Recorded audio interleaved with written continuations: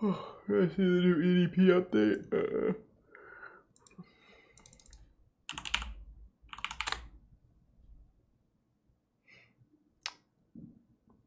Check it out.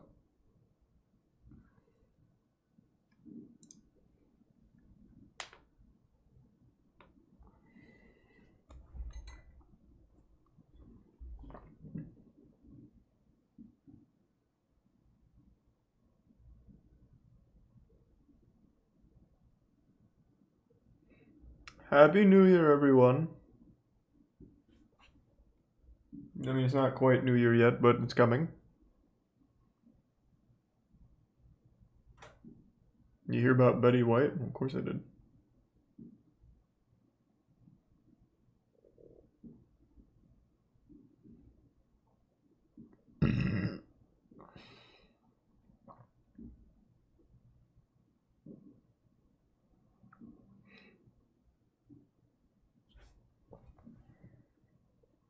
It was indeed the biggest slapping match ever. Shit was fucking crazy.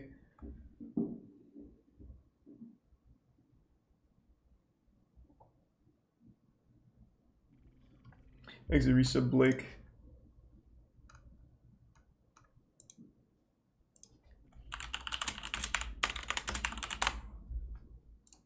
Thanks to 5 gift subs underscore. Thanks, man. And thanks to the resub underscore. The worst record of all time.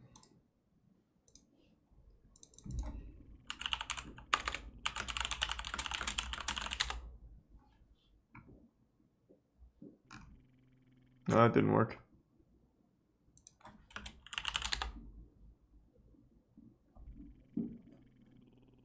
This is your channel, huh?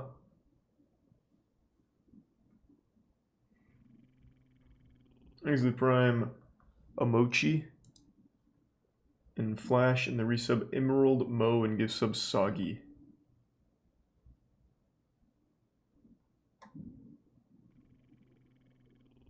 And thanks to the resub Gecko and tier 1 Cursed Riser. And the resub Glock and give sub Average.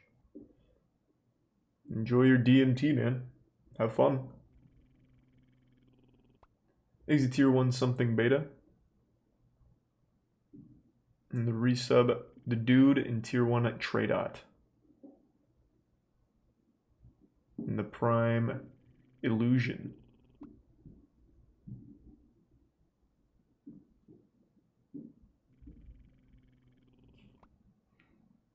It's 9 o'clock here, so it's not quite New Year yet.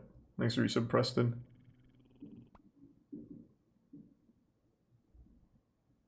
Thanks to tier 1 Kyles. And the resub Hot Kaka.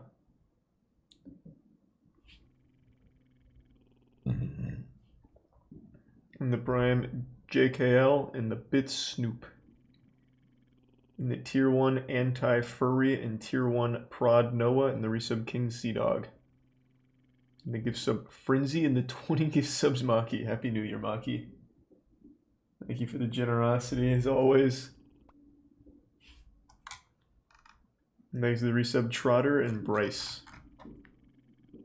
The 5 gift subs Tradot. Thank you, Trey. Yep, we're gonna get this EDP update here in a little bit. I've also got channel 5 queued up.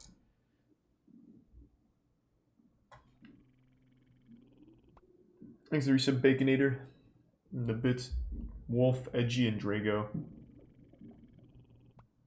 Sorry to hear that, Edgy. Goddamn, it sounds fucking terrible. Thanks to tier 1 Instapasta, tier 1 Clever, and tier 1 Nick. The gift sub Toothpaste and 5 gift subs Cirkini. And 5 gift subs Pierre. Thank you, Pierre. Did he actually get arrested? I have no idea. I haven't watched the video. We're gonna watch it together.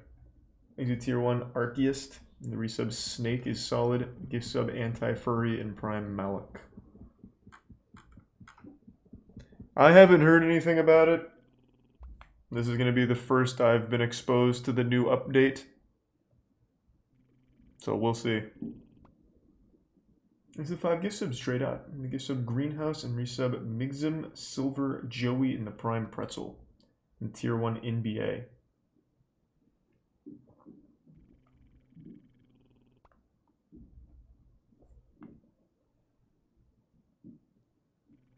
Happy New Year, Socks. Thanks for some Snowy and Pika. Hope he's arrested. Yeah, we'll see. If I had to take a guess, I would wager he's not in jail. I think it's probably clickbait, but we'll see.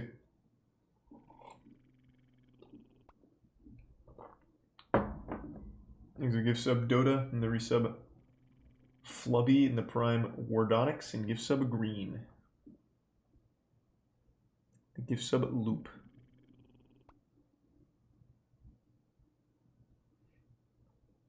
Yeah, it's still 2021 for me. Jesus Christ, Maki. Thank you for another fat fucking 20. Hope you're celebrating the new year well.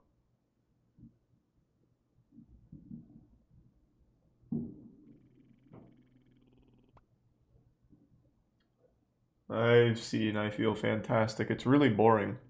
It's just one of those silly, like, it's not like an ARG. It's one of those old-fashioned, low-effort, creepy videos. Thanks to the Prime Chad Juice and the 5 gift subs, D's Nuts. And the Tier 1 Carolee, resub Shaolin, Lawborg, and Tier 1 Accursed. And the 5 gift subs Socks, and Tier 1 Tyner. And the gift subs Butt Blender. Goddamn. Thank you for the generosity. Good lord. Can we suggest music videos, or is it DMCA? Not only is it most likely DMCA, but I don't want to just watch music videos. What, are you going to recommend the new Lil Uzi Vert one? The, what was it, Demon High or something? I like Lil Uzi Vert, but I'm not just trying to watch music videos. Thanks to the resub Matoga, Fwam, Ziggy, and the gift sub Woodsy. Yeah, rest in peace, Betty White. If her spirit is watching, I appreciate everything you did. We all appreciated it.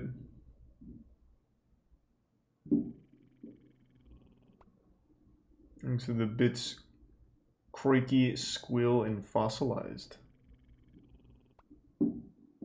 But have you seen the full source of I Feel Fantastic? Thanks to resub Cookies. Nope. And I guarantee it's just going to be more of the same dog shit. But you know what? Here, let's see.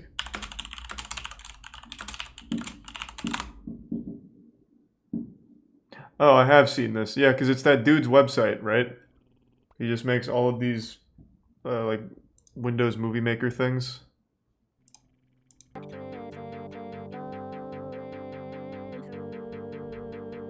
I do remember this.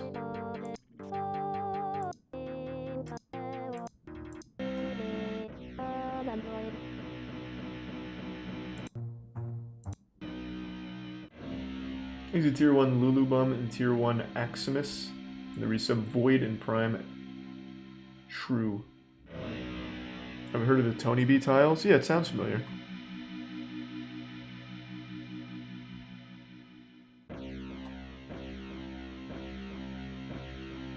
Thanks for give sub Dusty Lou.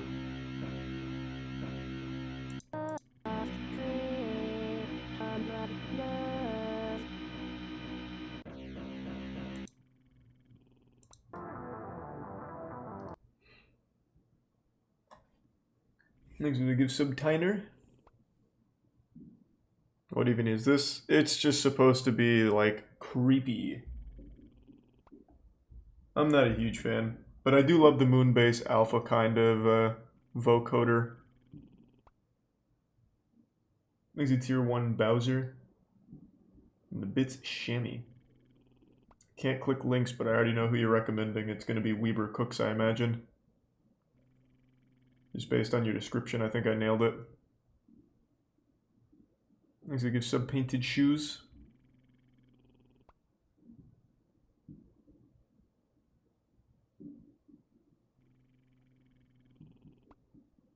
I actually watched that video, Booty. That was a recommended video to like everyone for a while. It was interesting. Thank you for the big 5K bits biscuit. Thank you for that. And yeah, I remember that, man. They said just tweet it at me so I could watch it. I want to see it. Thank you for the generosity. Thanks to the gift sub. Face in the prime Basort. No, there's no new summoning salt. Not yet. Summoning salt's like once a month, once every other month.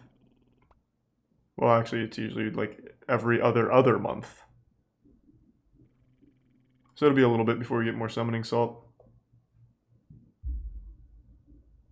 Thanks to resub. Jesus hates you, Gaku, and the gift sub again. Face. And the resub Katoru.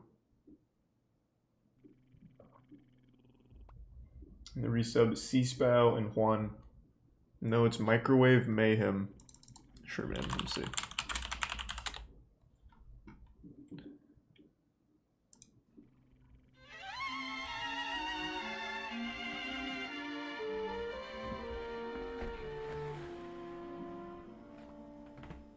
Thanks for resub Soggy Waffle.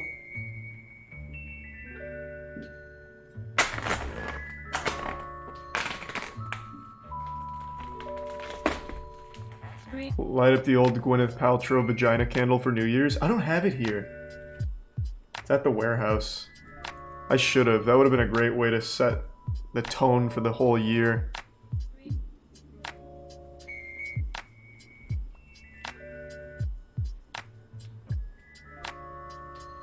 These are tier 1 retro liars.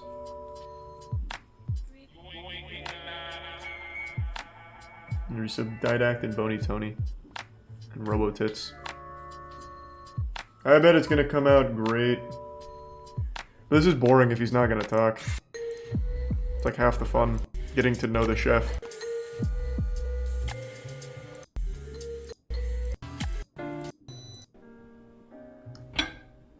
Scrumptious.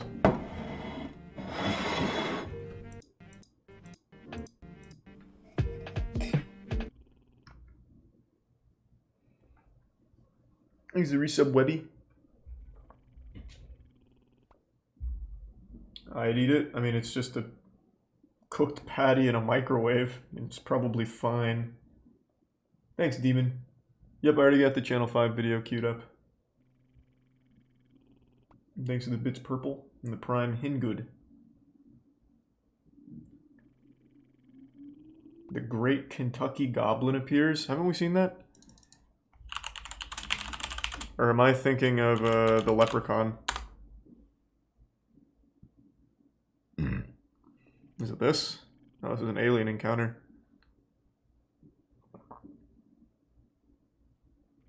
Oh, you wanted me to see this, isn't it? Some shitty B-movie trailer in El Paso. Thanks to tier 1 Sly the Fly, and the tier 1 Narvarog, and the Bits Regrackle and resub Crow. I'm sorry to hear that, Grackle. I'm wishing you and your family the best. We don't watch Food Dip anymore. People were very mean to them in the comments, so we don't do it. Same with K, unfortunately. Come on, Charlie, watch it. Why? It's not gonna be fun. It's just a bad B movie. And it looks like it's just gonna be a self-aware, shitty B movie.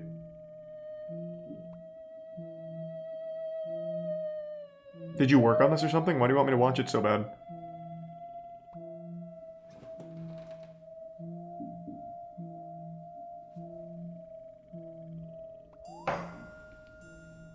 Paul? What the hell's going on out there? Is we sub Animaniac? Son. I just don't know. I'll tell you what the hell's going on out there. Pure evil. That's what it is. Pure, unadulterated, USDA choice evil. Mama? It's gonna be okay, Yetta. That's probably enough. Exactly as I thought. Show us the goblins. They probably won't. We don't need to see them anyway. I know what goblins look like. I've seen them. We watched an entire 10 sightings of goblins. We're very well versed.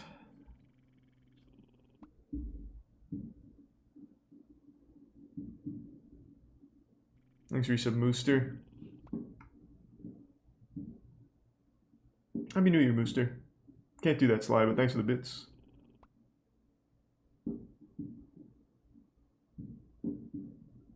EDP time. Now I'm going to save these two for a little bit.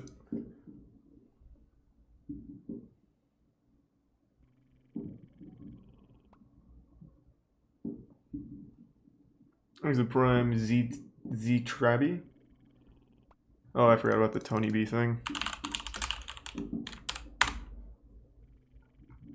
Oh, I do remember this. Vaguely.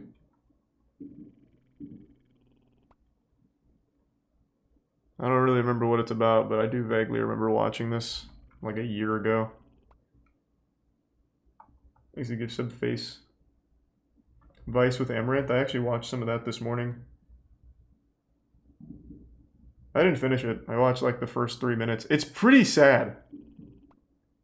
Like, unironically, it is like, she explains the process and it's grueling. It seems like it's soul crushing. Makes you tier 1 face. You're in it. Yeah, I know. That I got to about that point where they just played a clip from a video I made. Yeah, Liza P's a game I'm looking forward to. Thanks to Prime, Locum. Watcher, 657 Boulevard. You said you'd watch it last YouTube night. Okay. If I said that.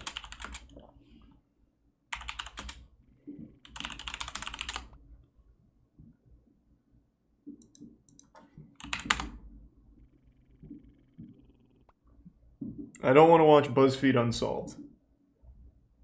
So hopefully this is a good telling of it.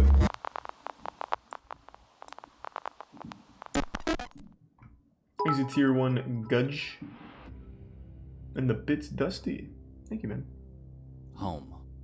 The word alone brings everyone a sense of familiarity and comfort. Easy tier A 1 place Lip. that to each of us is personal, but at the same time something we can all relate to. The place we grew up, had many, if not most, of our childhood memories. It's been a The while, ultimate Gothic, safe and I'm zone, sorry to hear where we that. can It's fucking relax and terrible. truly be ourselves. Hope 2022 is Finding great comfort for in the you. walls, protecting us from the outside world. And I'm wishing you a speedy But recovery. for one family, that safety was taken from them by someone. A person who seemed to know more about the newly acquainted house than a realtor would ever hope to know. A person who had a commitment to watching the massive 6-bedroom residence you at some 657 Boulevard. Bits And a red. person who would prove to be one of the most elusive people in recent decades. This is the true story of an individual who still remains unknown. A person who had made life for one family a living hell, caused the community to panic, and got the internet to lose their minds over who really is the Watcher. First I've heard of that. I guess it wasn't the entire internet, so maybe like a few people on a subreddit, maybe? Anyone know of the Watcher? This sounds like a Netflix original show. It was a hoax. That does sound about right.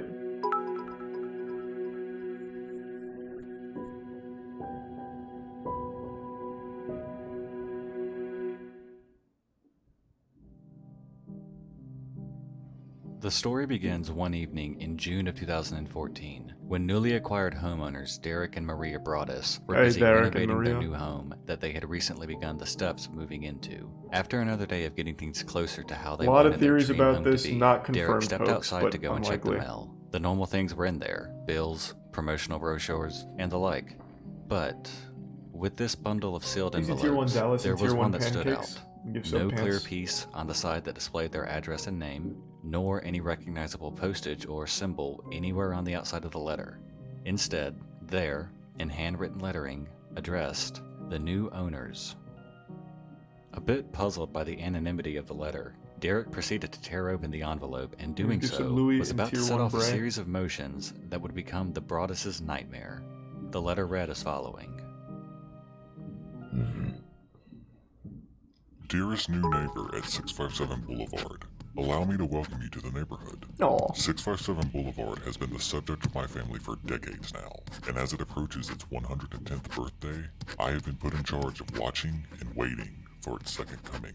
My grandfather watched the house in the 1920s, and my What? father watched it in the 1960s. It is now my time. How did you end up here? Did 657 Boulevard call to you with its force within? Jesus Do you know the Christ. history of the house? Do you know what lies within the walls of 657 Boulevard? Why are you here? I will find out. Do you need to fill the house with the young blood I requested? Better for me. Yeah, Was it just your sounds like a house too shit small for the creepypasta. growing family?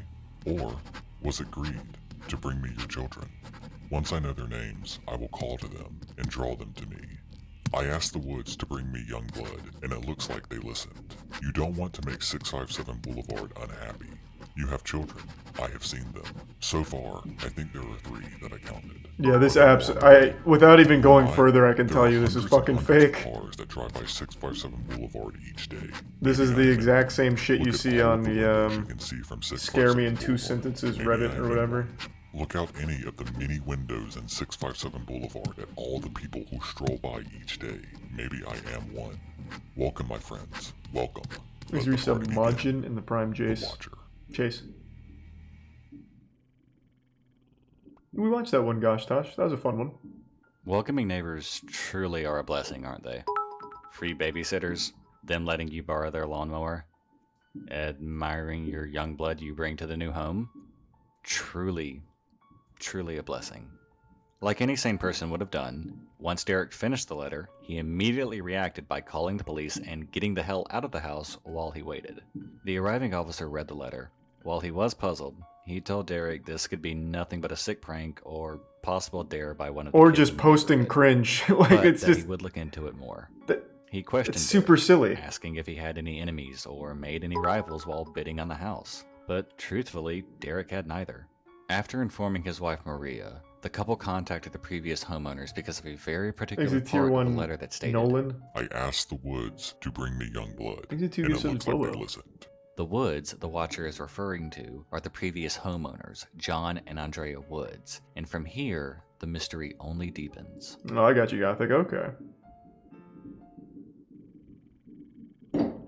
The Woods told the Broadduses that they in fact Thanks, Yusuf received a Chan. letter from the Watcher a few days before they moved out, but simply brushed it off to either something foolish or an innocent address and threw it away. They had never gotten any type of letter like this in the over 2 decades of living No, at I don't think I'd 657 like AI Boulevard. Dungeon. Realizing this was Thanks going to to be Prime a Blind. dead end, at least for now, Derek and Maria could only sit and wait until either police made a break in the case, or wait for another letter to arrive. Fortunately, or rather unfortunately, they wouldn't have to wait very long. Nice. 2 Speed weeks run. after the first letter arrived, Maria was at the house going through some things and moving boxes while watching her kids like a hawk and making sure they didn't move out of earshot. Going outside to check the mail, Maria's blood ran cold as she saw a very familiar letter. Not taking any chances, she contacts the police, and when they arrive, they read the following. Welcome again to your new home at 657 Boulevard. The workers have been busy. I have been watching you unload carfuls of your personal Exit belongings. Tier 1 poop. The dumpster is a nice touch. Have they found out what is in the walls yet? In time they will. I'm pleased to know your names now, and the names of the young blood you have brought to me. You certainly say their names often. 657 Boulevard is anxious for you to move in. It has been years and years since the some young blood windy. ruled the hallways of the house. I noticed one of your children using an easel. Is she the artist in the family? Have you found all of the secrets it holds yet? Will the young blood play in the basement? Or are they too afraid to go down there alone? I would be very afraid if I were them. It is very far away from the rest of the house. If you were upstairs, you would never hear them This is pretty Will they sleep in the uninteresting, I'm attic? not gonna Or lie. will you all sleep on the second floor? Who has the bedroom facing the street? I'll know as soon as you move in. It will help me to know who is in which bedroom. Then Thanks, I Reset can plan EDM, better. Scarecrow, and All of the Particle. windows The and Prime doors in Dutch 657 ski. Boulevard allow me to watch you and track you as you move through the house. Who am I? I am the Watcher, and I have been in control of 657 Boulevard for the better part of 2 decades now. The Woods family turned it over to you. It was their time to move on and kindly sold it when I asked them to. I passed by. Alright, this is just not very interesting. Let's see. The Watcher of 657 Boulevard. Where are we at in the lore? This was in 2018. There's a story on CNN about it.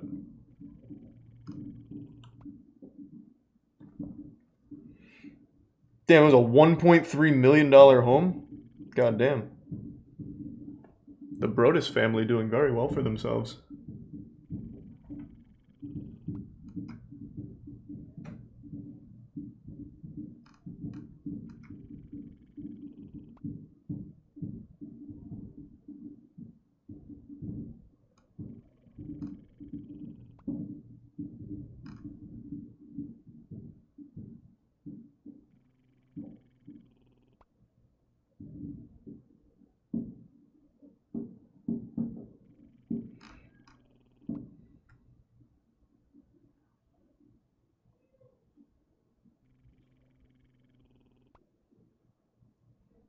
Damn, they got fucking trolled epic style on that one.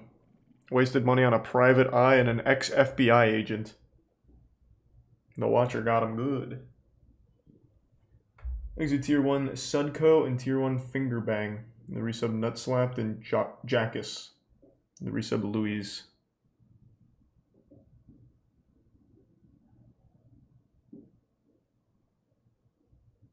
No, I didn't get to play Elden Ring, unfortunately. Thanks to Prime this. He just wants the house for himself at a cheap price. Yeah, that'd be a pretty big brain scheme. Because they sold for like 400 grand less than they bought for. So, unironically, not a bad plan.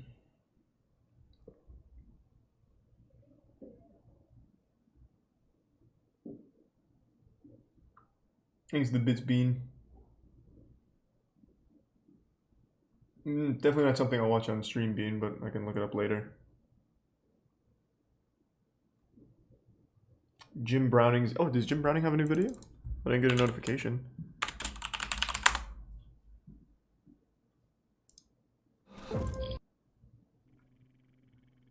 Oh, is it the Disney Plus scammers? I missed this. He did a 2021 rewind though, nice. You're looking at the CCTV cameras of a notorious scamming operation. No, this is Disney The Plus real name headquarters. is V-Support LLC, but they go by several aliases. They had to change their name and create new fake companies because a simple Google search of Thanks to Prime V-Support Bandit and the shows resub very Donut, clearly that Delta, they're a and give some scamming Pack group. Mule and resub Tees. Even relying on Pips. reviews from people who Happy New didn't Year, know they'd Tees. been scammed wasn't enough to give them a low rating on Trustpilot. So they had to change their company name to something else. They chose CloHub IT Services.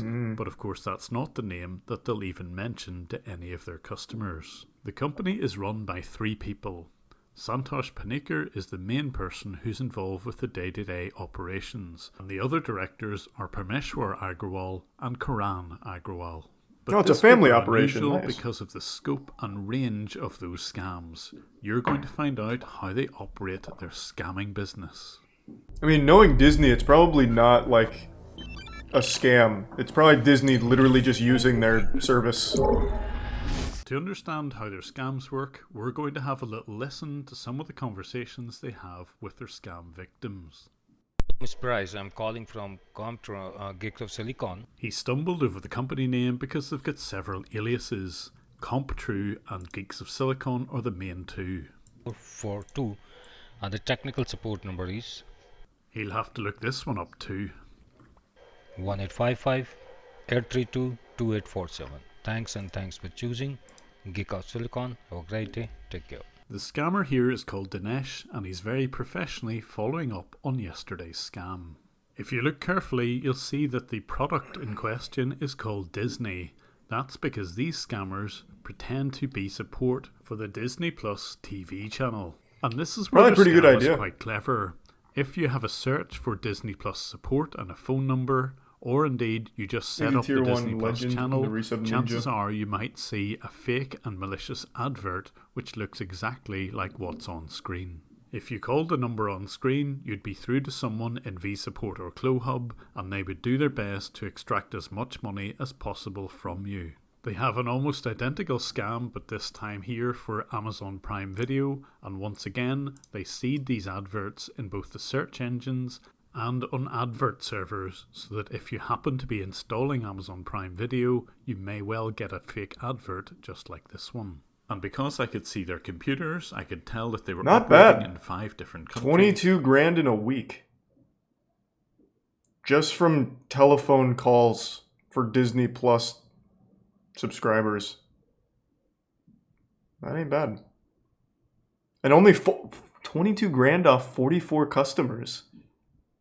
Man, they are fucking squeezing them. Not bad. And I could also see just how much revenue they were bringing in. The figures here are fairly typical. Is this guy like They PC take in Batman? about $62,000 Yeah, per month and will gain around 150 new customers in that time.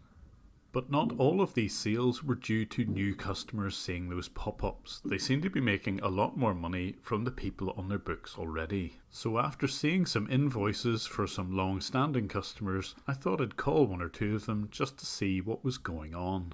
Using one of their recent invoices resub here on hydrogen the screen, and Cal? I called up someone called Jack. I got a pop-up come up to say that I'd got Yeah, this guy's very old. You can just tell by his on the voice. computer.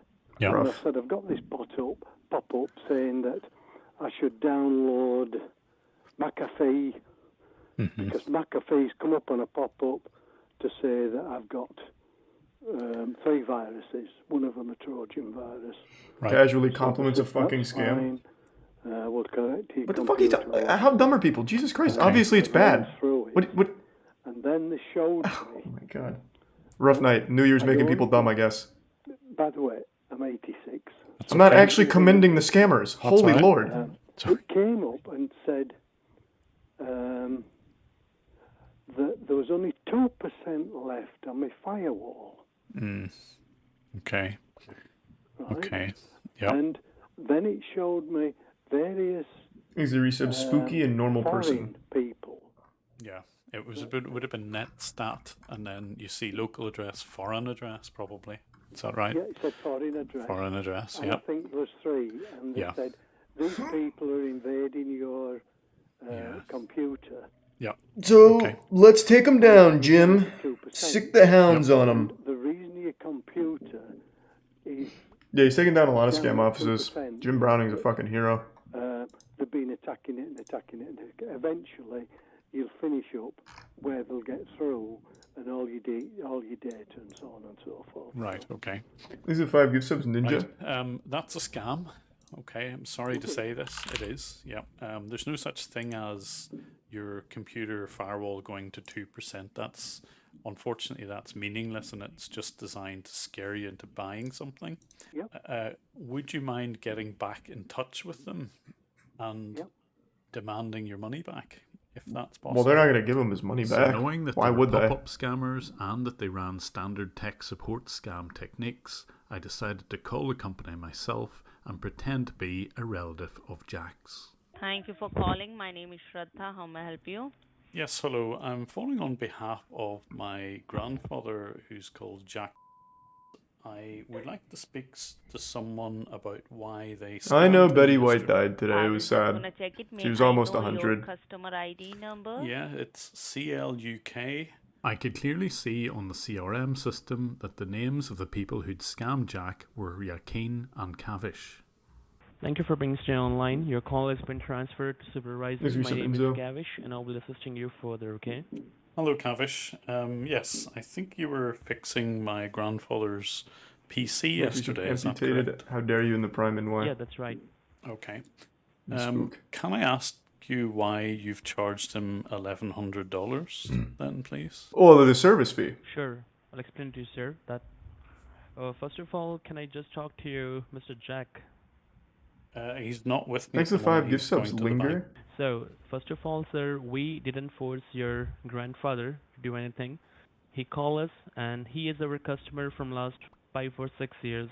You can confirm with your I know. grandfather if you like it, sir.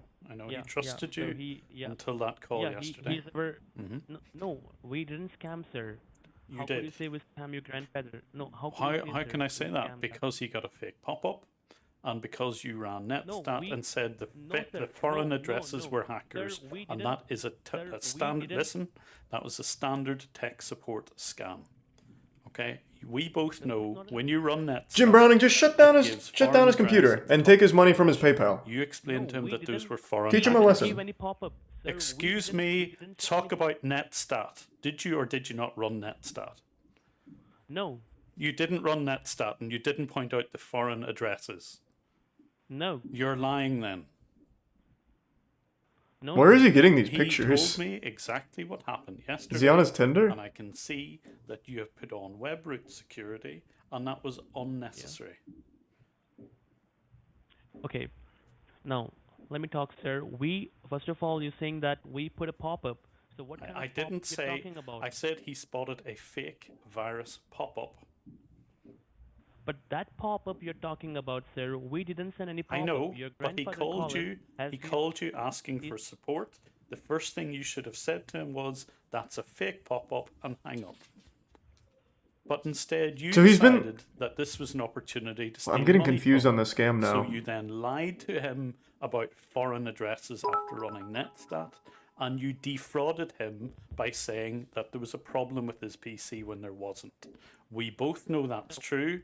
Now I want you to refund him immediately. No, that's absolutely false, the one you've been saying. What is false? What is false about what I just said there? Well, he said it's wrong, so just take it at Is face that, value. First of all, we didn't send any kind of pop-up on I your didn't say you computer, sent it. right? I said he saw it and he called you. Thanks for You research, then Calder. lied He to called him. I don't care who Yeah, he sent called the it. pop-up. Okay, get over Yeah, that he- bit. When he called you, you said to him that there was his firewall was 2% remaining. Yes or no? Yep, that's right. So his You firewall said was the running out of firewall is juice. 2% remaining. What does that mean? It needs to recharge his Yeah, batteries, when Jim. we Come did on. that, okay. Go on. We installed the security on your grandfather's computer, all right, and that security would be 2% left on it. And the web root you're talking Thanks for about, Bits Divided, web and root is I'm an pretty sure I've seen that antivirus. one. I know it's an antivirus.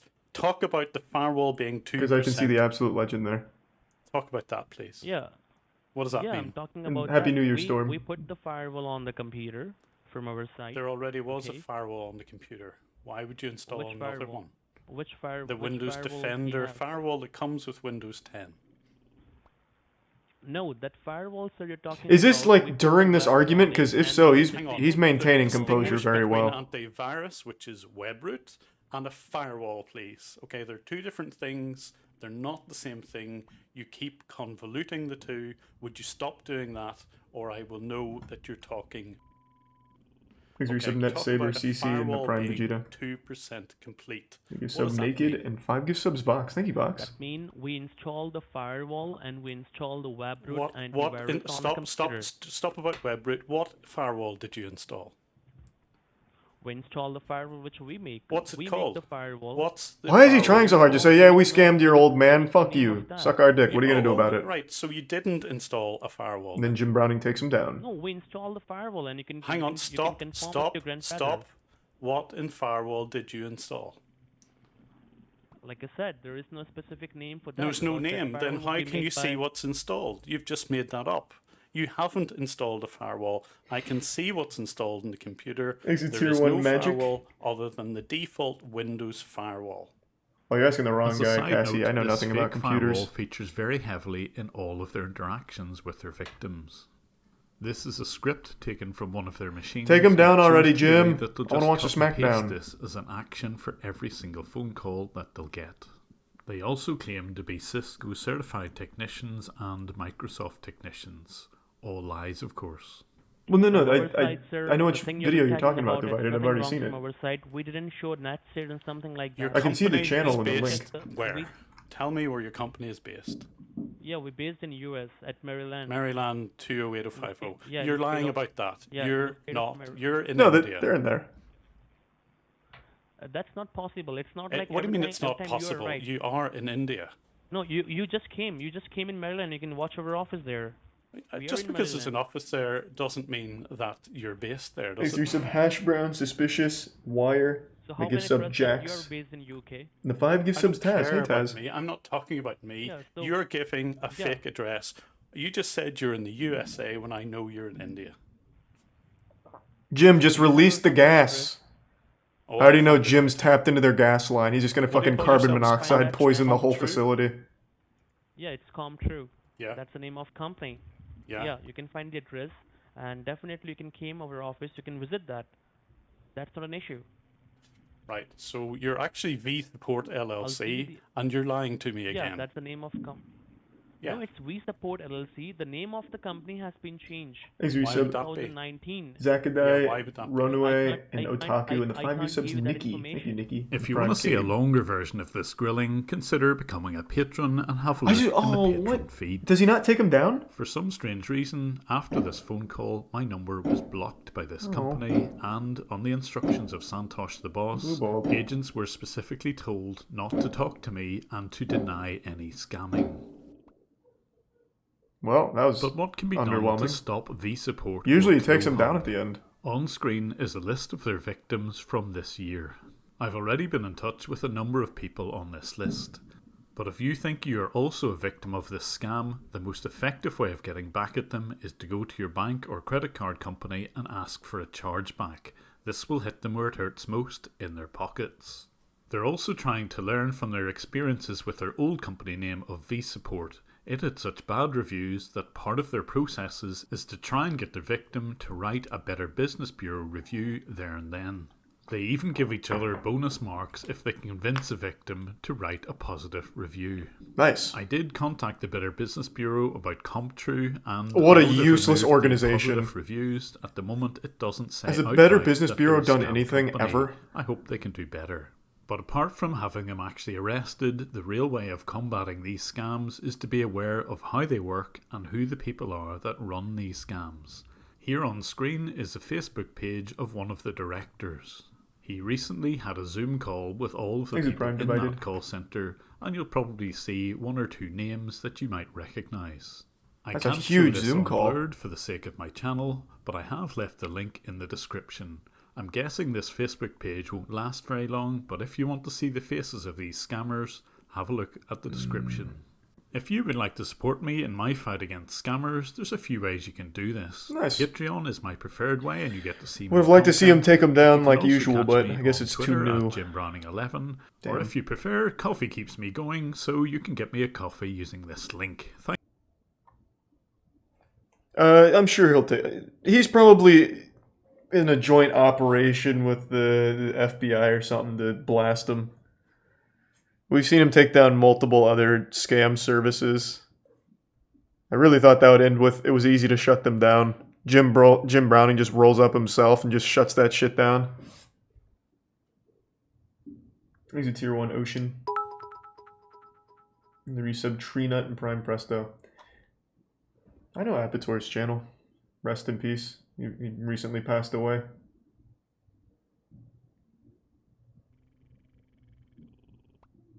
You didn't have to donate again, Divided. Like I said, man, I've watched that video. I appreciate the bits and Happy New Year, but yeah, man. I've seen it. It's fucking great. Thanks to tier 1 PTSD and the Prime Gaby. And yeah, we're gonna watch the EDP thing here in a minute. I'm saving the two that I really want to watch for like middle of the stream.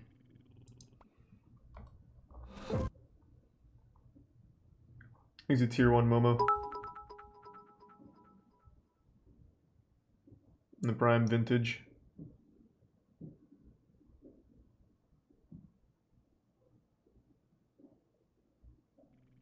The new jail shit, I guess.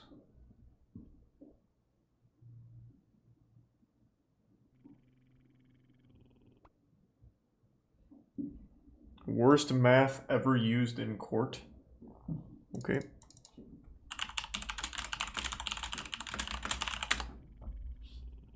This? Vsauce, Kevin here, with Hey, the Kevin. dumbest math ever used to convict an innocent person in a court of law.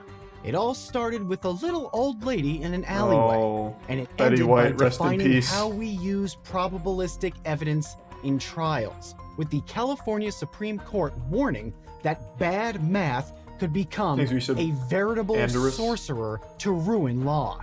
Almost 60 years ago, a petty neighborhood robbery you've never bits heard of pooping, gosh. changed everything.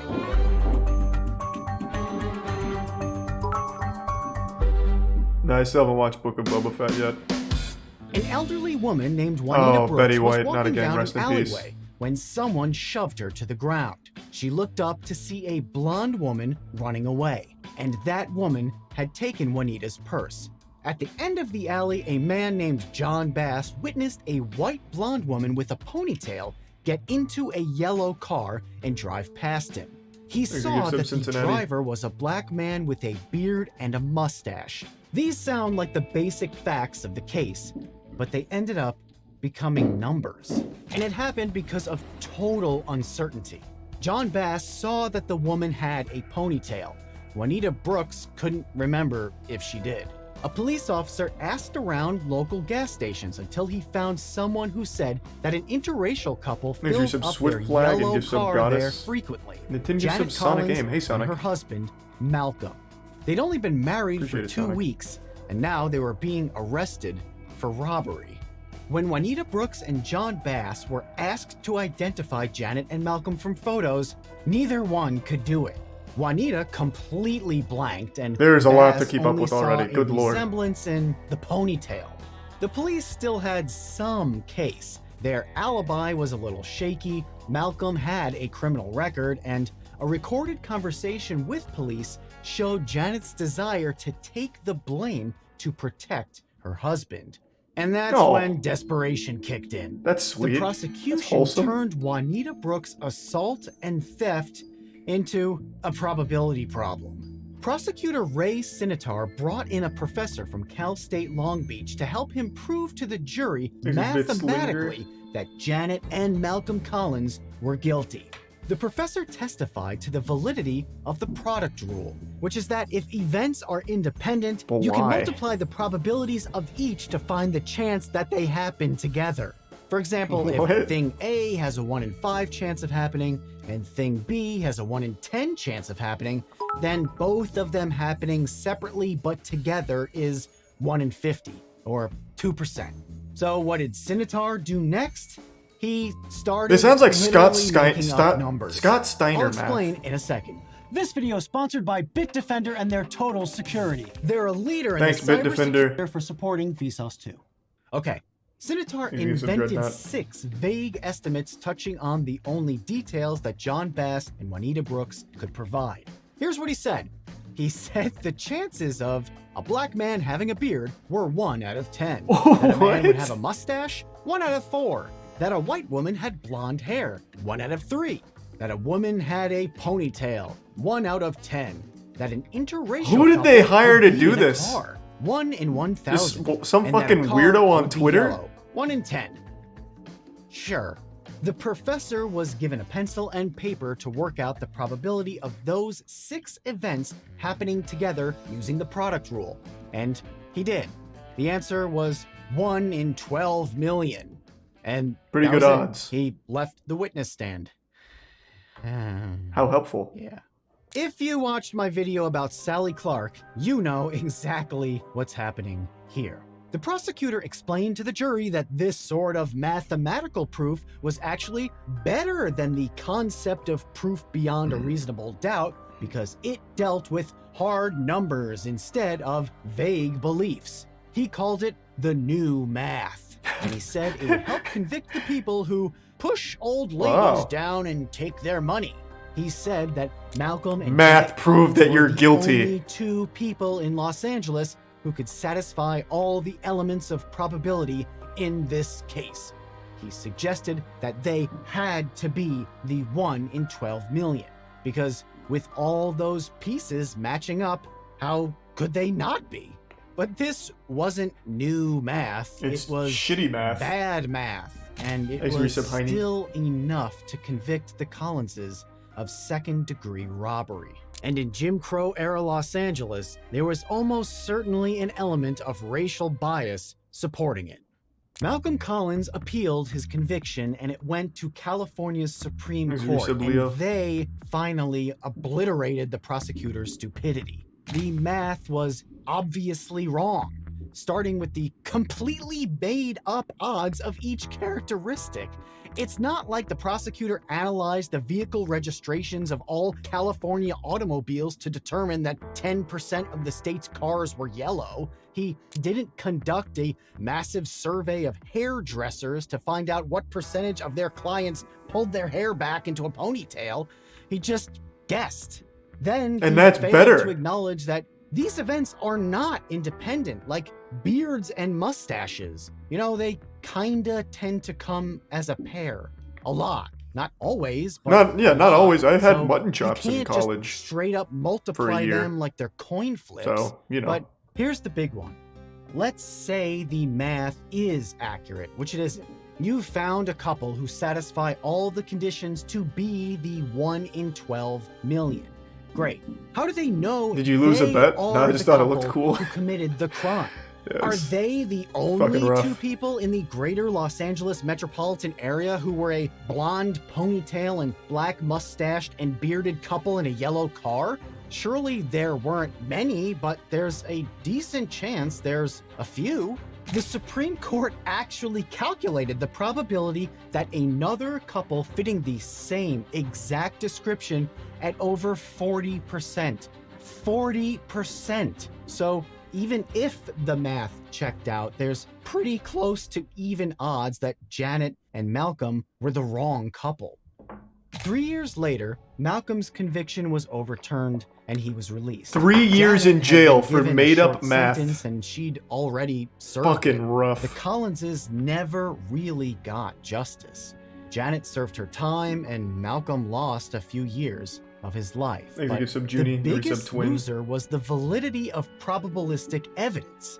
It's the most glaring example of the prosecutor's fallacy, and it's taken decades to undo the damage Ray Sinitar caused to the use of math in the courtroom.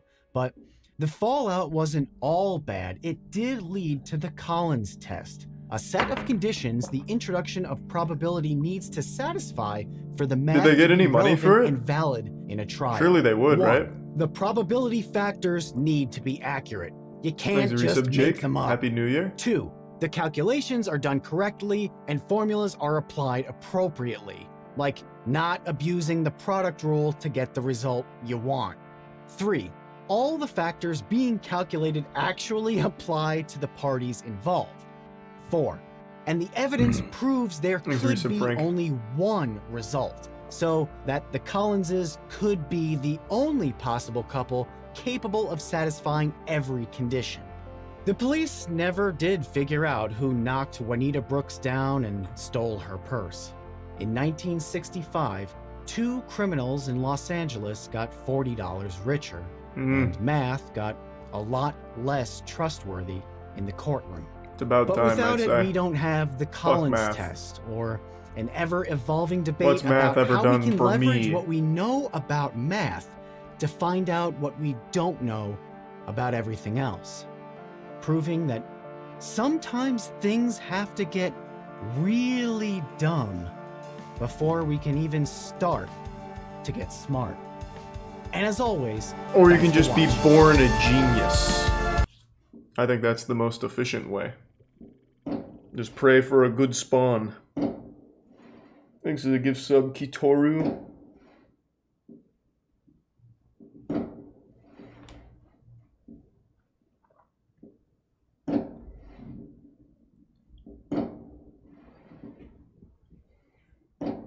Floby speedrun cheating scandal.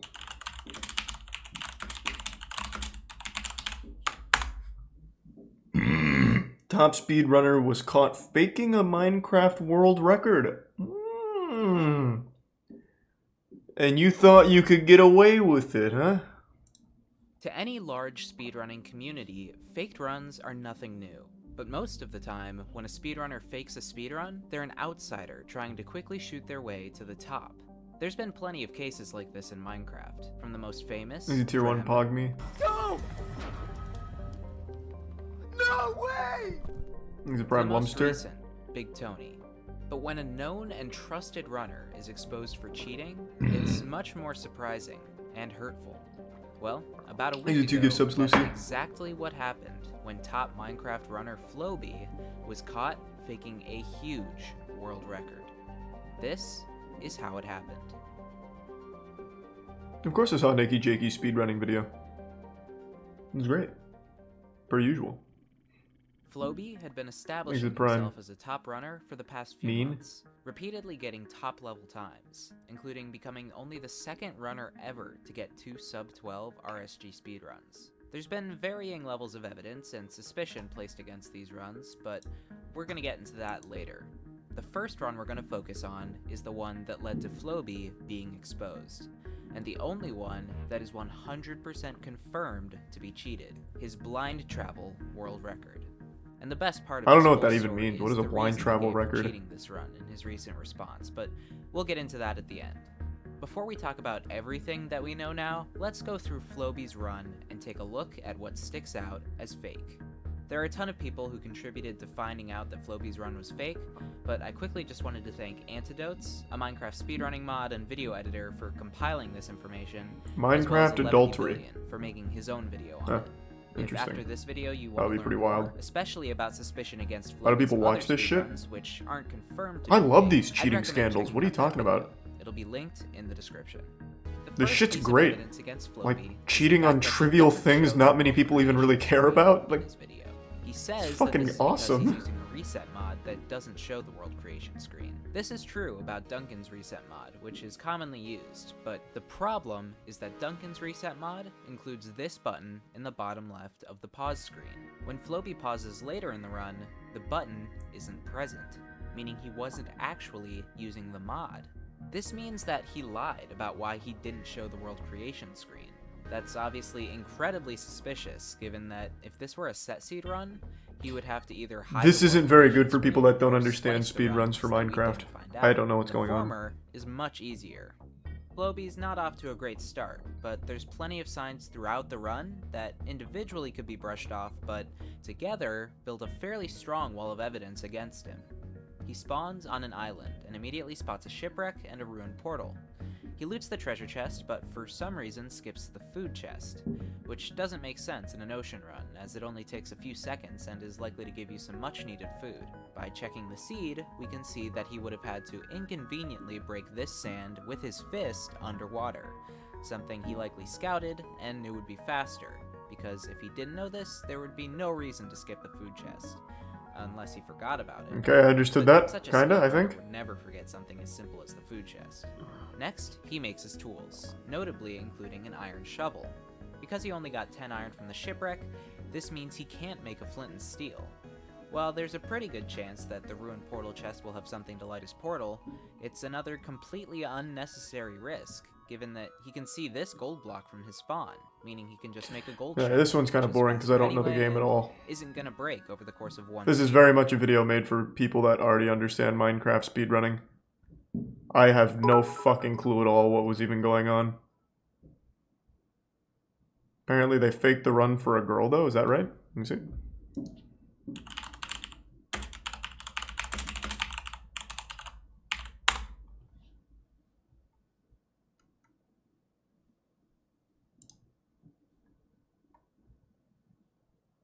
A true apology and complete admittal. Oh, so they must have backpedaled on that first one they showed. Let's see. Yes, my runs are fake. Every single run? Oh, wow.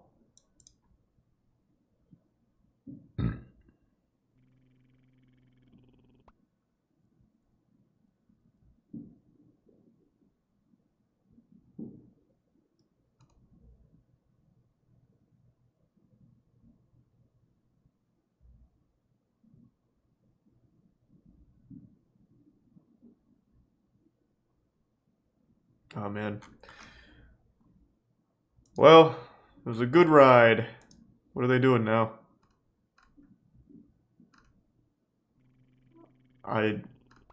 Man, Minecraft is like a completely different language to me. So still doing speedruns.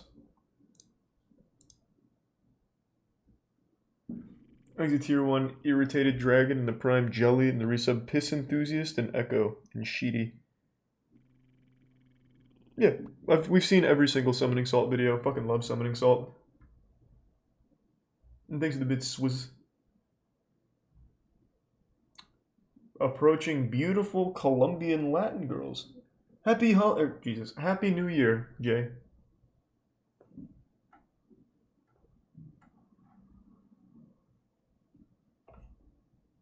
You're starting your own non-profit? Good luck. I really wish you the best. Hopefully that goes well.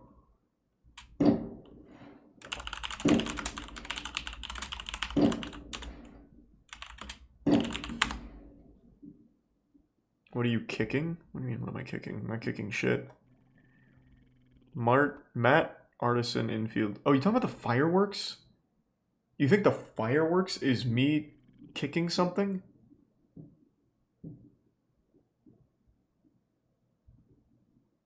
In what fucking universe? What would I be kicking? Sticks of dynamite?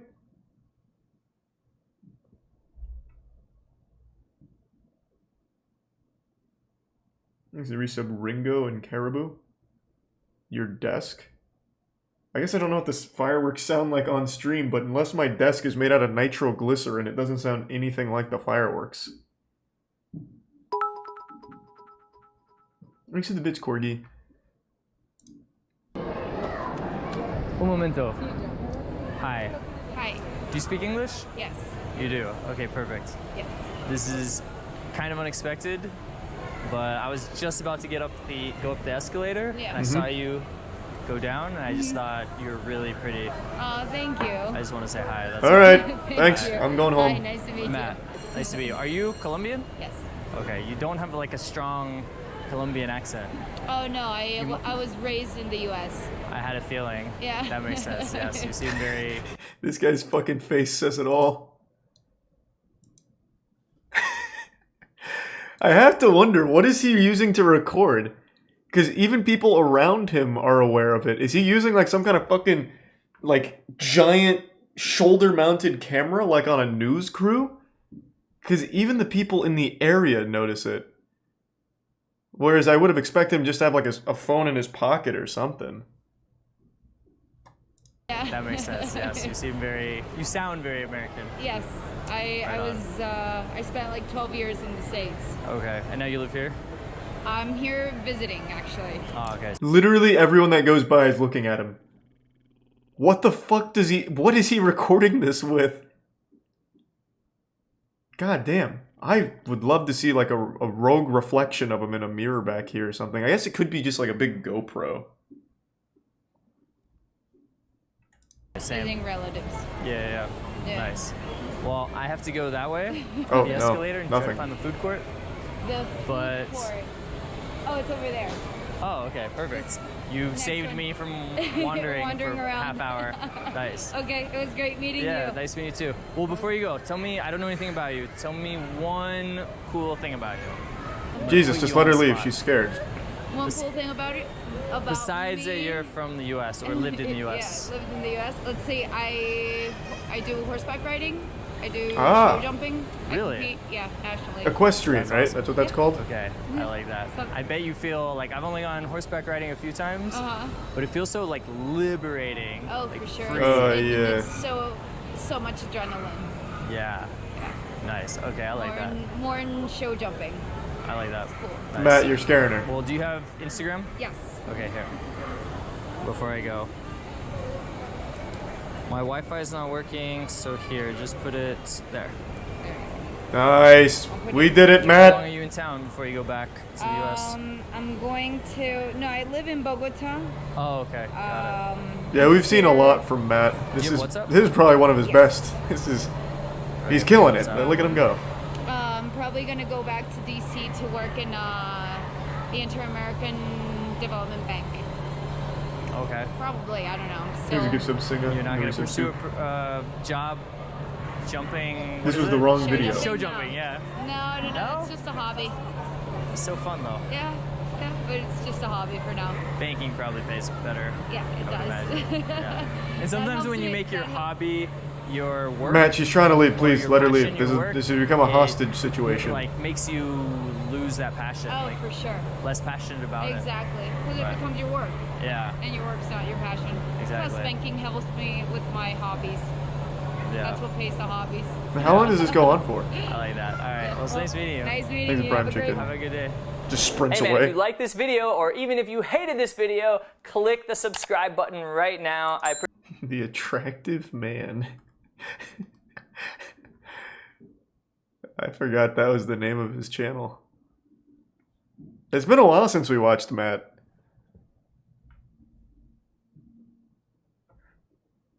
Thanks to Brian. I already said that. Okay, so it was well, I also misspelled beautiful, clearly. Beautiful. I also misspelled Colombian. What is going on? Why can't I type today?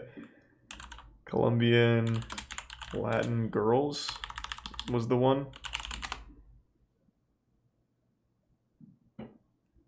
It's Matt again. It's Matt everywhere. If there is a Colombian woman anywhere in the world, Matt's probably talked to her, it seems. Jesus Christ. Oh my God. This one did pop off though.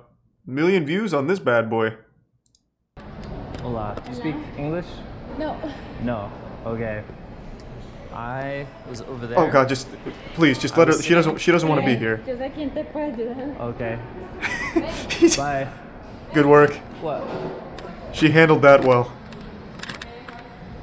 Oh, okay. Literally stiff-armed him. Hola. ¿Cómo estás?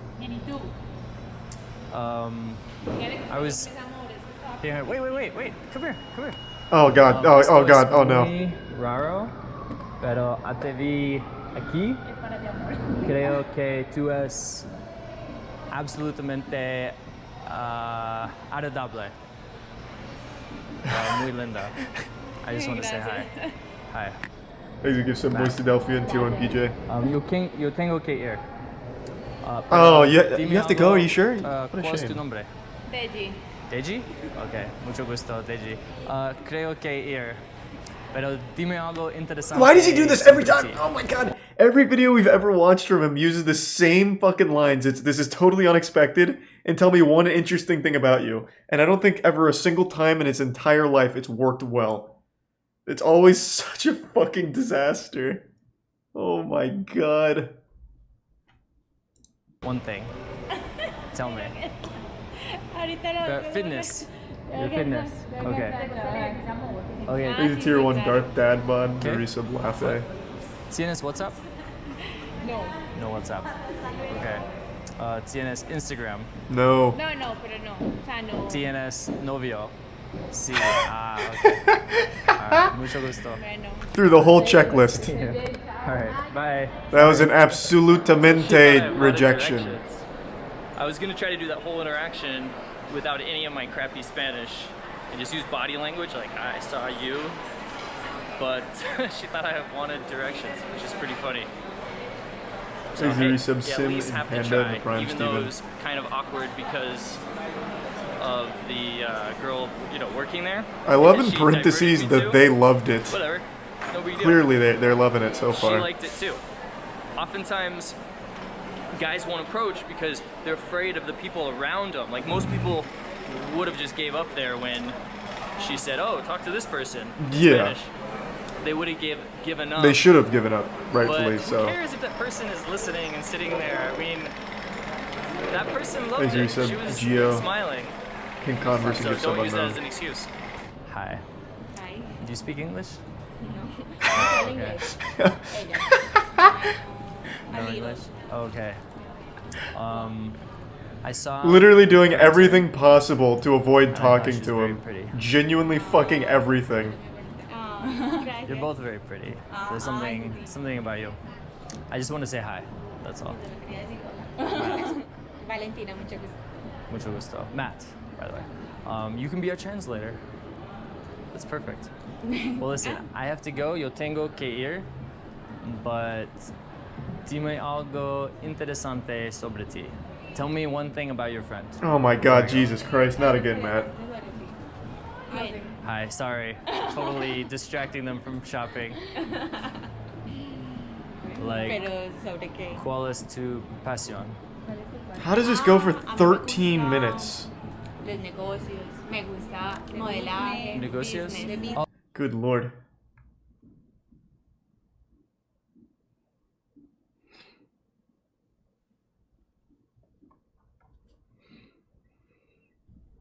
Yeah, that's living life on 0 charisma.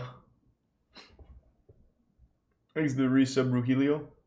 You looking forward to any anime coming out in 2022? Chainsaw Man and the Jujutsu Kaisen movie. Okay, let's check on the EDP situation. Apparently he got arrested and went to jail, but this would be the first I've heard of that. So, let's see. EDP445 has been fired from 3 different jobs over the last couple of weeks as a result of people exposing his employment to TikTok. He's a What? Wait, really? Hold on, I didn't get a chance to read that Reddit thread.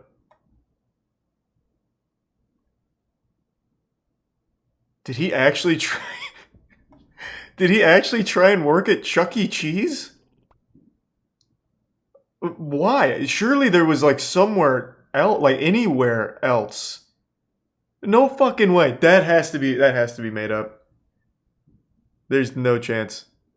Again, for those that don't know, EDP was the YouTuber who got exposed for being a pedophile or whatever, talking to kids and shit. He's most known for like the fist bump he tried to get from the predator catchers, as well as saying he was just there for a cupcake, even though there's like tons and tons of DMs of him confirming he was going to go there to try and fuck a kid. And then apparently now he's been fired 3 times, and one of the places was Chuck E. Cheese. I genuinely don't believe that.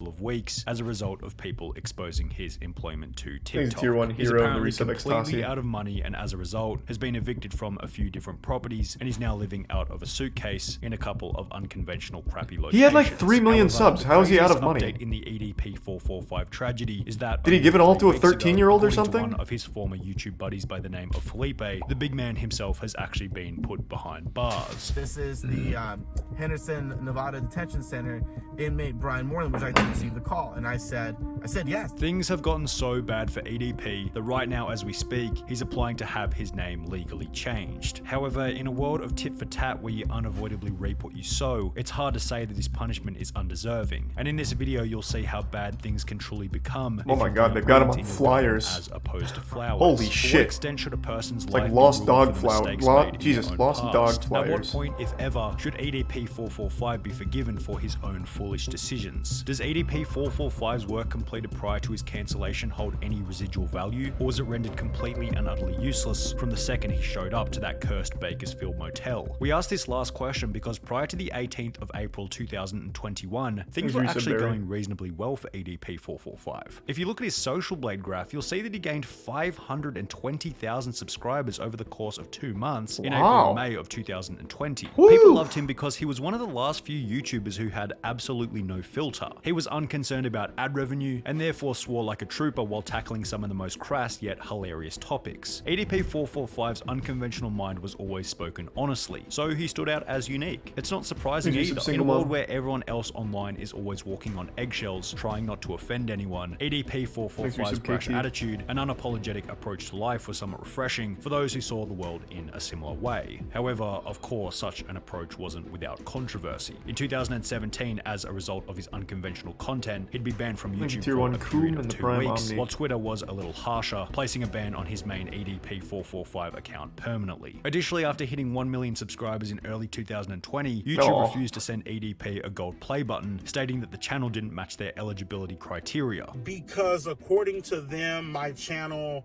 doesn't match the criteria. I'm like, my channel has 0 community guideline strikes. It has 0 copyright strikes. EDP would gain support from other large YouTubers such as Some Ordinary Gamers, who stated that the refusal was stupid. YouTube, can you just give this dude his play button? If he doesn't get his play button, Oh, I'm gonna buy him his Mudahar. play button. While EDP was also made a custom YouTube play button by a fan of the channel, displaying the love and support he had from the community at the time. However, perhaps YouTube and Twitter were able to see Maybe something some mustard. objectively that those who loved and supported him could not. They might have seen that a man with such an unfiltered mind may have also been hiding some dirty skeletons in the closet, and correct is what they would eventually be. On the 18th of April He was showing the application to 2021, change it. EDP445 was caught in 4K on his way to pick up a cupcake. The topic was covered by almost everyone in the commentary community. I'm sure by now many of you Hey, let's heard of go! the EDP445 situation. Creators who supported him in the past, such as Some Ordinary Gamers, would Let's upload go! a video titled We did that on stream. EDP445 needs to be arrested immediately. That was a wild Why stream. has EDP been dropping hard? Because EDP is an individual that actually got Chris Hansen. And after it was revealed that a similar situation had occurred as many as 8 times prior, many considered EDP unforgivable, and his life would subsequently descend into a state of chaos, what you might call the beginning of the end.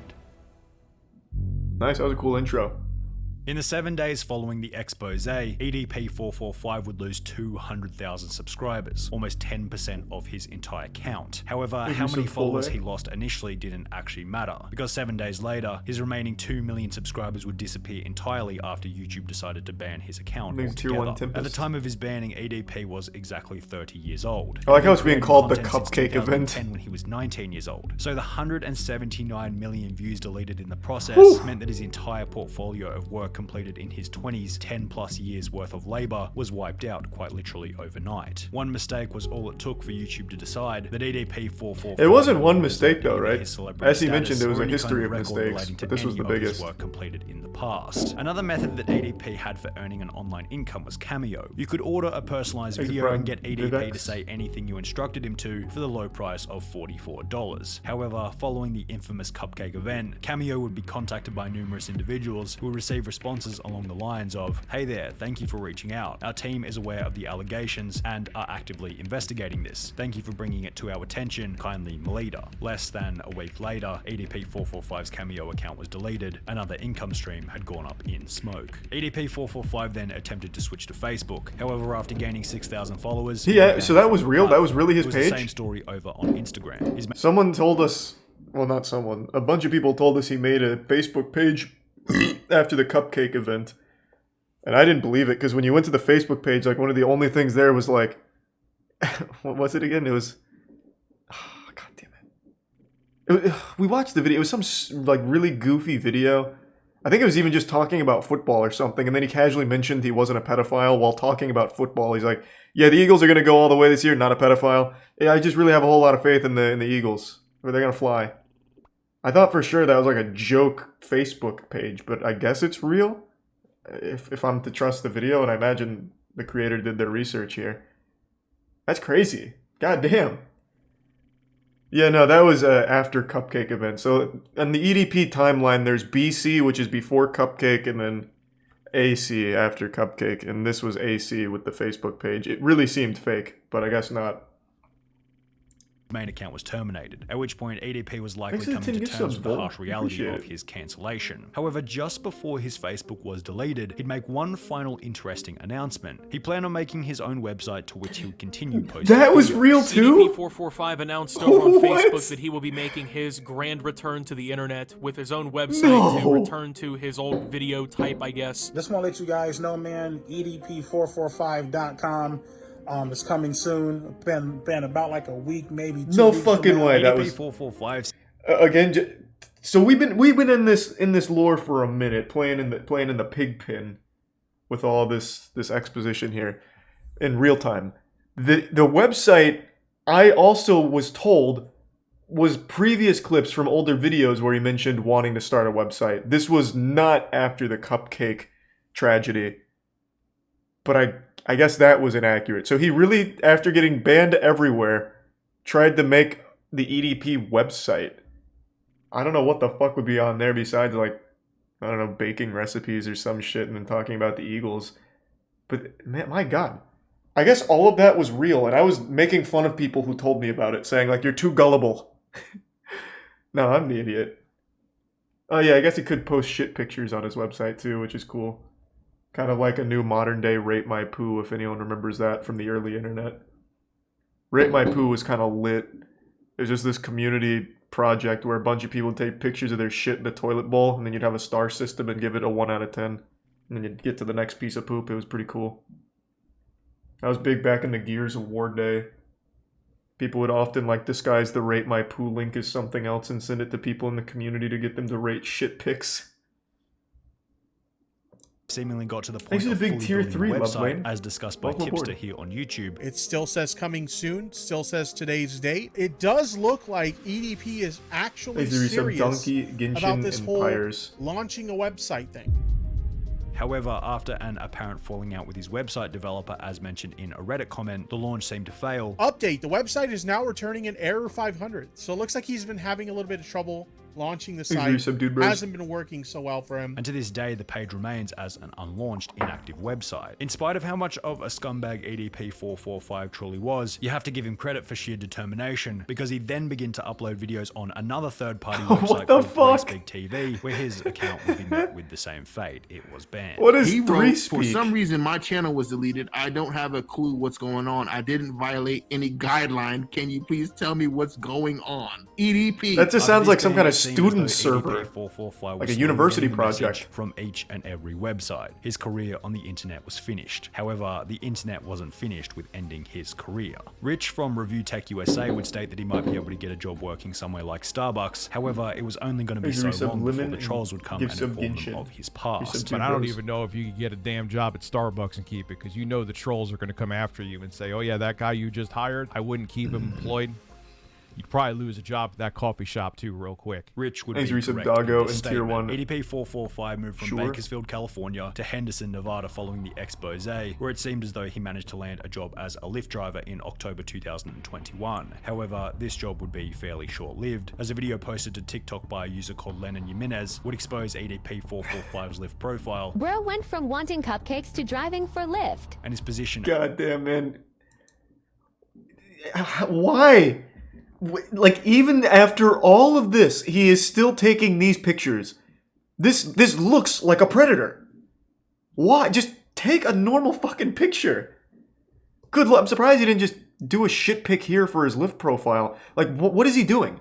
This man doesn't understand pictures at all. He takes pictures of his shit and then takes actual predator angle pictures. How? How after everything? This man uprooted his whole life in California to restart in Nevada and is still, like, taking the same kind of pics and everything. God damn. Driving for Lyft. And his position as a driver would subsequently be removed by the company. The situation would promote Reddit discussion, with one post stating EDP as a Lyft driver, how the mighty have fallen, which received comments such Maybe as, give can you some take me to butter, the grocery maybe store, some I'm gonna go teddy buy bear. some cupcakes, and I hope he doesn't get on any food delivery apps, MF would eat my fries and I'd have missing slices of pizza. However, somewhat hilariously, it was revealed shortly thereafter that EDP had in fact been driving for both Uber Eats and Grubhub, which would also both fire him after finding out about the drama. He was driving Goddamn. Lyft. He was driving He's a for tier 1 Grubhub crazy and fox Uber in the Eats. Prime Haze. And all three of those Give some companies Genshin. fired him. According to a very basic unconfirmed source, EDP also apparently applied at Chuck E. Cheese. Okay, so that is for which definitely a lie. reasons didn't seem to get the position. EDP445 no So that was longer had definitely the a fucking ability to lie. make money online or in real life, as this revealed. Unless he were to find some extremely low-skill niche job where they wouldn't check his name online and where he wouldn't have to interact with any customers who might expose him to whichever company he might be working for. With so many obstacles in the way of finding even the most basic of jobs, it's hardly surprising to find out that EDP has been attempting to change his name legally. The application shown on screen states that Bryant Moreland applied for a name change with the Nevada County Court on the 21st of October 2021. The strange part about this is that when you try and search the court register from the Reddit post by typing in his name, Bryant Moreland, it now states that there are no results found, possibly indicating that EDP445's name change has been successful and he's no longer Oh known my as God. Bryant Moreland. As you can see, I He could be anywhere now. Moreland Bryant. Submit.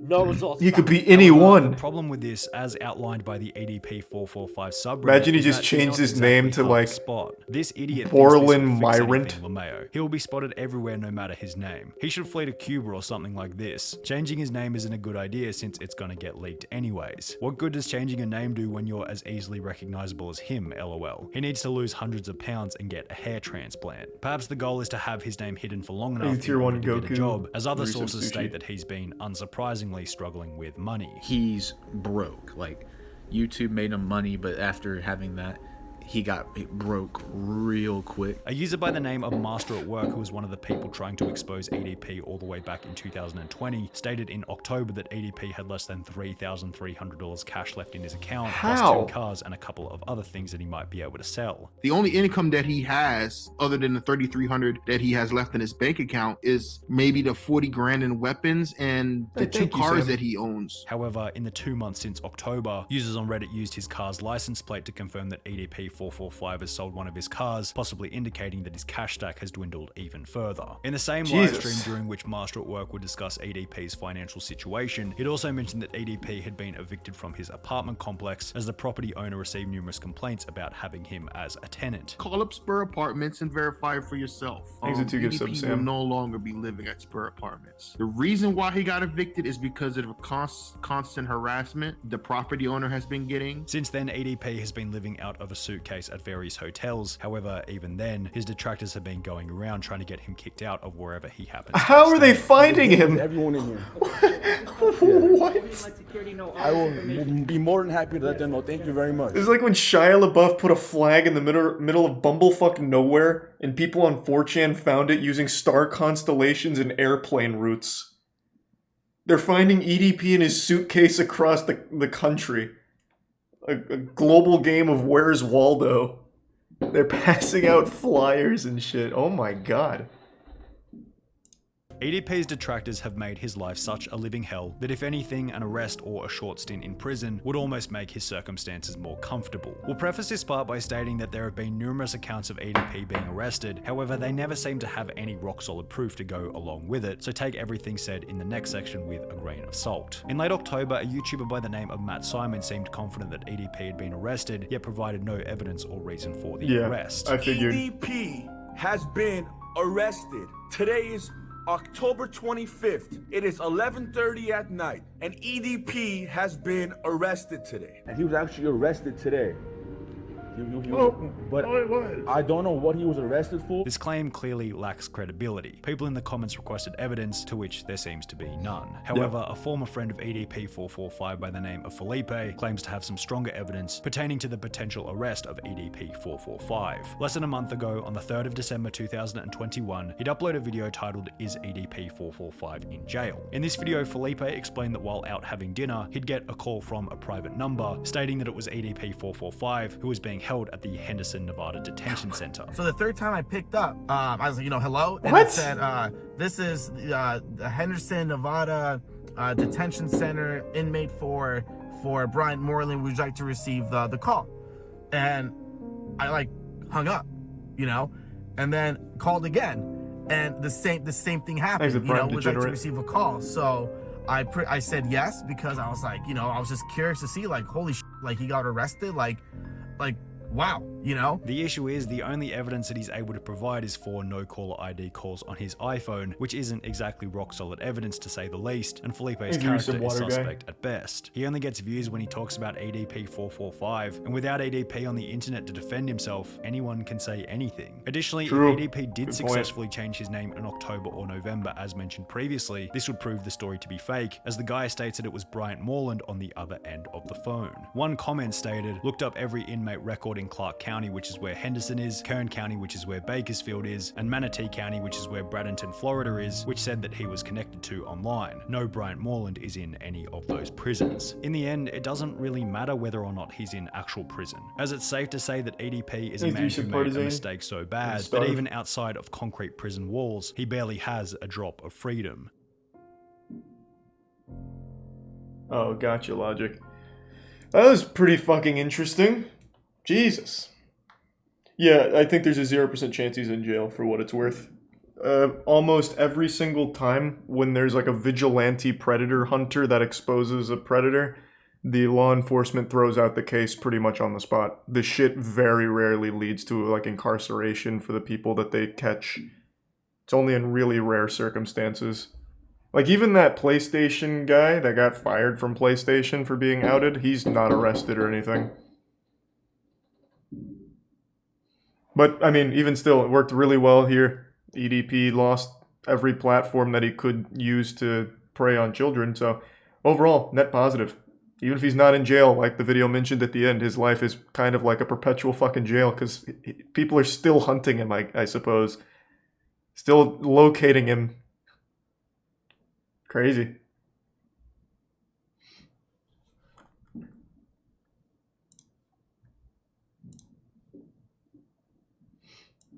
These people are sick, just leave them alone. Y'all are sick fucks, get a life. I mean, there's nothing wrong with disapproving of a man who wants to fuck children. Who he himself expressed his desire to do so. He absolutely deserved every single thing that came his way as a result of that. I don't know what you're trying to, like, virtue signal to, or whatever you're even attempting with that.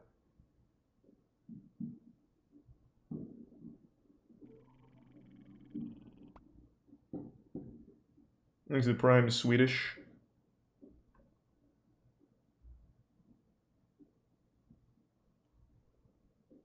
What was your favorite anime of 2021? Probably Tokyo Revengers. I really liked it. Is the Prime Albumersa?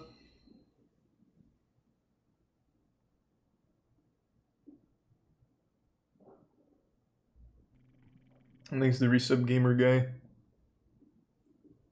And the Prime Paradox. How are people defending this predator? I don't think there's anyone really defending him except that one person in chat who said leave him alone. And even then, that's not really defending him. It's more like the desire to be a forgiving person or something, even when someone doesn't deserve it. There's no strength in forgiving like an actual villain. I've never really understood that mentality. Like the people that forgive someone that murders a family member, it's like, no. Why? I don't think there's any reason to forgive a fucking pedophile who's trying to fuck kids or anything like that. It's just that desire to feel like benevolent or like holier than thou. I think it's really misguided. Thanks to Prime Gods, Jedi, and Tier 1 Vizzy, and the resub Moose Knuckle. Happy New Year, weather. Yep, the fireworks are in full effect right now. People are going nuts.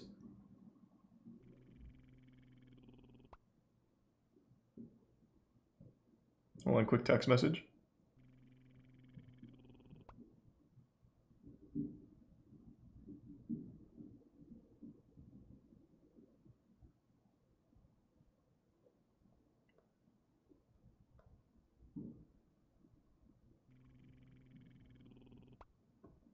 Alright, back. Thanks to the big Tier 2 Jimboree. Let's watch the new Channel 5. What do you guys think about Fish? Love them. A little weird, but I love them a lot. But I don't understand them at all, to be honest. Yeah, Fish are pretty goofy. I have no idea what they're talking about. They drop albums. It's all a lie. It's 100% one song. Oh, is this a band? I think it's one song. Wow, there's more than one song. Okay, hold on. I think it's pretty important I know who Fish is. Apparently this is a band. Are they called Fish Lot?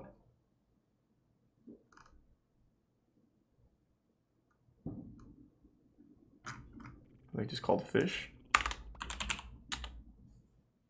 Okay, they're just called Fish.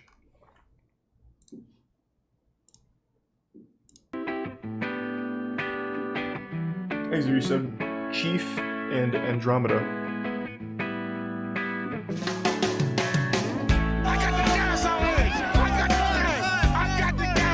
The real gas, no propane. It's cocaine in the Big clit energy. Got me hooked on crack in 1982. Acid grows your cerebellum in your brain, and methamphetamine kills your mind, makes holes in your brain. You get disconnected and you're retarded and you're criminals. Stop doing it. Have you ever done methamphetamine before? Yes, of course I've done it. I'm from California. It's garbage. Stop jerking off and stop doing meth. Whoa, stop hey. stealing and robbing I'll people stop doing and being meth, but fucking I'm idiots. not stopping Smoke jerking weed, off. You dumb little shits. Learn how to drive a stick shift, make a fire, and go camping. Yep. Play No. frisbee on LSD outdoors. Stop bullshitting around with your stupid thumbs. Fuck your thumbs and fuck your bullshit. I just got my mother's car stolen in a skateboard park by tweakers. They stole my speaker, stole my car, stole my skateboard. I called the cops. They're dealing with it. Man, this guy's got a Blessed. crazy If story. they He knows how needed to a have car fun. that bad and a speaker, I gift it to those kids. I'm not attached. I'm unlimited. I believe in There's the some beard universe, and and Liam. music is my religion. And when I die, I just want to come back as a song. Fish rules. That's gonna be such a good song. He'll come back as a We're gospel. better than ever right now. I've been seeing him since the 80s. I have a mortgage and a family. But on the weekends, I do this. You're wearing a suit. I'm not. Wah, wah, Good point. wah, wah, wah. Oh, I'm not a fish. I'm here for fish. It was fucked up what they did to you, bro. It was fucked up what they did to you, bro. What are you talking about? Man, they took your show, treated you like shit, dude. You created it from ground. Nice, he knows. Fuck those people, dude. You still out here doing it? All gas, no what? Channel 5, fool. Yeah. Hey, shout out to Channel 5. That was wholesome. Yeah, it's a song about communication. Are you a good communicator? Yes. Are you a strategic communicator? Yes. What's your favorite way to communicate? Actually, Zoom and Microsoft Teams, because I work in the energy business. All my kids are big fans of Andrew here. Really? Absolutely. Shout out to Zane, Zoe, and Ruben. Thanks. You got the best dad at the fish lot. That's right. Promise it. Can I check your shirt out real quick? Abercrombie and Fitch. Feminist Abercrombie and Fitch. My sister gave it to me, you know. That's a great shirt. Not gonna lie, it's kind of good. It's a nice shirt. Yeah, this guy goes What do you want to hard. be when you grow up? Like my dad. What does your dad do for a living? He was a monk. Is he still a monk? No, he passed away 6 months ago. Rest in peace, man. Thank you. Thank you. But he wore a rope and sandals and habit. Old school style. What's your plan to become a monk? This guy's awesome. He's already there. He's achieved Become enlightenment. grounded, you know. And then find myself. Well, I wish you the best of luck. Anything else you want to say to the world? Good luck. A lot of people. He looks like Hank love fish for the Schrader, community. kinda. And rightfully so. It's something we all rally behind and something we all love. And yeah. What a it good gives family you- photo. It gives you your clan. It makes me feel Prime like Slayer and the resub I Snip and belong, like I'm home. I feel like I'm part of a group of people that knows what the hell this is all about, you know? And also, like, it just makes me fucking dance. I'm Mars Sanford, and I've been to around 230 fish shows. God Worcester damn, what the in '95, Olympic Center, Lake Placid, Harvard Civic Center, back to Madison Square Garden, back to Worcester, Philly, North Carolina. Man, fish can never break up. And then Otherwise, that this year, guy's gonna be for going New through a Year's- rough time. Oh no, that was the year prior. New Year's. They have to stay together just for this guy's sake. Is it? No, I'm right. Yeah, January 1st, 2015, where I met my wife. At its best times, yeah, the show experiences a presence blackout. Like, that's what'll happen in the middle of the show. You'll think, oh my God, I forgot I still owe on my insurance bill, and like, oh my God, is everything gonna be okay at the hotel? Did I get this out of the car? And then you snap back to it and you're like, no. I don't know if you've ever meditated, but it's like meditation where you're observing your thoughts and you just realize. What kind of like, music oh, does Fish make? Hold Yeah, on. presence. I need to see a little more about this band because this is a really cool group of people here. This guy's like a full-blown cult member. It's an American rock band. They make acid music, stoner music.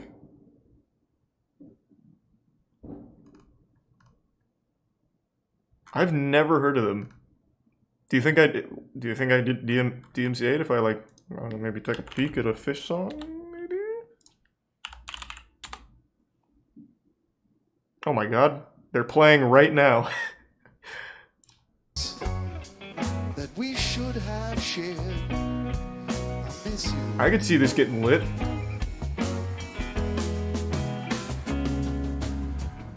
The days turn 20 years, and it hasn't stopped yet.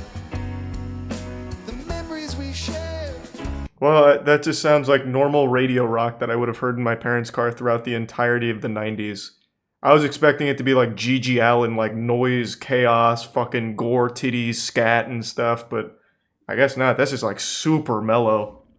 Like real normal. I get is just true experience and observation of it. Hopefully. All right, yeah, I'm out here, bitch. I'm making your wish because I'm out here at Forum, bitch. I'm watching that fish, bitch. You know I got bars, bitch. You know that's a tree, bitch. I'm out here, bitch. I'm Big Maxi, and you know I'm the best. That's what you thought, cause I'm out here smoking on the fucking parking lot. God damn it, bitch. You know this ain't no fake, cause I'm out here going viral, all gas, no brakes, bitch. Oh man, he kind of went in. No, I'm good. Drop the mic. He's out. He's out. He's out. It's good. Really? Yeah. I can tell. How can you tell? Woo! Cincinnati! What's the best thing about Cincinnati? I don't really think there's anything good about Cincinnati except for the Skyline Chili. It's just Ohio chili, baby. Do you have Cash App? I have Venmo. You should get Cash App. It's a superior service. Cash App's amazing. I love Cash App. You should get Cash App. I'm going to download it right now. Cash App, the best way to pay for legal goods and services in the lot outside of a Fish concert. We're looking at a bunch of vintage porn, and they're 20 bucks a piece. Come find me any stop of the tour. There's really good bush in some of these. There's a bunch of bush. Do you want any vintage porn? I'm good. I appreciate it. I'm selling pins, so, you know, I like those. I go online now for my masturbatory needs, for everything I need to chew. What's your favorite porn website? Well, you know, they're probably the one that starts with an X. My favorite category of porn, like my favorite category of food, there's extremely few categories of porn that I don't like. Whatever sexuality it is, whatever fetish it is, I would say just about like, I like so many different types of porn. For me, variety is the spice of life. You like DILF domination porn? Good one. Keep them coming. Porn of people getting kicked in the nuts and stuff. That's not real. That might be a little bit much, though. That could be a little hard. Yeah, no, that one's not real. I don't Angela, think. if you're watching. I just saw some guy get knocked out for selling fake gas. Yeah, that was pretty wild. Fake nitrous? Fake nitrous, yeah. Oh. Boom, dead down on the ground. The guy bought nitrous and fucking hit a balloon and it didn't get high and he went and fucking hit the guy. It was crazy. Feel bad for the I wish you could have seen that. No, he was selling fake gas. Cock and ball torture? Well, you don't get kicked in the nuts. Sometimes the vibe can go bad. Yeah, for sure. Yeah. Oh, well, what's that? That's the hiss of the nitrous mafia. Oh, I didn't know you got violent kicked in the drug nuts. gang that controls the sale of nitrous oxide. I thought it was more just those cock and ball torture toys. Even rainbows have shadows. The Nitrous Mafia. And where do you find them? Just listen for the sound of gas.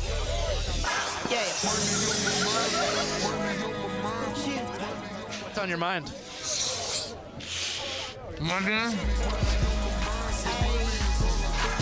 Man, why does a Fish concert go so hard? God, this guy's mean mugging. He's on a spiritual journey. Actually, I've been in 3 fish shows. Because I hate fish. Oh. You hate fish? Yeah. Why? I don't know. You don't like the music very much? It's a noodling type thing, you know? It's kind of noodling around and stuff, What does that you know? mean? Is he noodling right now? One note. I need a fresh balloon. I need a fresh balloon. Thanks for your sub, Forbes. Fresh balloon. Hey. Everyone here looks like Fish is a someone's four dad musician, and one-woman director grandfather. band that started in Vermont in the early 1980s and really kind of grew in scale around 1990 onwards. Signed to a major label, made multiple studio Thanks, recordings, but operator. is more known for their live performances. They encouraged their fans to trade audio tapes of their live shows. They didn't repeat their set list. They improvised. They did different things every night. So you don't like fish? I do not like fish. No. They felt like the sons of dentists who had access to nitrous tanks, who then, with the proceeds from nitrous, could buy cocaine. Like, it felt like that crowd. And for my taste, it was gimmicky. Thanks, And Yusuf Harold. it felt Give some noodly. It KSI. didn't swing. It didn't rock. Can I do a less dickish version of some of that? Conceptually, Fish The main guy, Trey, seems like a decent guy. There's some ideas that are good, but they keep making bad songs. You used to kick it with Kurt Cobain, right? Yeah, I don't want to overstate it, but yeah. Did he fuck with Fish? No, I do not believe that Kurt Cobain fucked with Fish. Fish is probably the last. Is this band I at would the have Fish ever talked to concert Kurt right Cobain now, or about. what is happening? What about Dave Grohl?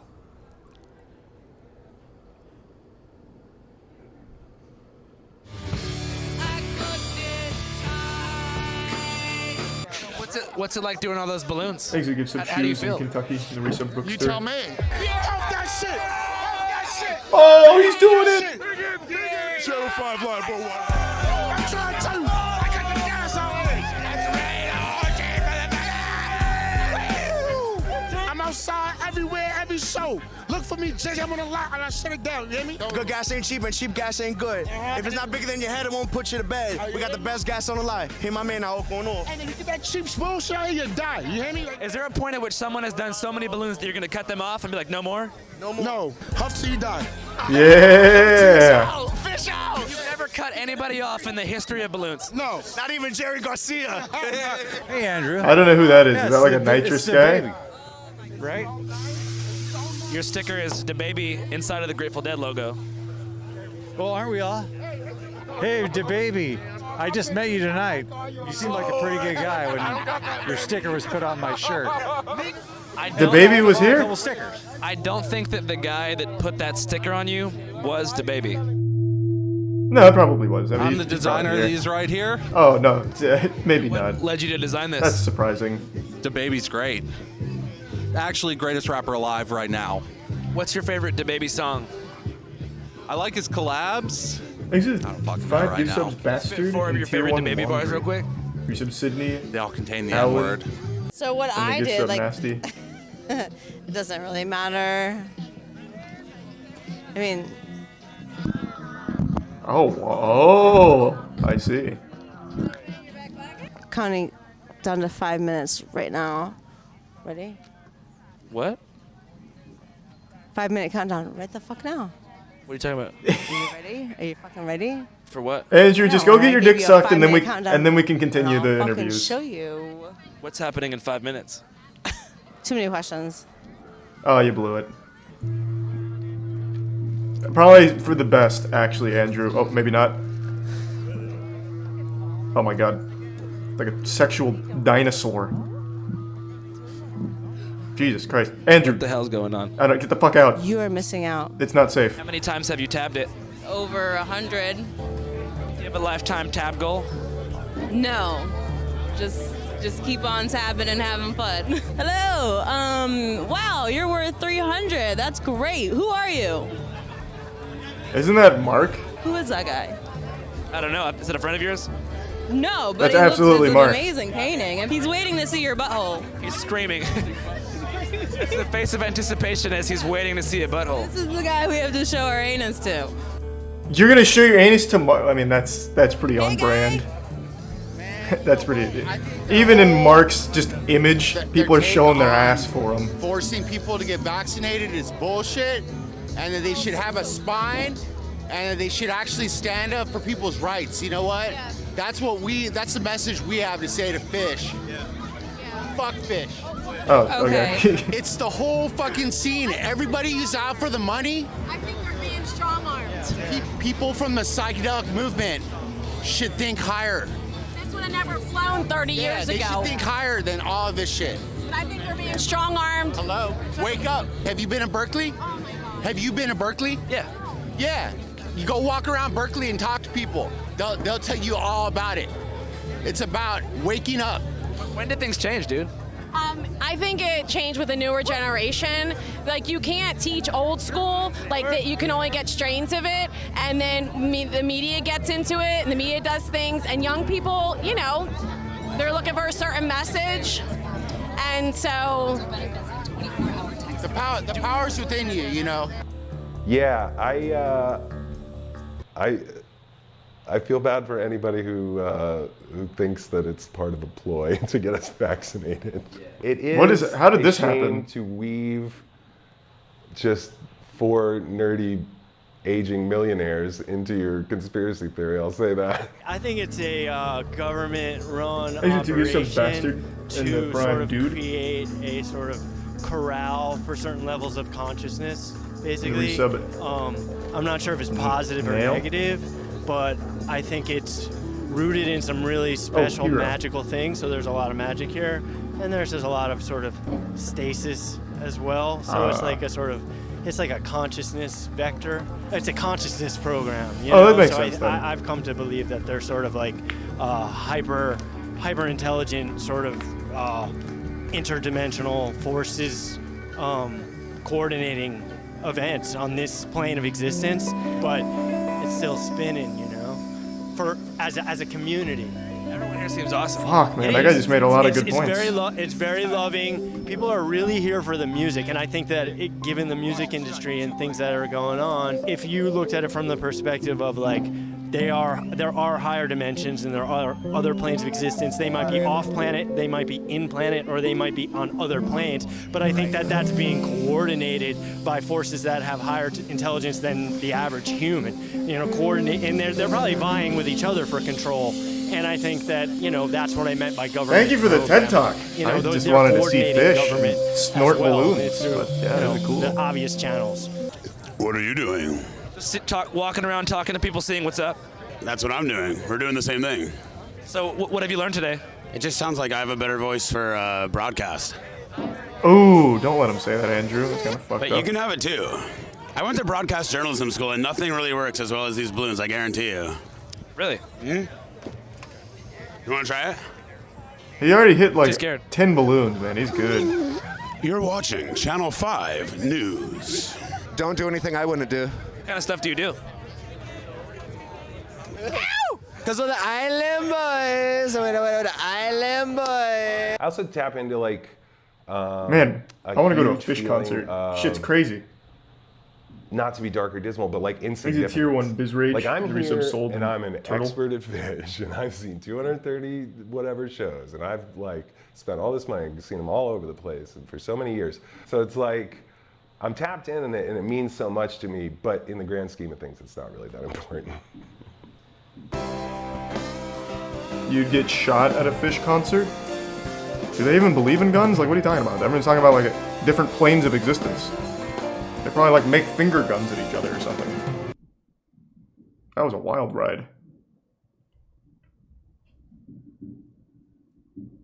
Jesus. What do you guys think about? Never heard of fish before, but now I want to watch and participate.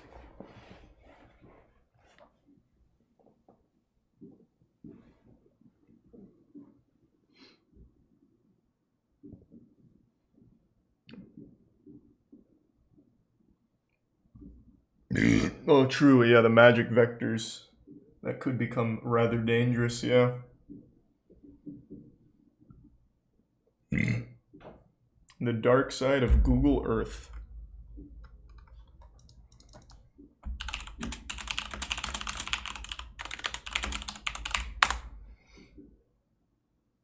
The secret Earth. Dark side of Google Earth. Okay. Pizza toast? Yeah, maybe in a In minute. June of 2005, Google released a revolutionary new product that would change our view of the planet we live on.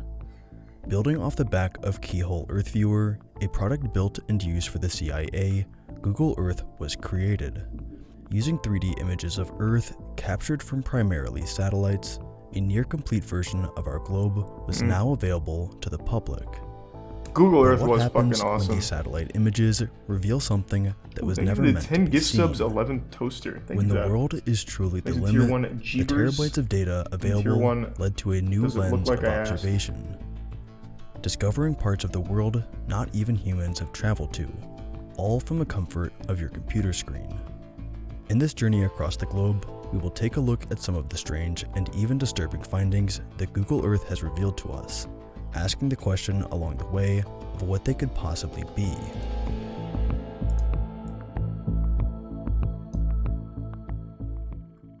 Starting off with Europe, the lingering influence of the Cold War is shown across satellite Thanks, Resub images. Psycho and Hannah. from subtle pixelation at the edges of borders to harshly blacked out regions.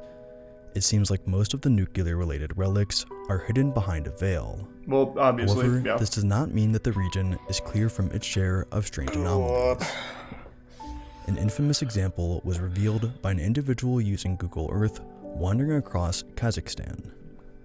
They found a pentagram measuring at more than 1,200 feet in diameter. It didn't take long for internet sleuths to quickly make the connection between the pentagram and satanic imagery. But what really made it stick out was how isolated the symbol was. Around 12 miles away from the nearest town, that's pretty with cool. The surrounding region largely devoid of any infrastructure at all. Of course, the pentagram has seen very different associations throughout history. Aren't pentagrams not really satanic? An archaeologist No, they summon and local Lucifer. to the Yeah, of course they area are. clarified that the pentagram was nothing too serious. Instead, That's where she Satan claims that comes the eerie from. discovery He is lives the there. remains of an abandoned Soviet-era park. The shape was supposed to represent a star, an iconic symbol of communist-era Russia. Oh. Of course, the only thing distinguishing a star from the pentagram is the circle around it, so it seems as if this design detail might have been unintentional. On the other side of the continent, some images still inspire conspiracy. On the 21st of January 1968, a B-52 Tier 1 bomber ghost. crash-landed around 7 miles west of the Thule Air Base in Greenland, which just so happens to be a territory of Denmark. 6 crew members were able to eject themselves from the plane, although one was killed in the crash when his mechanism failed to work. Oh. Soon enough, the Danish public caught wind that the crashed Thanks, you plane said had carried unidirectional. 4 thermonuclear bombs, one of which was never fully recovered. The controversy surrounding this event became known as Thulegate, named after the nearby base.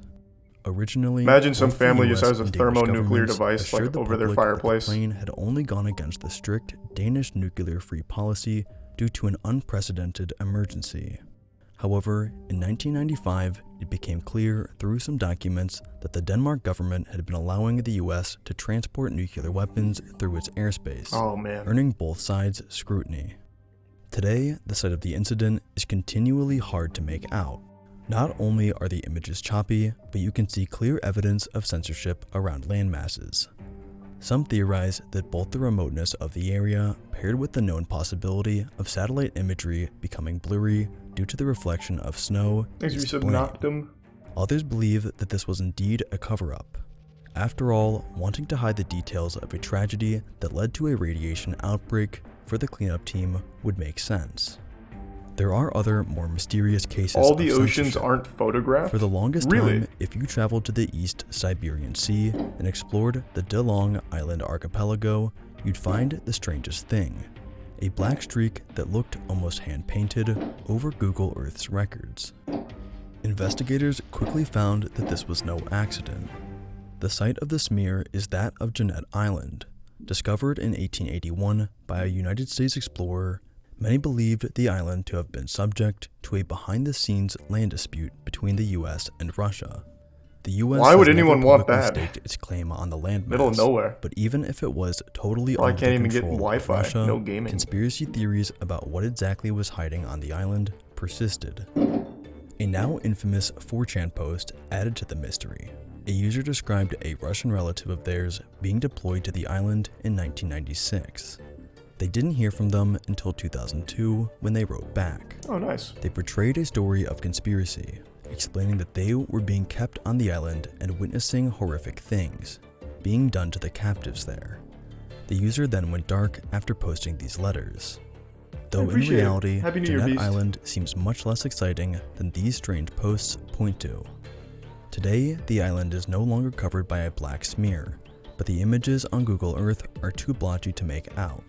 Some further research into the island quickly brought up that there have been numerous incidents of people traveling to it and finding nothing but a small snow-capped landmass. The US has since publicly said that it did not intend to lay claim to the territory. Yeah, it looks like shit. The 4chan story, while It's a eerie, giant fucking ice seems cube. little more than an opportune creepypasta. Crossing over the border from Russia to China, it's hard to overstate how many mysteries of Google Earth emerge from the region. This is no surprise considering the CCP's continued attempts to keep the country in secrecy. Google Earth still manages to catch glimpses, of course. Some of the most extensive interest has been directed towards mysterious desert patterns found in the Chinese Gobi Desert. A couple miles away from these strange lines, you can find what look like runways. Not far off from here, you can find a massive circular shape that security experts point to resembling a US missile testing site. All of these things being so close together point to the site being a military installation or testing zone. We are still left with the question of what the strange lines are, though. More research led to a Business Insider article speculating that the seemingly random layout could correspond with streets, likely to measure the effects of a targeted missile strike. Jonathan Hill, a mission planner at the Mars Space Flight Facility, gave an alternative reasoning, explaining that the strange layout could be used to calibrate some of China's spy drones. Far from the desert, urban areas of China are bizarre to explore through satellite imagery. If you search for Mao Zedong's mausoleum on Google Earth, you'll get a picture of this seemingly random concrete building. In reality, the monument is more than a block away. Google Earth tells you that most of the infamous plaza is a parking lot. This is the result of China's GPS censorship laws. Unlike most of the world, China These aren't very interesting. I thought it was going to be like actually pretty wild stuff. GCJ02. These are all pretty underwhelming. On a map using this coordinate system, everything will line up perfectly. But on the standard WGS-84 map, images will be offset by up to 700 meters in any random direction. Reality is boring. Ain't that the truth, man? I wish there were superpowers and shit. Imagine how much cooler everything would be. Thanks, Resub Rebel. I say that, but then if there's like life on other planets, it's probably 10 times as boring. Like their reality probably fucking sucks. They don't even have internet or anything. They have like 4 fingers or something, no thumbs.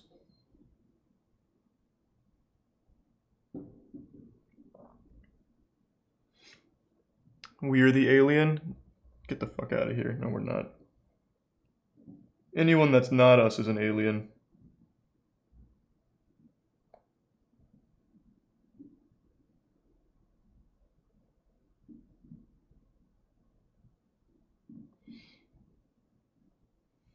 What if they're more advanced than us? They may be more advanced than us, but they'll never have memes like we do.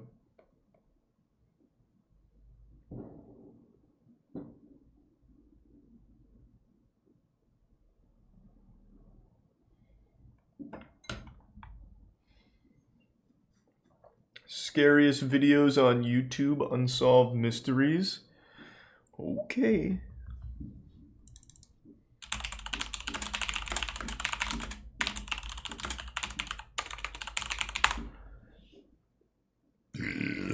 God, this is 43 minutes. Jesus Christ. Which one? I'm assuming this is the one you wanted, or is it this one? I'll watch one of these. 15, A Time to Forget. Never mind, it's chills.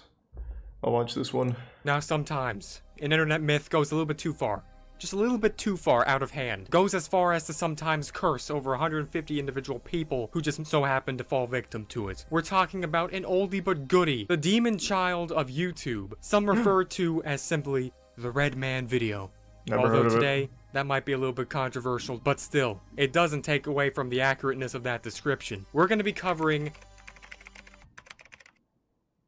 I don't speak Yugo-Batamian, so I can't pronounce that. The video that cursed over 150 people. Oh, and by the way, welcome to YouTube Unsolved. Man, I cannot even believe this is the second episode of YouTube Unsolved already, man. I can't even get a grasp of time at all. But guess what?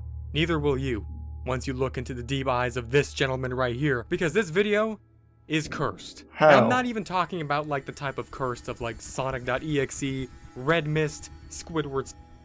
No. Nothing like that. I'm talking like if there actually is one actual video in real life, no jokes, that is actually legitimately cursed, it is this. I don't think so. I'll tell you right now. God. We'll see, I suppose. Gorv. Now to cut to the basic nit and gritties, just to get straight into it. The backstory of this legend. 2008, a video goes out on YouTube uploaded by some random YouTube channel called That. Everything seems normal. Well, I mean, as normal as this could possibly seem to you, until all of a sudden, 150 reports go out to YouTube that something went terribly wrong when you decided to watch this video. As a matter of fact, people decided to send in their detached eyeballs into YouTube's headquarters. Now, as you could probably imagine, when YouTube got about 150 mails is this just from some dumb people with nothing creepypasta but their thing? eyes in it, they kind of got a little bit confused on what was going on. So, the most logical thing to do was to send a YouTube employee to go review this video. And they did. And after 45 seconds of watching this video, the YouTube employee simply started screaming and going into basically a full-out mental breakdown. And then when they went into therapy, they basically admitted that they hadn't remembered anything that they just saw. But only after this started becoming a very large thing, way after 2008, it became a big meme and a big creepypasta of YouTube itself. Every single unsolved mystery. Yeah, this is fucking dumb. Holy shit.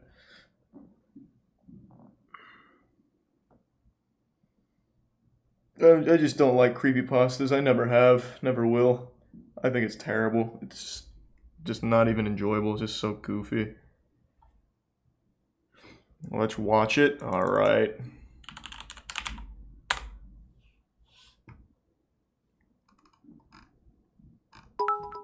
Where's the original channel?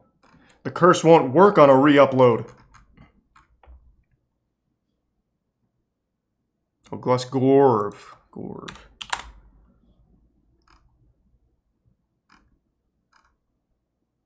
Where?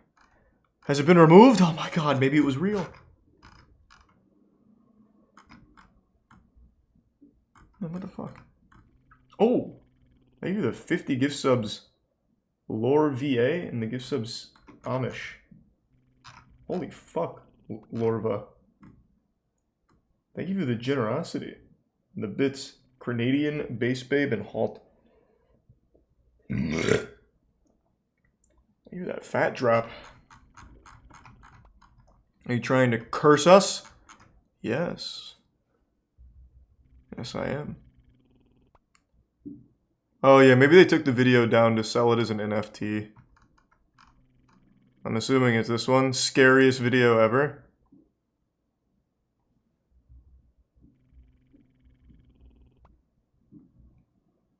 Fuck, this is pretty scary. Thanks for Prime Ziggy.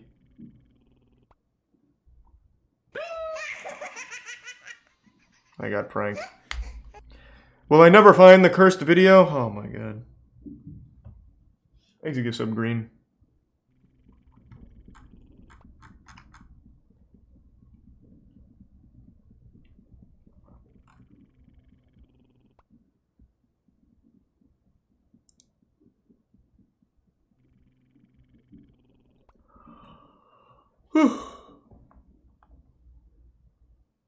It's 2 videos below that one.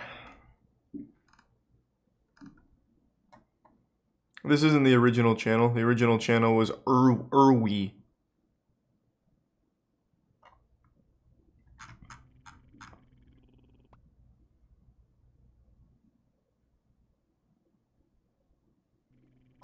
Thanks to the Prime Jacoby.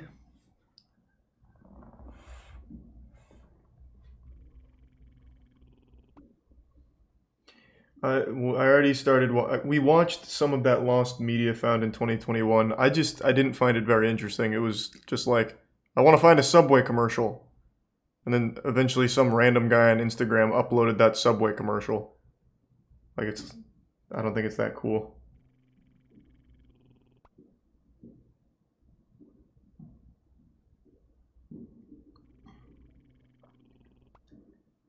Oh right, the pizza toast thing.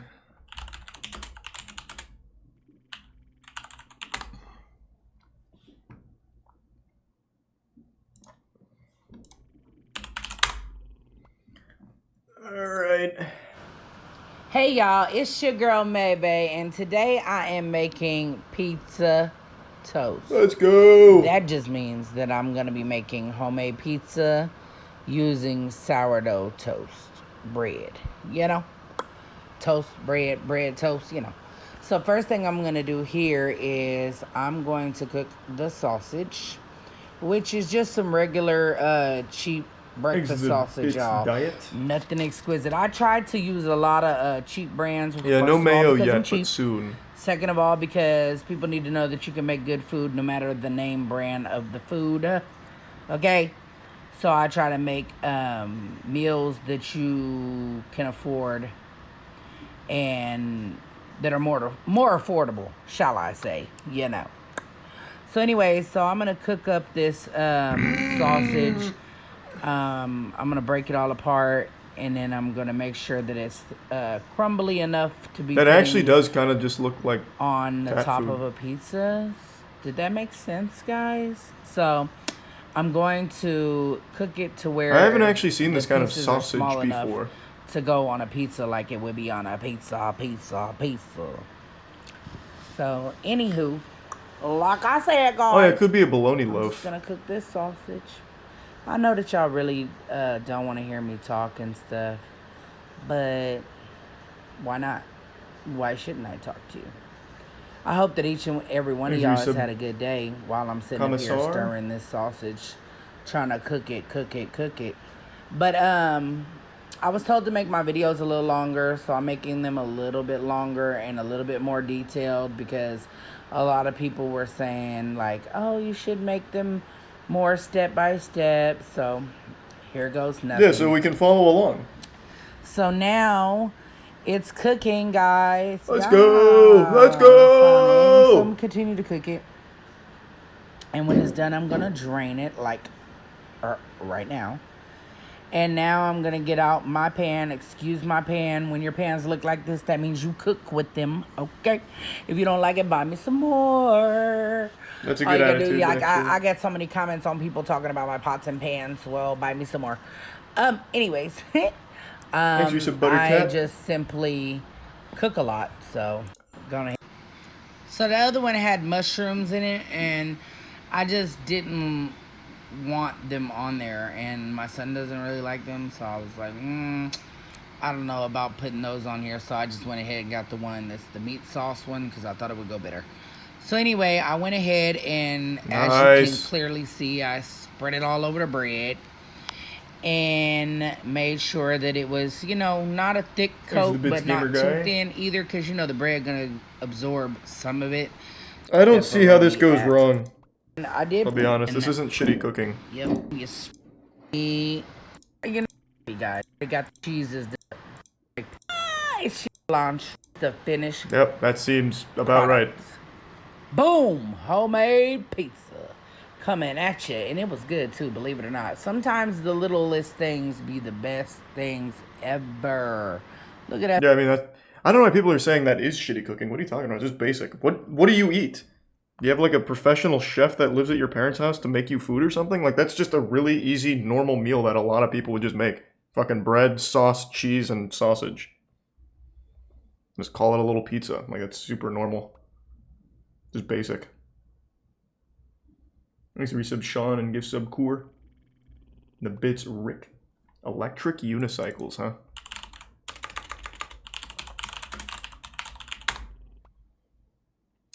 Oh, that's what these things are called?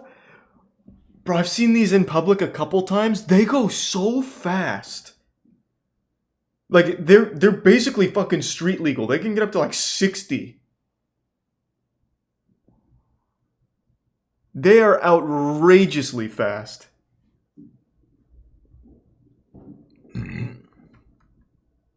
Yeah, it's one wheel. It is fucking nuts.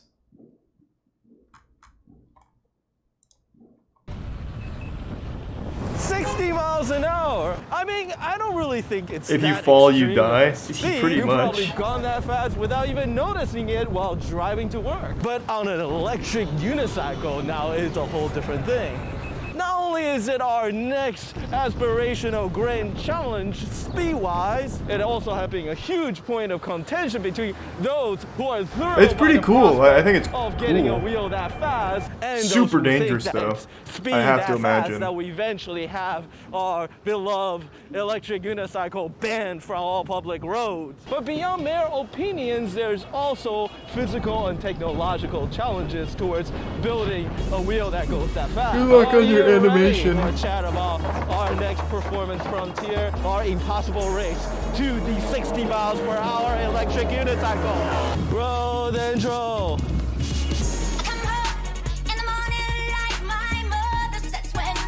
Yeah. It's pretty cool. If you fall off, though, it is basically certain death, so good luck.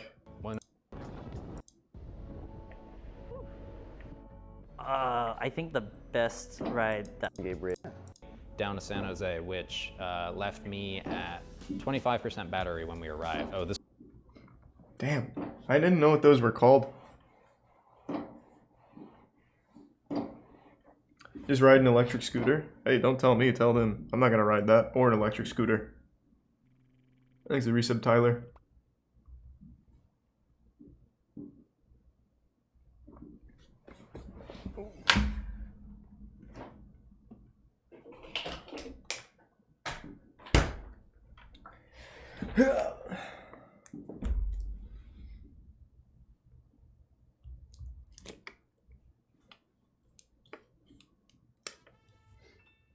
Have you watched Disturbing Nickelodeon Iceberg? Yep.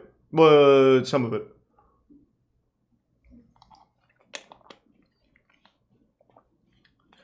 We don't watch Darman anymore, man. Darman's self-aware. It takes the charm out of the videos.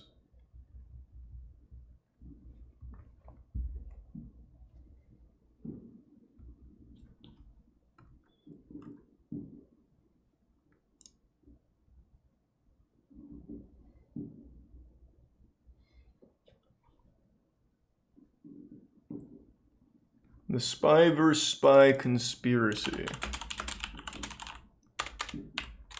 Oh, I thought it would pop up. Oh, it didn't work.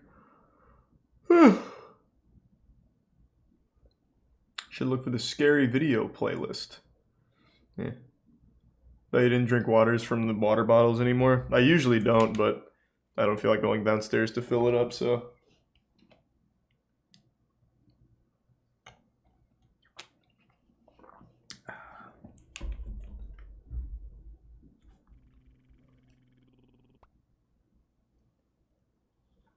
Yeah, I guess we've all been cursed from that video now.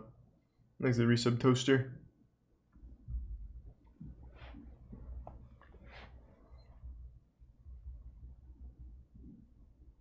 You AFKing OSRS? Yep, doing thieving. I'm at 93 thieving. Been cruising through thieving, just doing arty nights.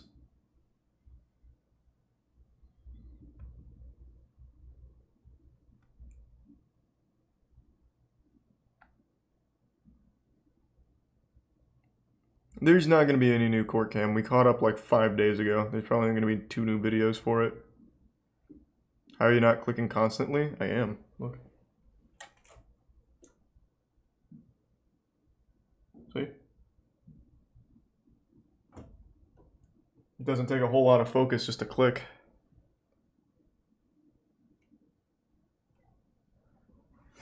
That's why I say RuneScape's probably one of the easiest games in the world. It's just fucking tedious.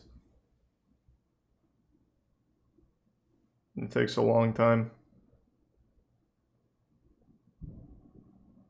You check out airline employee uses decoy to carry liquor? Sure.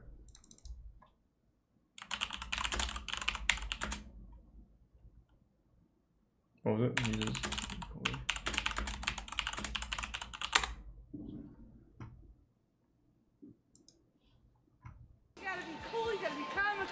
Virginia Brody works for Southwest Reservations. She's flying from LAX on the last leg of her vacation, and she's loaded with liquor. Oh, okay, here, ho. Okay, I got all this stuff here. I'd really like to go to Chicago, but I can't. I have to go to Vegas. Yeah, I gotta go. And look what I got. Oh yeah. Is this on board? Let me see here. How many carry-ons can they bring as far as alcohol? Oh, don't tell me. No, don't tell me. Don't tell me. No. Well, we gotta find out. It's federal regulation. You can't have that much alcohol. I work for Southwest, though. They can't see over 140% proof, you know? Is that right? Yeah. Me and my big mouth. I can't believe this. I'll find out for you. Damn, she's gonna go hard in Vegas. Find out some rules that I don't even know. I mean, I've only worked with Southwest all my life. anything that's over the 5 liters, we're gonna have to do something else with it. Okay, can I have my friend? What are they gonna do? Chug it? Because this is one. Sure. Yeah, you got 2 of you traveling. Yeah. Okay, where's your friend at? Friend. Jennifer. Jennifer. Do you want me to page her? Yeah, Jennifer from Southwest. Jennifer, what's her last God name? damn it. Tell her, Jennifer. Jennifer, come down here. Come to mother ASAP at the ticketing counter. Jennifer, come to me. Jennifer from This is pretty wholesome, but not too interesting. Jennifer's gonna save the day, obviously, because she's fucking great. Counter position number 19.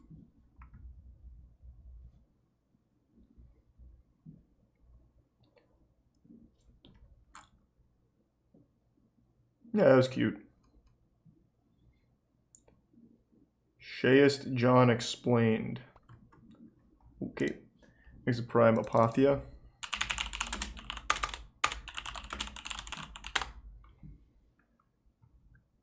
This. Ah, I feel fantastic again. Jesus Christ.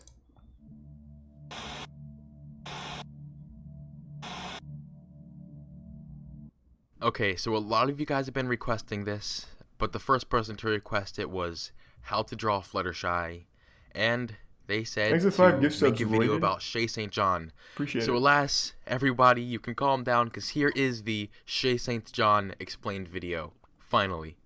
As we all know, there are plenty of really strange and disturbing videos out there. There are even some YouTube channels that seem to exist only to produce these types of weird videos. Fuck! We've covered a lot of odd videos in the past, such as Obey the Walrus, I Feel Fantastic, and Agamemnon Counterpart. However, today we're going to be looking at one YouTube channel as a whole that makes some really weird and creepy videos. Their name is Shay St. John. Shay St. John has posted a countless amount of YouTube videos, all which are pretty weird. The most popular one, which most of you are probably familiar with, is called Hand Thing. Oh, Shay If was you the haven't hand seen thing the video, person, right? Here's the rundown. Not I Feel Fantastic. Shay and some other weird-looking person are in a room together doing the hand thing As you said, while pantry. saying random nonsense. That's pretty much it. Like a lot of other videos, this one gained a lot of mixed reactions. Yeah, old YouTube really wasn't that good, man. I think people misremember the shit that was on it. Thanks for Prime Rex.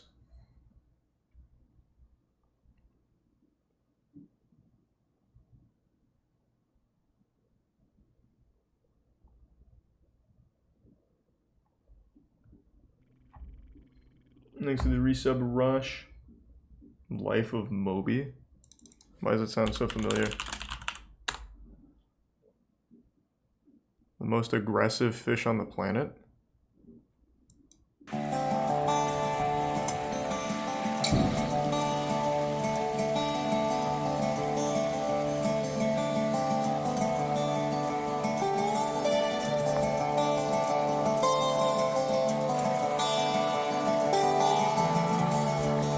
Alright, show me the Moby. Folks at home, welcome back to the Backyard Bass Pond. We're finally recovering from Hurricane Sally. We got the pond back in order. We even got the fence rebuilt. And guess what? We've got another hurricane coming through tonight. Man, I'm so ready for Man, I can feel a 2020 to shit be over. cooking up right But now. I one got of the my most own common hurricane questions coming I've been through. getting here lately is, when are you Probably going to after move Moby meeting into this the fish, I'm backyard gonna go pond? shit. So I decided to dedicate a video, or at least most of a video, to Moby. We're going to talk about his future and when he's going to get in the pond, as well Thanks, as his Resub past. Brian. A lot of you guys And may not have Zanti. been subscribed to the channel when we first caught Moby, so let's take a quick look swift. at the life of Moby and how he became who he is today. So it was definitely apparent take me from through the the journey. first day we caught him that he was one of the most aggressive fish I'd ever seen. Even as a little fingerling bass, he tried to eat a minnow that was almost his size. Thanks for the bits, Jace. Got it. Lost him. Yeah, he had it. And thanks for the bits again, Jace. And what did Mega I- Nerd. Oh, I caught a little bass. Of course, Look I've at seen that. the I D&D thought I missed Moistverse. him. Look at this. That size minnow. That is Aw. incredible right there. Look at Moby. What do you think? He's just a little boy. Gotta keep him. Liz agrees. And I knew we had to keep him, so we started him out in our 55-gallon planted aquarium. See what he thinks about it. Thanks to the bits again, Jace. God damn. He's just dead instantly. He's so much smaller than Bonnie and Clyde were. We put them in. The He's a tier catfish 1 are probably cash going in to the be resub roughly the Azabro. same size. And Ray corded. That's why we didn't want to put that crappie in here. He's just a little too big. We want to be able to keep these for a while. Jace. As you can see, he fits right in. He'll have plenty of hiding spaces at that small size. Good comparison. Yeah, they're the exact Isn't same there size, regulations I'd say. against The this? catfish Who's gonna and the stop him? bass. Check The in fish, and see please? how Moby's doing. I cannot keep up with this guy's appetite. Look at him. He'll swim back and forth, opening and closing his mouth like he's starving. I feed him 3 worms a night, every now and again a cricket, and he just keeps eating. So I think it is finally time to drop him a minnow. Aquaman. I'm not sure if you can see how big the minnow is, but we're going to drop it in. It may go quick. Alright, let's speed up a little bit. Let's see him now. What happened? Introducing. Whoa! Folks, Moby. Look at how much Moby has grown. He is a tank now. It looks like he doubled in size from the time we left. You hungry, Moby? We started off. Damn, this And guy is we could see he was quickly gonna gluttonous. outgrow. Look at that. Moby just crushed that crawfish way faster than I thought he would. Fingers off, Here's the but bits we're per- going to see if we or can get a gives little up per- airtime. How about that? Because I literally can't put my hand up here without him smashing it. I hate sticking my thumb down in there every time. Damn, It's Moby. insane. Moby, you are too much, buddy. You are way too much. That guy owns the house. Just let me get the top off and I'll feed Moby you. owns I this promise. bitch. He's humans just renting from him.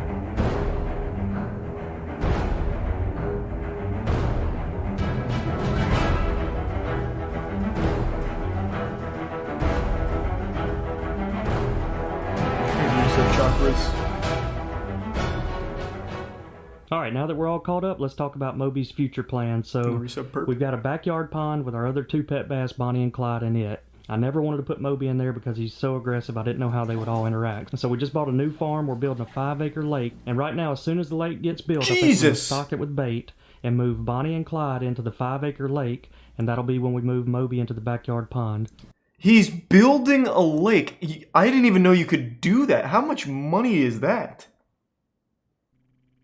This man is just building a 5-acre lake. What? Holy shit.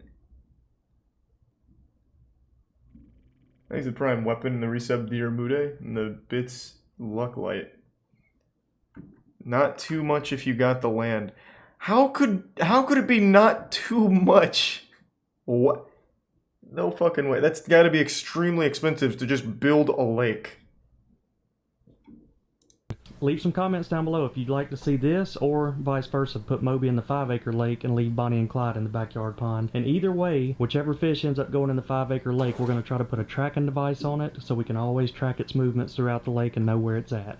Alright, now it's time for a farm update. He said it The cost farmers him came $1 through and million. got all the remaining peanuts, and it was pretty cool. One of the farmers, Even that Sarah, sounds and I cheap took a lap for a around in his tractor. 5-acre lake. Here's a quick look at how they pull them in, and the peanut hay is removed from the peanuts, and all the peanuts get stored in the hopper. And as soon as the hoppers get full, they have these offloader trucks come around that collect the peanuts, and then they take them and dump them in an 18-wheeler. And I learned that most of the peanuts on this property will be used to make Snickers. But overall, a really cool experience on watching that process. And just like that, all the peanuts are gone, and man, this is the first time I've seen the farm with nothing on it, and it is a lot of open land. Got a lot of projects coming up here in the future. And I was finally able to capture some video footage What of is the that? fox squirrel that we call Foxy. So Foxy is basically like a pet that comes out here every day to the farm and eats all the peanuts, and I'm sure that looks like a Foxy is going cryptid. to be very disappointed that all the peanuts are gone now.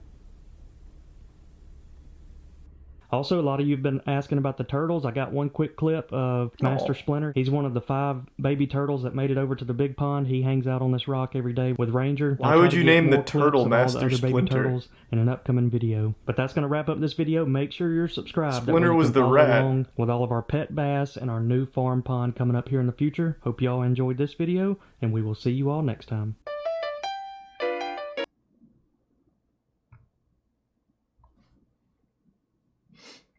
Alright, that was interesting. It was nice to meet Moby. Seems like a good, upstanding, what was he, a Fingering bass or something? What was it? Something like that? I don't really have to shit anymore. I waited too long.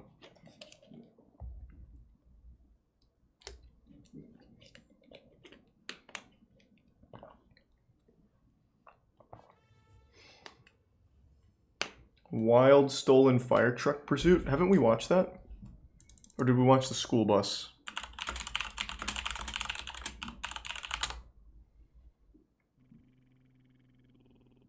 No, we definitely didn't watch this. This was only 10 days ago. Also, I do have to shit now. It just came back. Alright, I'll be right back.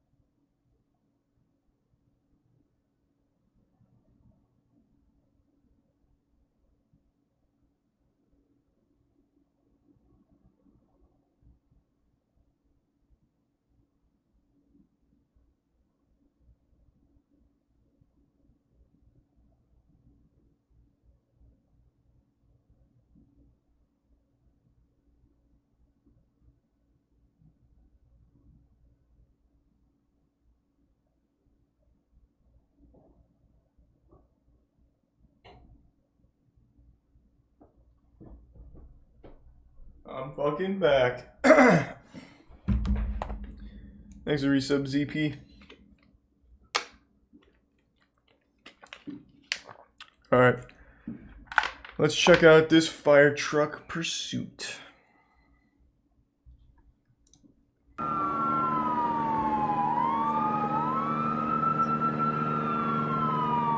Thanks for resub, Ziny.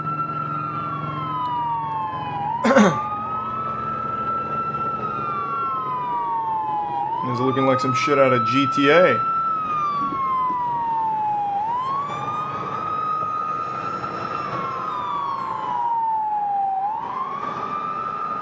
So how are we gonna follow the action here? Oh, changes cameras. I thought the guy standing on the side of the road with the camera was gonna, like, run alongside him, filming.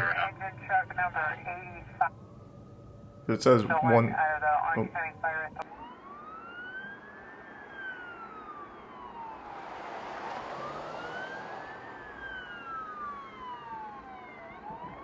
Yeah, I mean, fire trucks aren't really known for their, like, breakneck speed.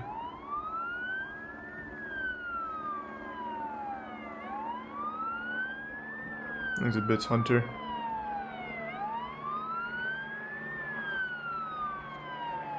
A fire truck is the worst getaway vehicle?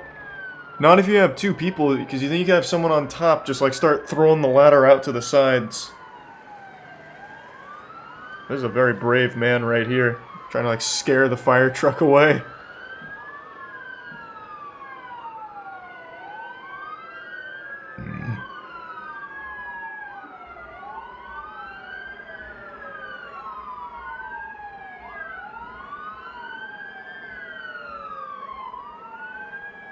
Thanks, resub Pay for Loss in the Prime KSM and resub Vulcan in Aurora.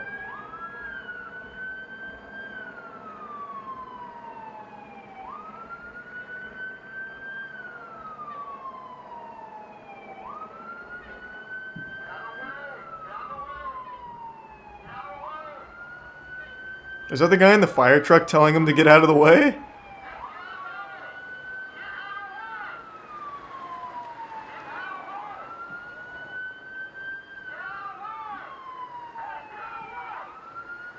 Oh, wait, I thought this was a police officer the whole time. Wait, this is actually just a random guy. Oh, what the fuck? Yeah, it's the police yelling at him to get out of the way. It's a homeless guy. Fuck, man. That takes a lot of nuts. How would he even understand what's going on in this situation? Well, I mean, I guess it's not hard to surmise. There's a fire truck and a million cop cars behind him. But my first thought would be, damn, must be something serious somewhere. They got the fire truck and the cops in full force. Must have caught Cobra Commander somewhere and he's on fire.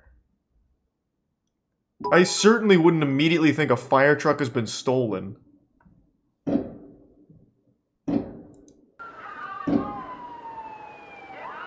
The dude is breaking RP.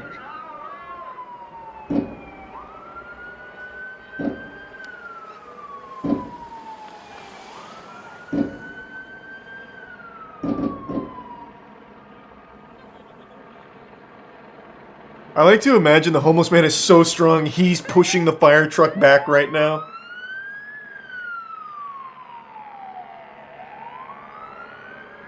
It's just Hancock here.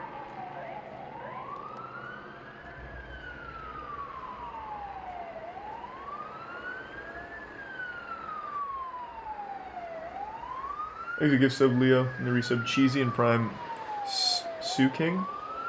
And thanks to the Bit CIA.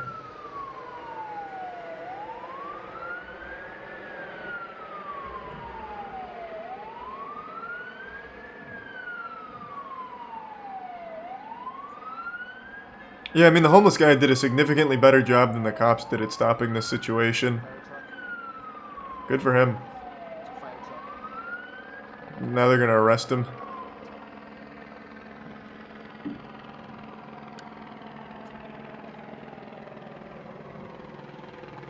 Why haven't the police taken him yet? I think the reason is because the fire truck is not in park, so if the police storm the cabin here and yank him out or something, or even struggle with him, the homeless man just gets run over. I can totally understand. I guess they could just, like, start shooting out the tires if we want to go full GTA RP.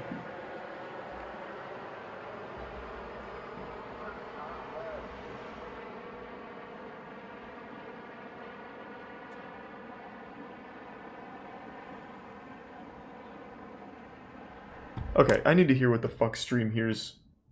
Why do people keep saying I'm kicking my goddamn desk? I'm not. It's fireworks. How could it possibly sound like me kicking my desk?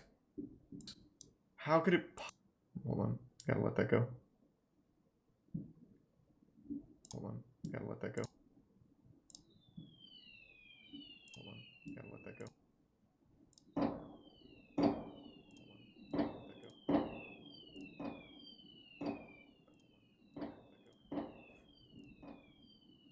How does that sound like I'm kicking my desk? What do you think my desk is made out of? Fucking pure titanium? In what universe? You could even hear, like, the whistling of the fireworks going up in the air.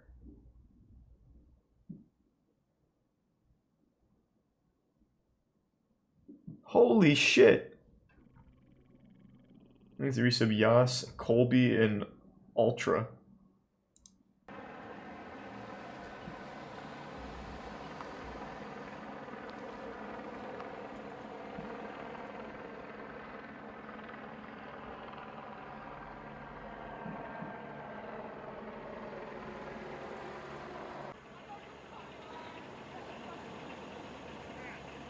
Damn, this guy's looking like a psychopath up there. Is that Alex Mercer? God damn. That is a man who is heavily contemplating just murdering him.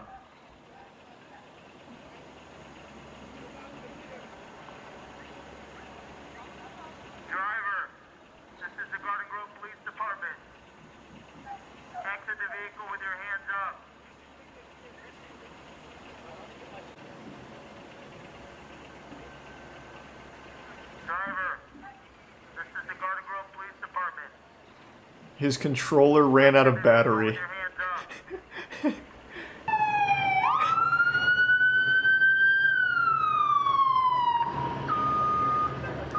He's a gift sub pilot.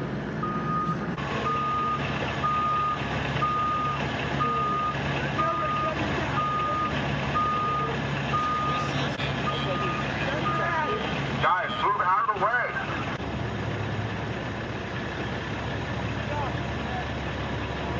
Man, how does this go on for another, like, 9 minutes? Easy tier 1, Josh Mills.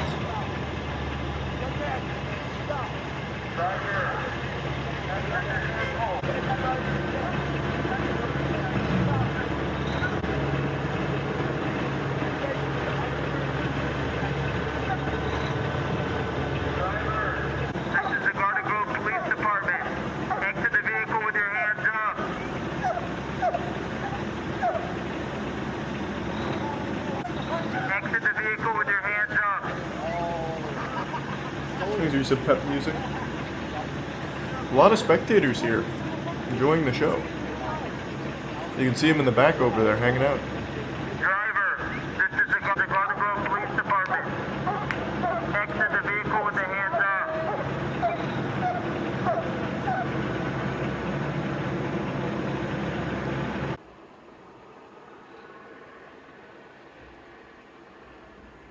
Did he fall asleep? Nope. Still good.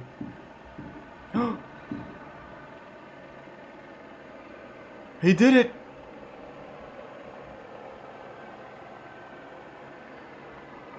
Thanks, resub Champlin and Deity. And the bits see it.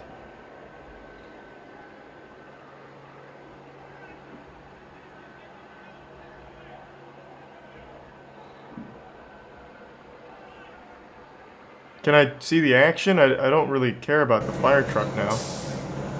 Driver, exit the vehicle. This is the Garden Grove Exit tier 1 loop.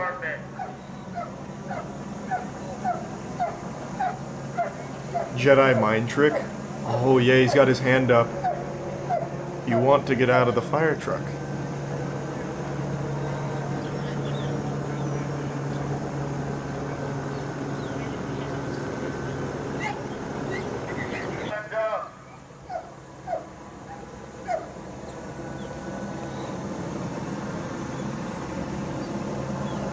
Exit Prime Tornini and the gifts, 2 gift subs, Pond Your Life.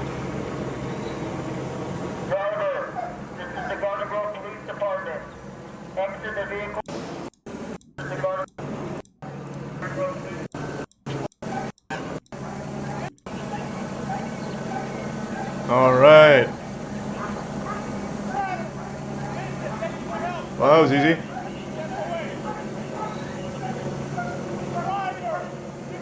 Stop resisting! Oh, he fell asleep. He's resisting in his dreams!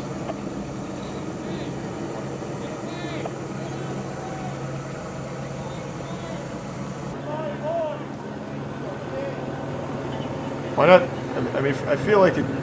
I mean, we could just wait till he actually does pass out, I guess.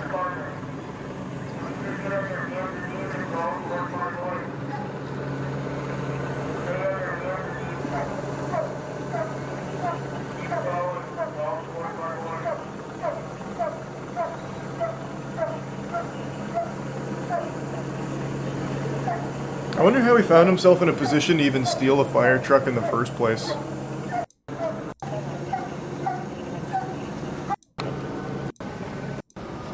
Richard, I mean, something you did tonight. Talk about what happened. You saw this fire engine coming towards you.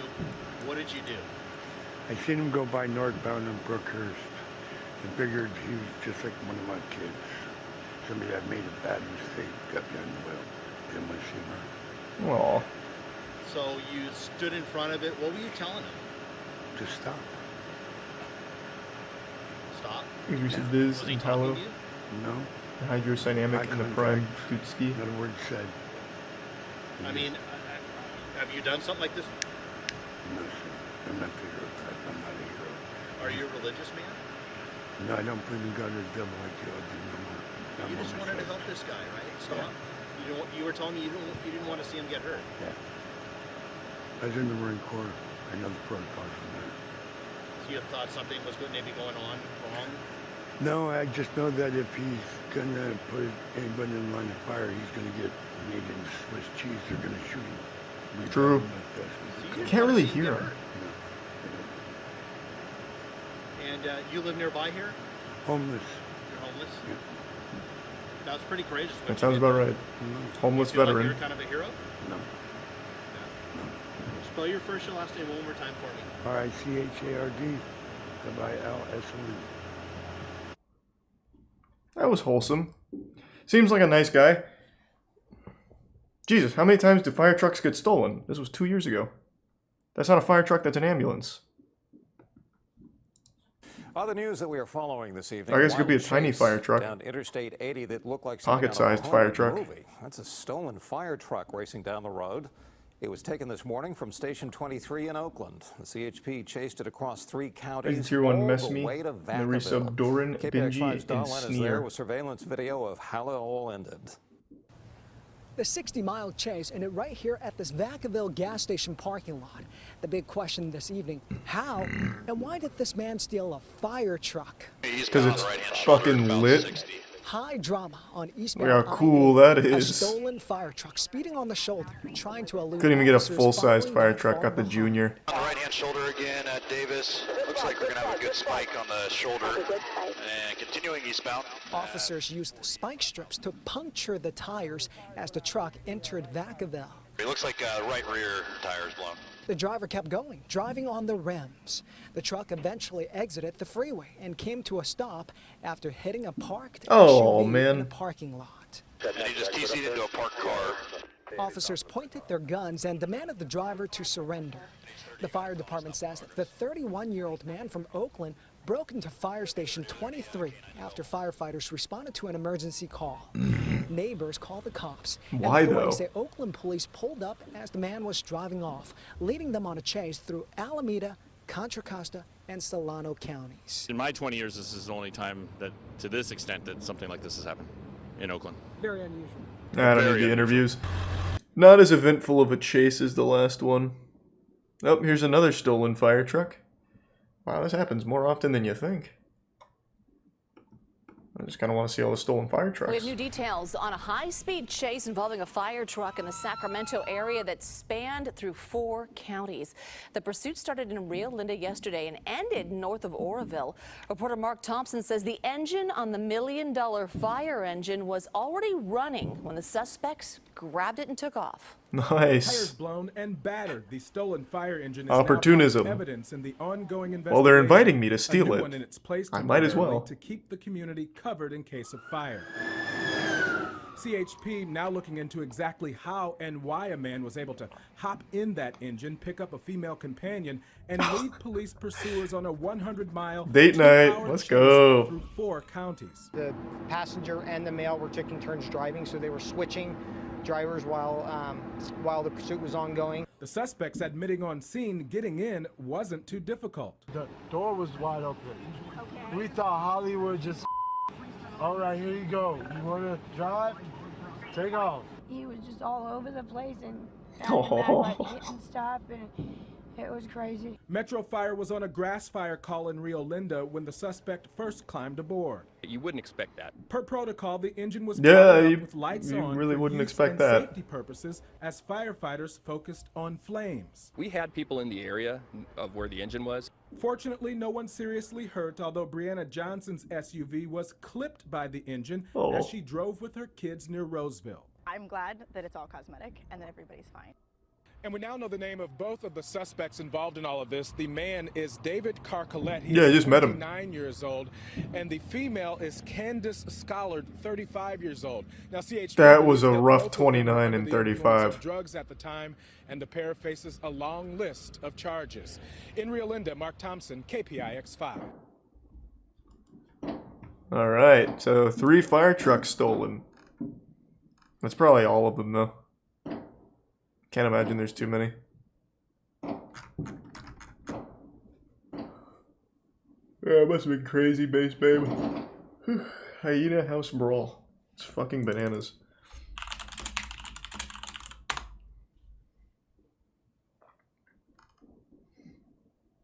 What am I looking? Oh, it's a channel?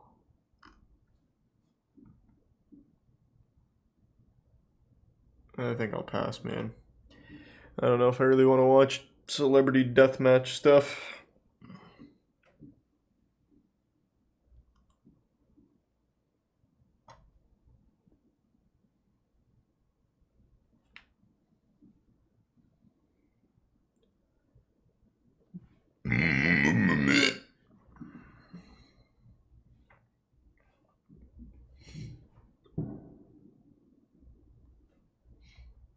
Have you seen Have a Nice Death trailer? I think so. I think it's a tier 1. Senor Sops?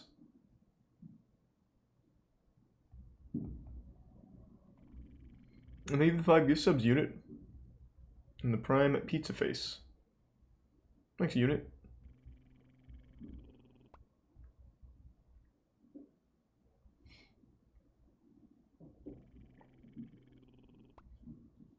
No, I don't light off fireworks or anything. I never do. I did when I was a kid. When I was younger.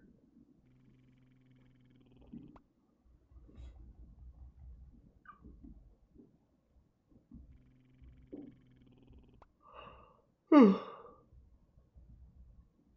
we going to watch the ball drop? No. Wasn't planning on it. Unless they're doing something fucking wild for the ball drop tonight, which I doubt.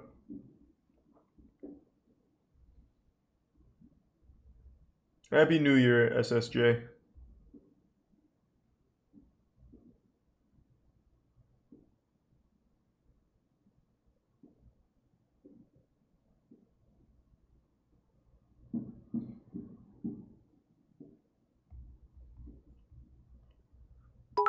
Thanks for the bits, Nikki. Oh, sweet. Thanks, Nikki, and welcome. Alex, Kansas. Sounds like some farm content. Well, this isn't farm at all. Thought it was gonna be like plowing fields or something.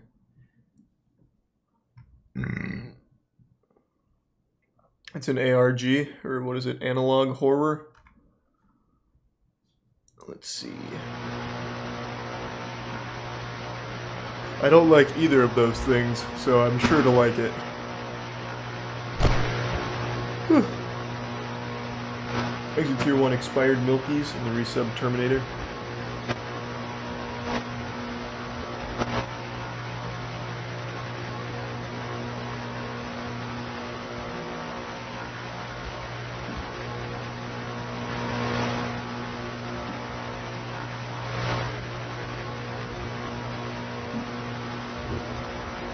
Thanks for the bit, Skitty.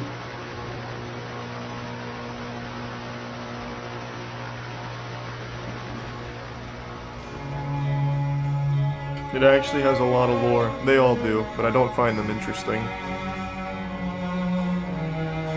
Thanks to resub Mikey.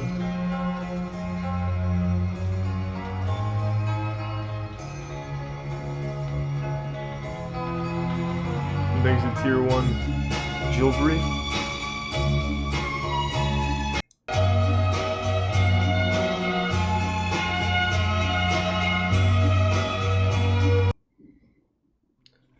Thanks to resub Jack.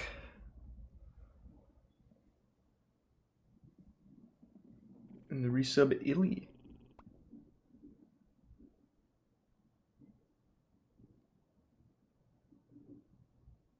When will you finish Inscription? Sometime this week, probably. I liked it. I had a lot of fun with it.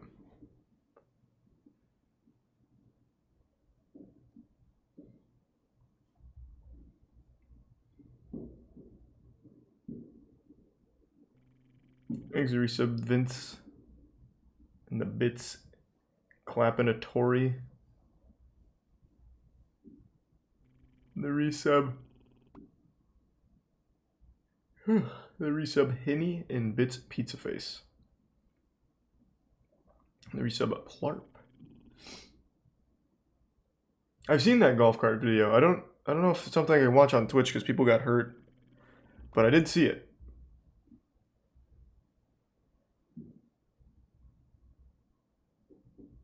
The Failure of Victorious. Like the Nickelodeon show? I never watched it, so I don't really care.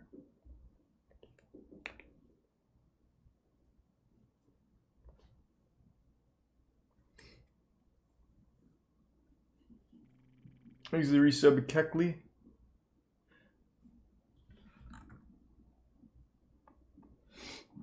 For almost 2 weeks now, I think, there's been one guy who keeps constantly asking me to watch NNA Productions. NNA Productions is that guy that does the stupid fucking 3 AM shit. For about 2 weeks, you've been telling me to check his channel again and watch him because now he does boxing. I don't care. I don't fucking care, man, at all.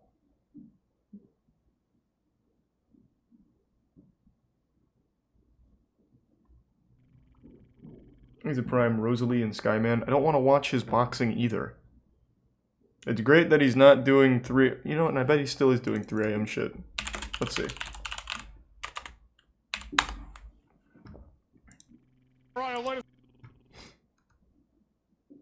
Nope, it is just boxing. I think I care even less about this than I did his 3 AM shit.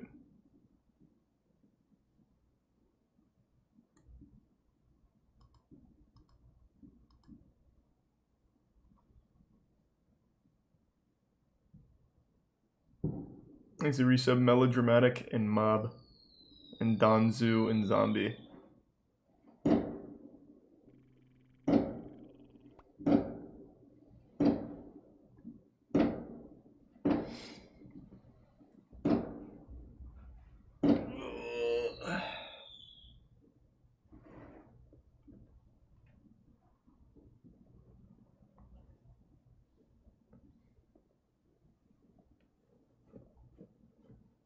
No, I don't like ARGs. No ARGs. Shit sucks.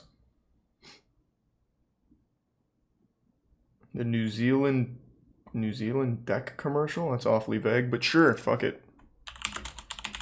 Oops.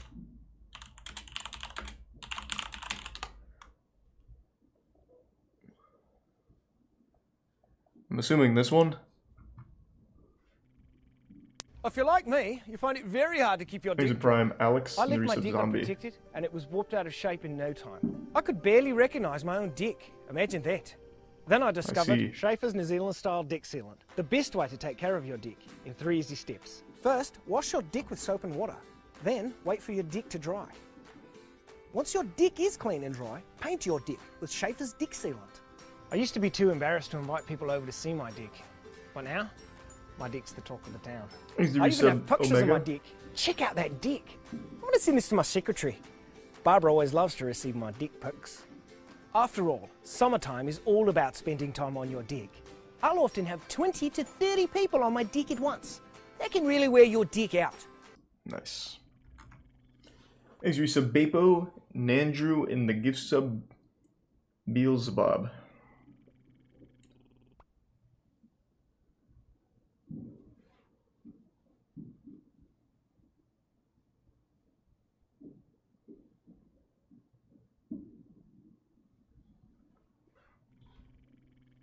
Thanks to the Prime Carry. It's always so crazy to me how people think I don't know how it's actually made. Andrew has been in videos with me for like, how long now? Almost 10 years. Andrew's the one behind those videos. Of course I've seen how it's actually made. But I think that is very cute that not many people know that, I suppose.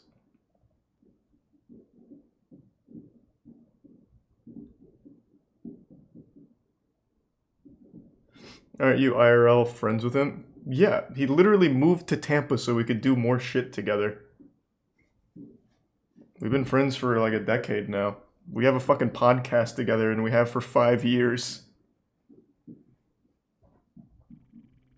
Exit Prime Luna.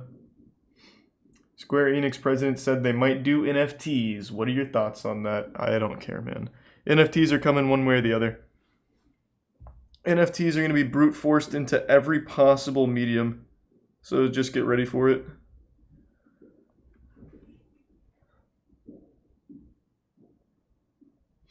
Good. Sure, man, if you want to buy NFTs, whatever, I don't fucking care, man. I'm not your accountant. You do what you want with your money. I still think it's stupid. Especially in gaming. Like, I'm sure it could work for some games, maybe, and some fucking fantasy. But in gaming, they don't do anything. They do exactly what current shit does. Like gun skins.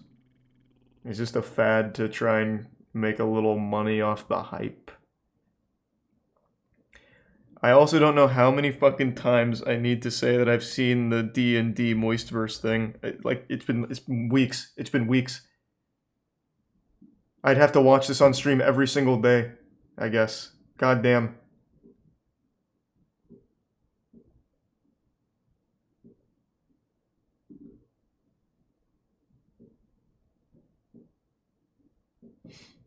Have you seen the Chris Angel Cribs episode? He did a Cribs episode? That sounds awesome.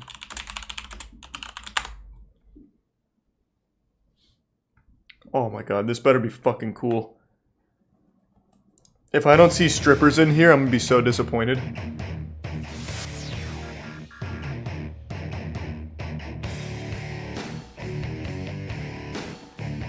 They should have used the Mind Freak song. Hey, it's Chris Angel. I want to welcome you to my 22,000 square foot estate known as Serenity. Come on in. Before I take you through the tour, I want to introduce you to my incredible staff. We have Eliza, Tom, Norma, Chef Ed, and Cindy. They take care of Serenity for me. This is the formal living room. We have some priceless pieces here, like this cross from a 1930s church in Spain.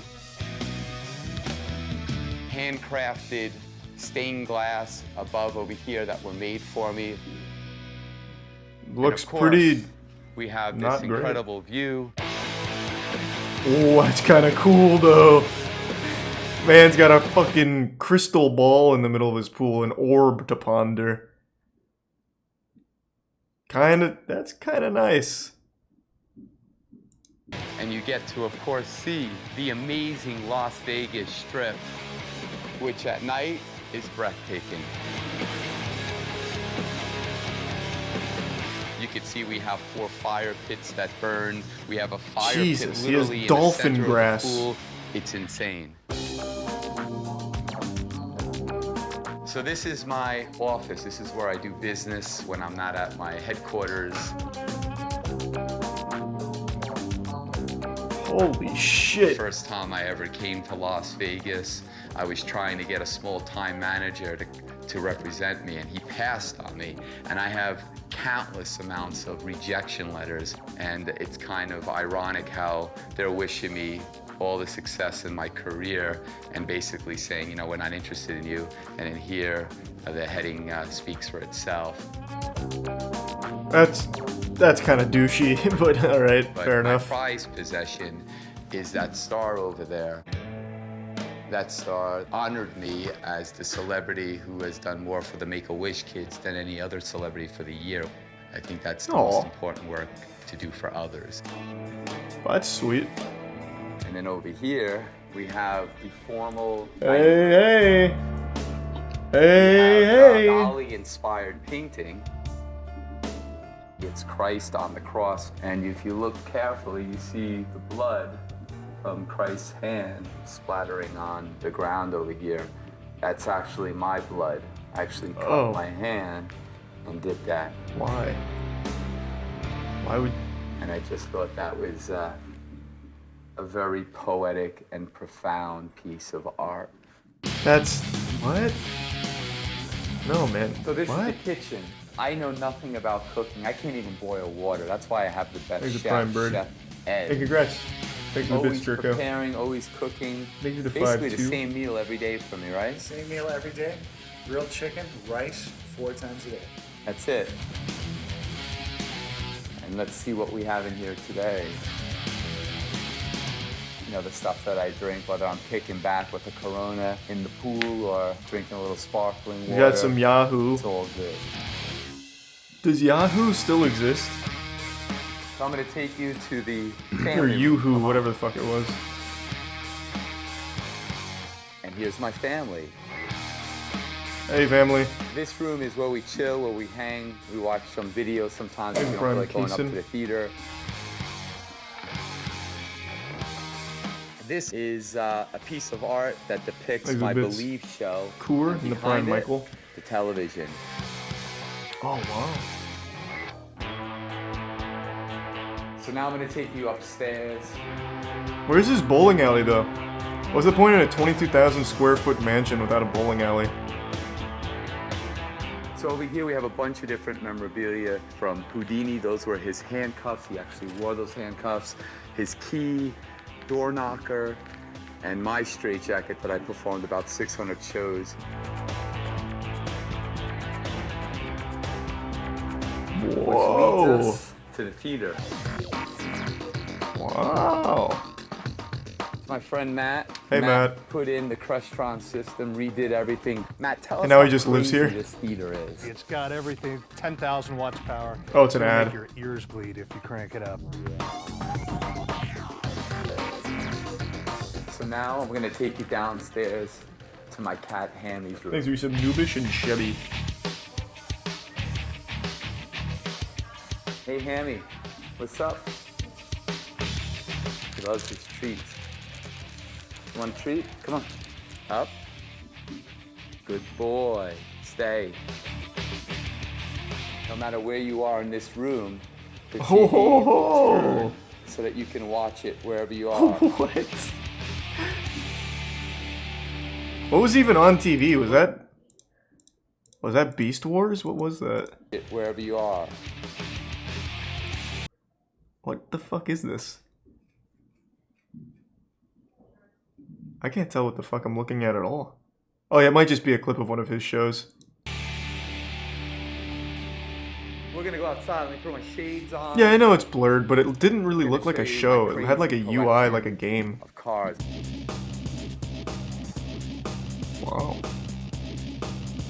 So what you're looking at here is just some of my 50+ car and motorcycle collection. I guess you could say I have a little bit of a sickness. Yeah, you could I love say that. Sports cars. I love guess. luxurious cars. I love choppers. I love go-karts. Basically, I love it all. Do they just sit out in the rain like all the time? Does it rain in Vegas? Actually, should be the first question I ask. I want to Thanks for thank Prime you so Trouble very and the much resub for watching. cooldowns It's and been a Butternut. blast, but unfortunately, you got to go. I got to do 2 shows tonight. Believe at the Luxor, Cirque du Soleil, and I have to figure out what car I'm going to take. So get the hell out of here. Go, go, move it. Damn. That was pretty cool. I remember when I was in middle school, Chris Angel was the coolest fucking shit ever. I actually remember finding his old magic videos pre-YouTube. So that would have been pre-A&E, I think. I was like an OG Chris Angel fan. He taught me a few magic tricks that I used at school to be an even bigger weirdo.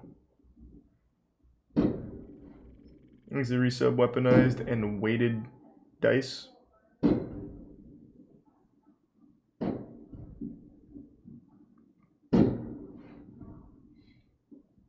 I already watched the new Channel 5 video earlier.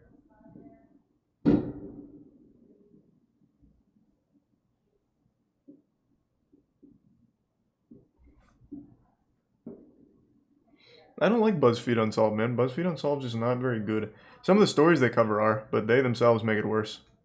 Will you buy NFTs? Man, fuck no. Unless NFTs drastically change from just pictures of apes to something more interesting. Thanks, Reset Boyardee. Even then, I just don't fucking care. What is the point of having like a certificate of authenticity for some stupid goofy item in a game or whatever? Who cares? I don't even buy skins in games.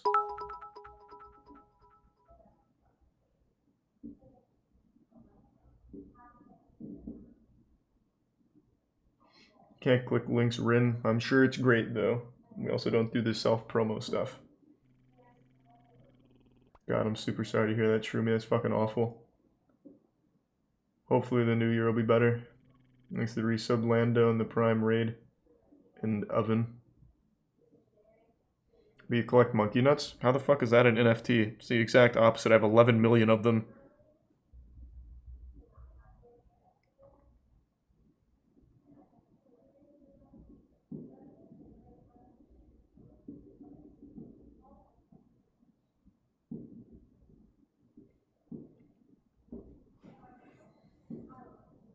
Thanks to the Prime. A wonk.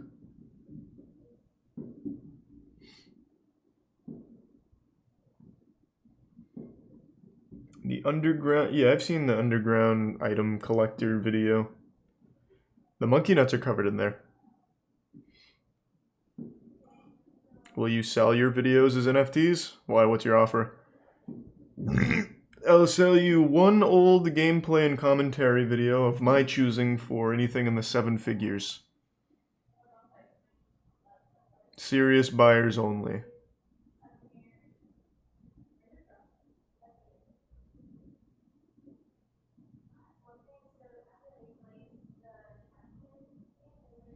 Look up Smash Mouth's book. It's a Prime Scritty. That doesn't sound very fun, just reading a book, but alright. I do love Smash Mouth. Well, I got everything wrong there.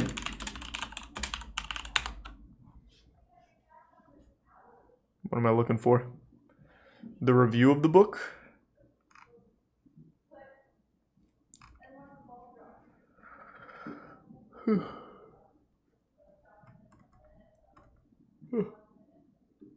I think so. I don't know if I really care about a review of a Smash Mouth book, but alright. So Smash Mouth has a cookbook. He's the Prime Sheep. Who? Some Ashy. So if you're not familiar with Smash Mouth or their hit song All Star, how is that possible? You know the song. Hey now, you're an all star.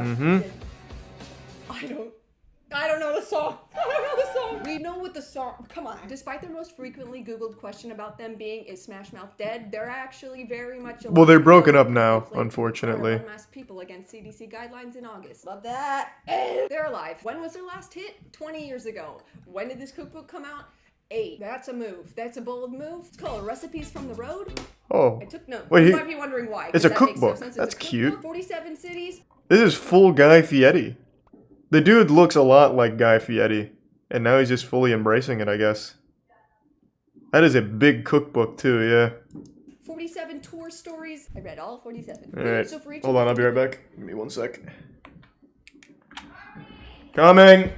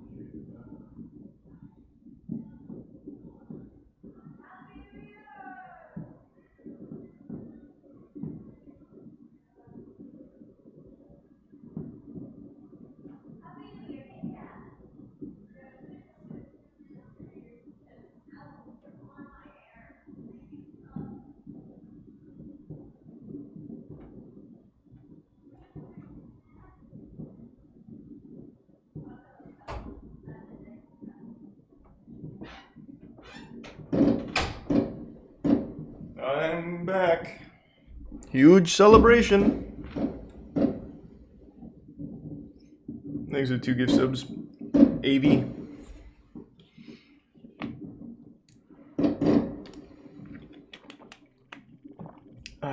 Thanks to the resub newbie.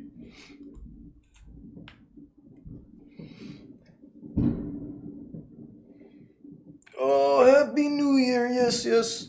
Very good. Thanks to Prime Rack. And the 2600 bits Daddy Boy RD.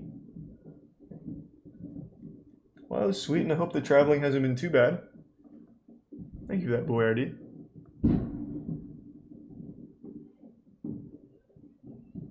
Thanks to the resub Chuck.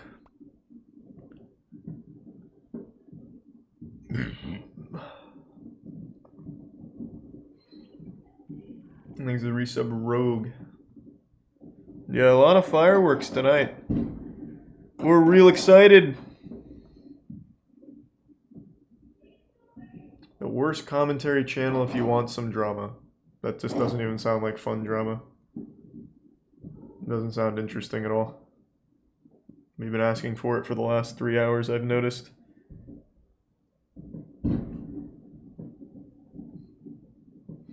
He's a Prime Stay Gold and the resub Coolest Dog. What if Jagex made a 1-of-1 Monkey Nuts NFT? I wouldn't care, man. I really don't like NFTs. Like, it's just as simple as that. I think there's no merit in owning the receipt to a worthless item.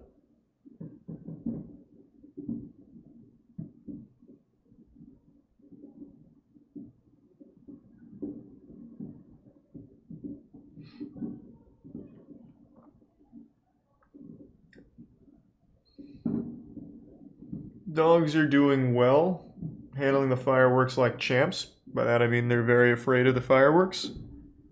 Thanks to resub Jetpack Jesus. TLC, please. Do they do anything anymore besides 90 Day Fiancé?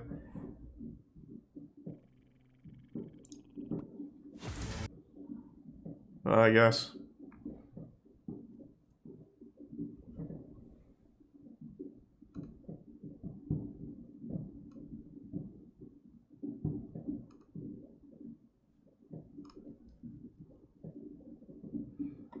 That's probably enough of that. We can, however, check on Truly real quick. It's only been a couple days, but we'll see. Today I'm going.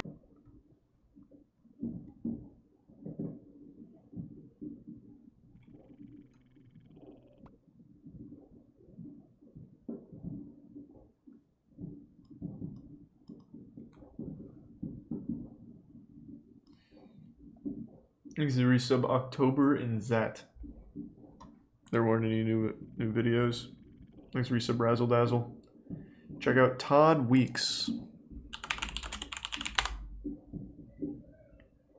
Dragon Todd Weeks. Haven't we seen this? Yeah, of course we have. I remember him. This is one of our finest warriors. I'm Todd Weeks. I'm 42 years old. Thanks to Prime Ralph and Gabe. And thanks, Small Rose. Thanks for your supplies.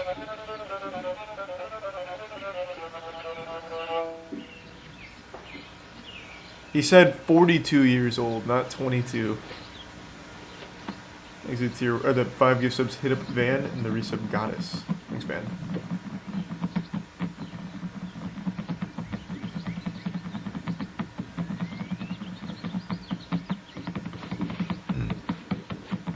Let's get it, Todd. Nice. Fucking flawless technique. That is how you do a front kick. And thank you for the 10 gift subs, Mr. Purple. Thank you for that, man. Thanks for the fat drop.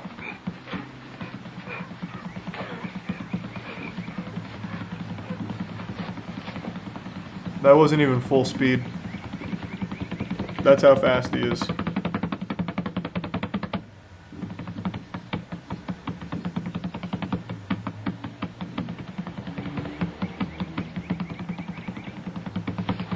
Thanks again, Rose. Whoa, that was pretty... Whoa!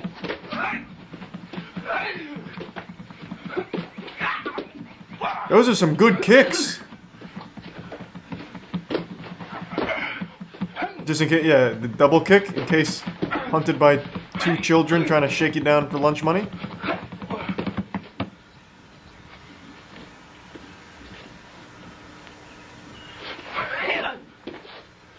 By God, he's so fast it looks slow. Every kick that you're able to register is actually 3 individual kicks that he threw. It's just the other 2 are way too fast for us.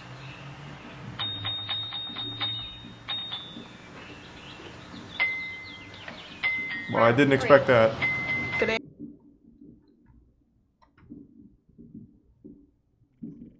Thanks for the 5 gift subs, Pop-Tart. And the resub Ultra Mike.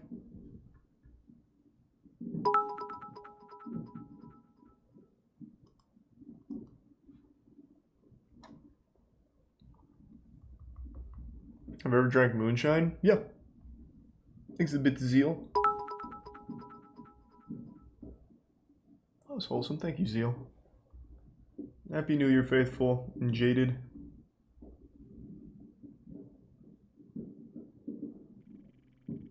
We've seen toe wrestling. It's not very interesting. It's pretty boring, actually.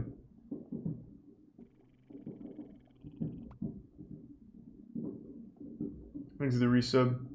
These nuts.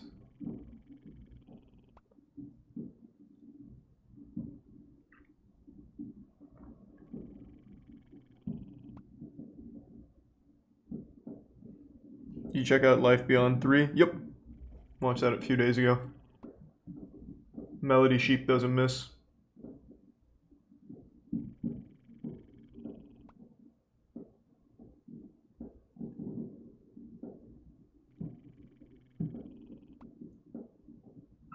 Missing 411 The Hunted Strange Sounds. It doesn't. Okay.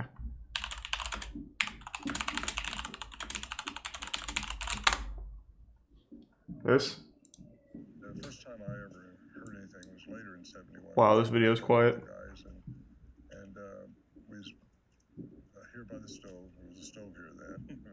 And as soon as it starts getting dark, we'd go in. Sometimes you might hear a grunt or a whoop or a big blowing sound or something like that. And that's when you know you want to get inside the shelter because you still don't know what you're dealing with. Whatever it is big. Yeah, I can't even really hear it. That's not worth. I have no doubt they found something haunted. Something genuinely haunted. Thanks to resub Camino. Happy New Year. Thanks to resub Radio Man.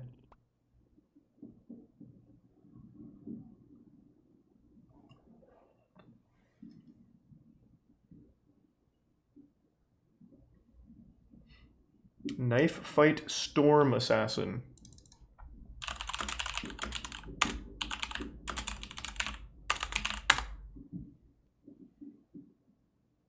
Well, that didn't work. Oh wait, it would probably help if I spelled fight correctly. Nope, that didn't work. Thanks to the resub Feline. Hear about Joe leaving the Impractical Jokers? Nope. First I've heard of that. Thanks to Prime Loops. I don't like actively watch the show, but it's the only thing True TV has that isn't garbage. Thanks to resub Lamb Chop. Has anyone found one of your deleted videos? Not a single one. Like I said, it was probably going to be impossible.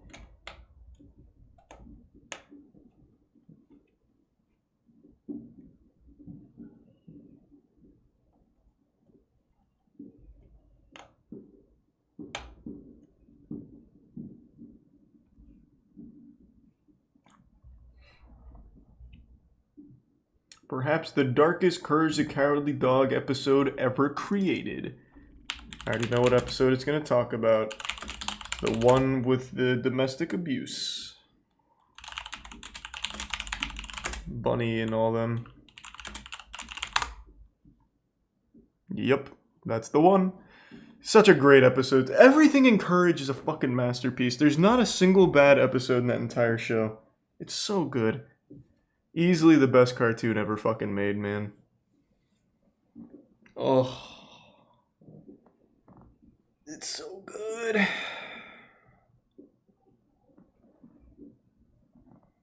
He's a tier 1 label.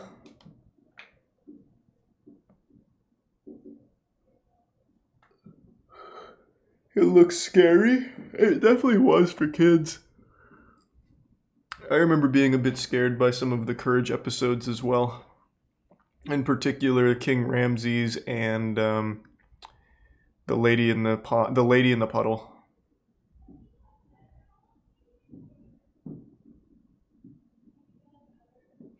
Why don't you like Big Mouth? Bro, that show is absolute utter garbage. What do you mean, why don't I like Big Mouth? Why do you like Big Mouth?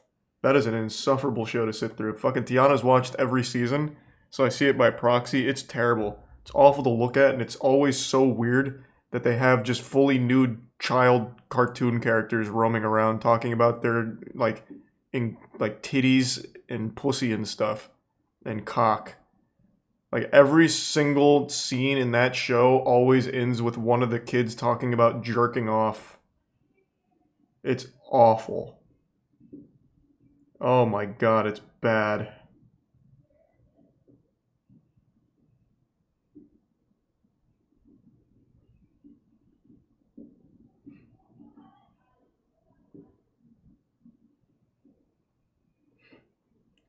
Can we watch How to Get a Girlfriend? The channel name is Fedora Man. Sounds like a skit. Let's see.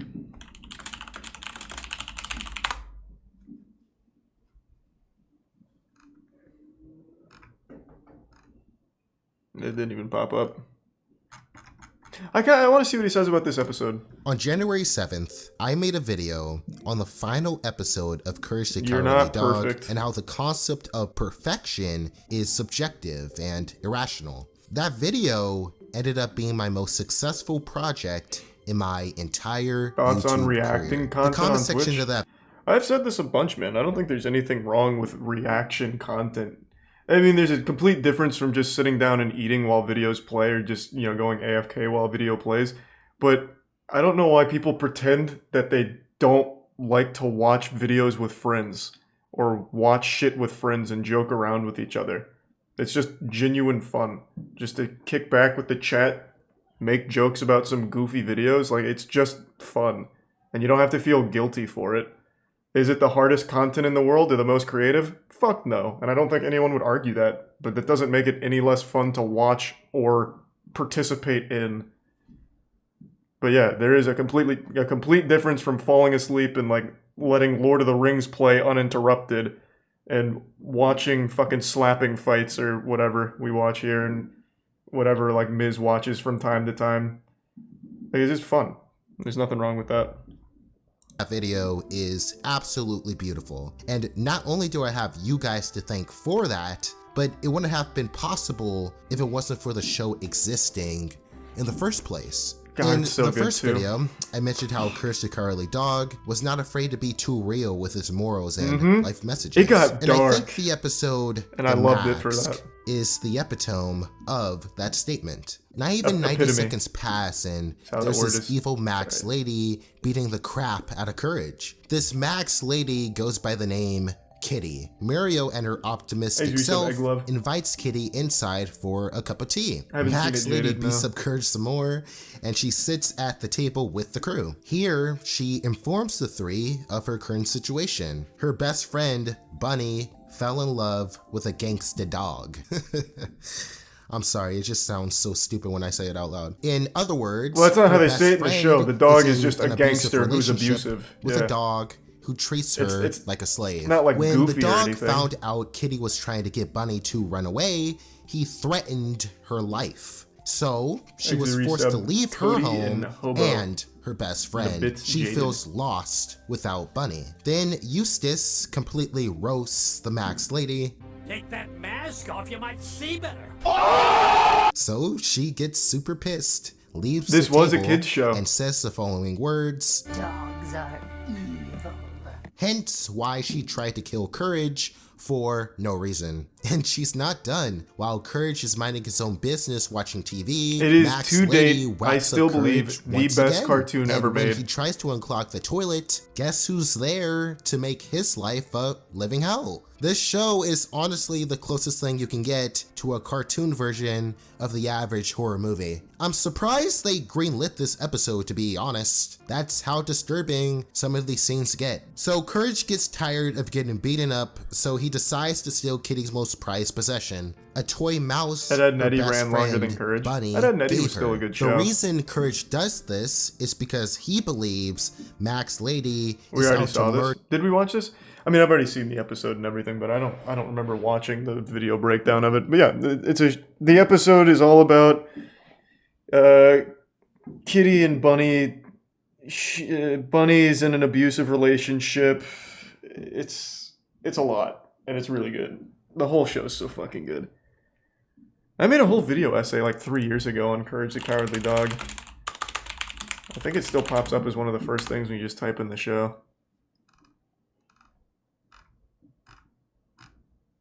No, never mind, I've fallen off. Damn.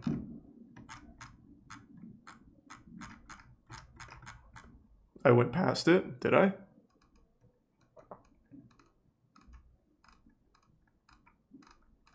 No, this is just me reacting to the theory, which wasn't even really a theory.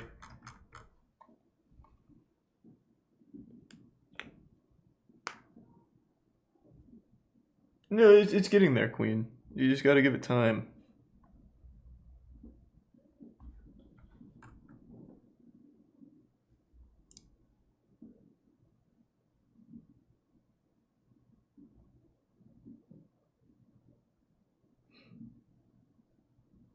Thanks to the Prime Sushi.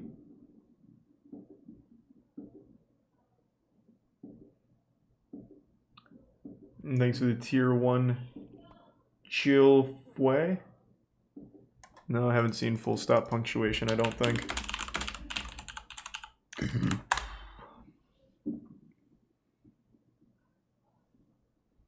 Never search this on YouTube. What am I looking for, man? This or this? Let's do this. Fuck, it's too late though. I already searched it. YouTube as a platform has been we're around since cursed. 2005, originally being a dating website, but now is the media sharing mass we know today. A lot of people, including myself, believe they have a good grasp of. Let's fucking go, baby. We're in it.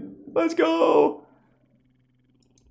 Believe they have a good grasp of YouTube and its content since they've Thanks, been Resub on the Bebo. platform for so Resub long. Kitoru. But there was always something hidden, something that the general public is not supposed to see. And when we stumble across these hidden things that we prod and poke around to find, it's not always sunshine and rainbows. This is the thing you should never search on YouTube. Well, if it's full stop punctuation, I already did it and Has it came been with around nothing. for a So. long time, and with that comes a huge amount of content. This content ranges from the well-known, generic, Perhaps in a regular minute, Wild. content to the weird and far-fetched, and what most people think is the end, disturbing and scary. People tend to say that they've seen the quote-unquote dark side of YouTube when they stumble across or are recommended a strange or weird video. But that's not where it ends. I'm here to say that it's just the tip of the iceberg, and after this video's over, you'll agree with me too. We'll see about that. I don't agree with anyone. Everyone knows the YouTube search bar, where we specifically Prime search Inferno. for whatever our entertainment-strived brain desires at the time. But knowing how it works is important for the context of the video. You see, Whenever you search for something on YouTube, it uses an algorithm to see the words you've used in your search and what order they are in to display search results and autofill suggestions that are relevant to your query, and displays them in a multitude of ways, Look at that. such as by date, length, relevance, etc.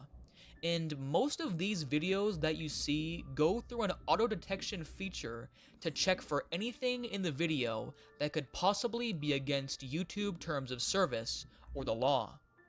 Most of them. In fact, there is a way to break the system entirely and completely bypass the auto deletion filter to post whatever you want. And I mean anything. And it's much easier than you would ever think, as it only takes a single click on your keyboard. Oh god, no. It's too easy then. Typing in a single period in the YouTube search bar, the algorithm completely breaks down, as the search algorithm is unable to detect the context of a period in a query. This ends up giving you random and very bizarre autofill suggestions. Some are filled with completely different languages, random symbols with no correlation, emojis, and even a combination of all the above. It seems the more periods and random symbols you add to your query, the more weird and disturbing the results get. By clicking on one of these autofill suggestions, you'll be shown a whole assortment of random videos, with no discernible correlation between them.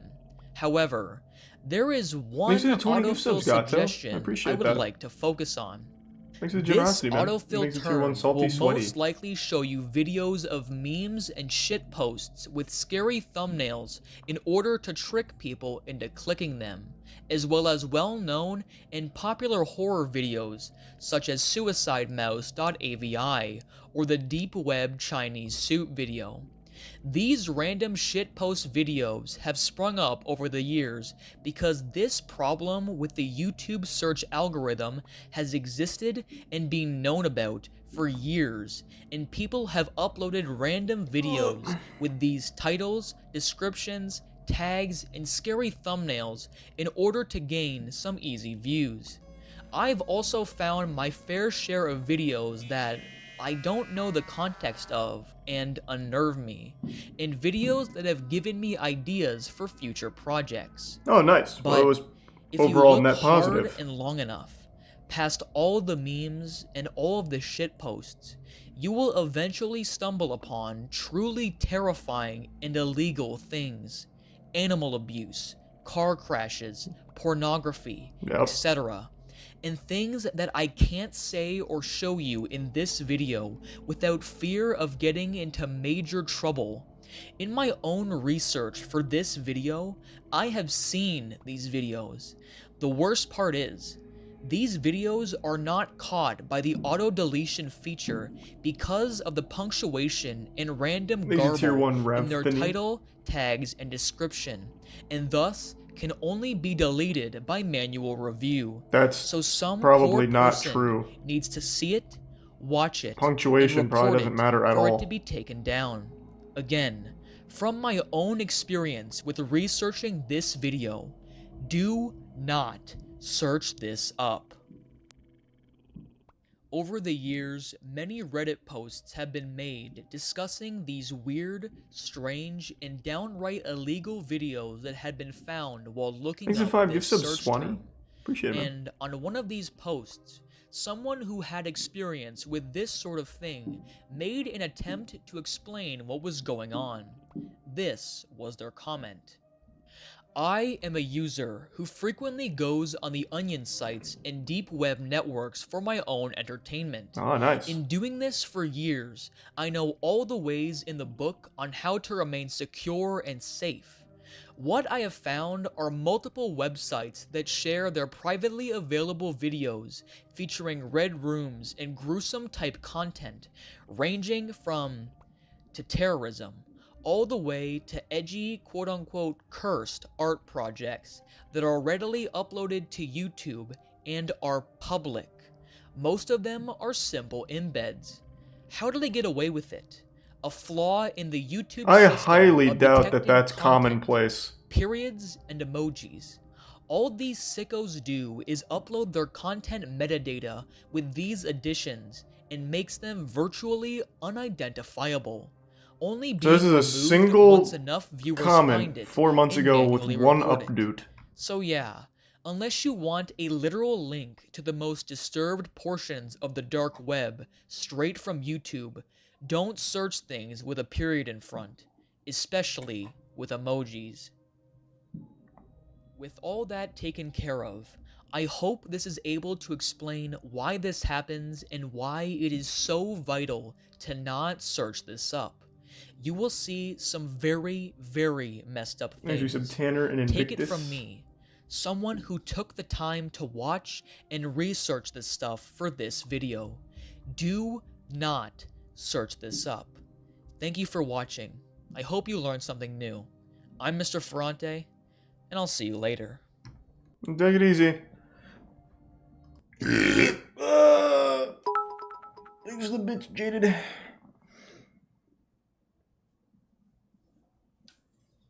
This is a creepypasta, right? Well, I have no doubt there are some fucking weird dumbasses that'll upload illegal shit onto YouTube, but I doubt that it persists, and I doubt that it comes up when you just type in a period. That immediately didn't work.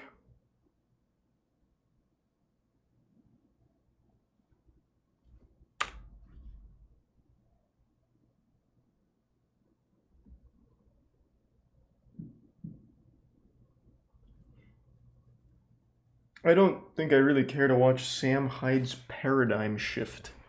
I don't really like Sam Hyde.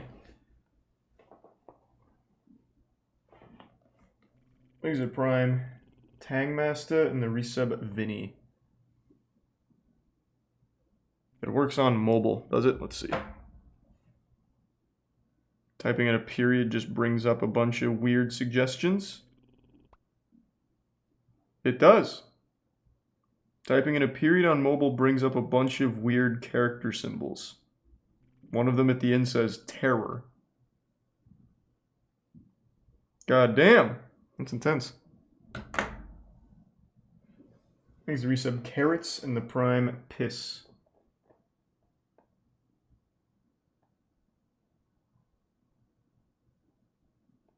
And the bits Reptar. Or, nope. Repertoire.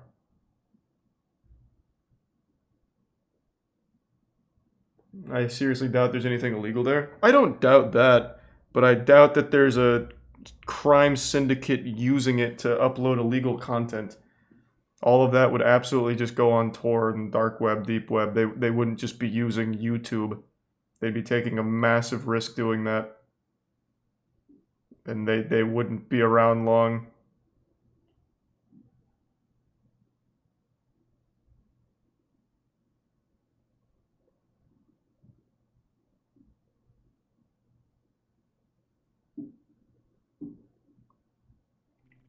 Thanks the resub vibes.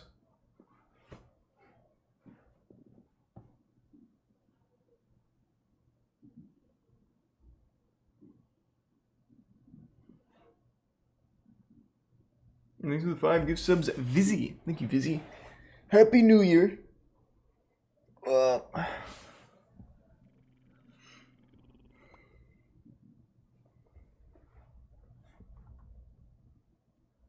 You see the new Ghost Gum video? No, what's that? The most insane kids show. I never really find these interesting. It's just shittily animated shows that people think are creepy, but I'll give it a chance. I made a crazy risk, a gamble, and it's about to pay off. So I want the Celtics to cover. I want the Celtics halftime. I want Garnett points and rebounds. What do you know?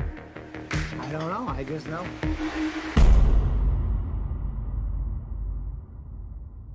This show looks pretty good. On the internet, I often play the game, Is It Real?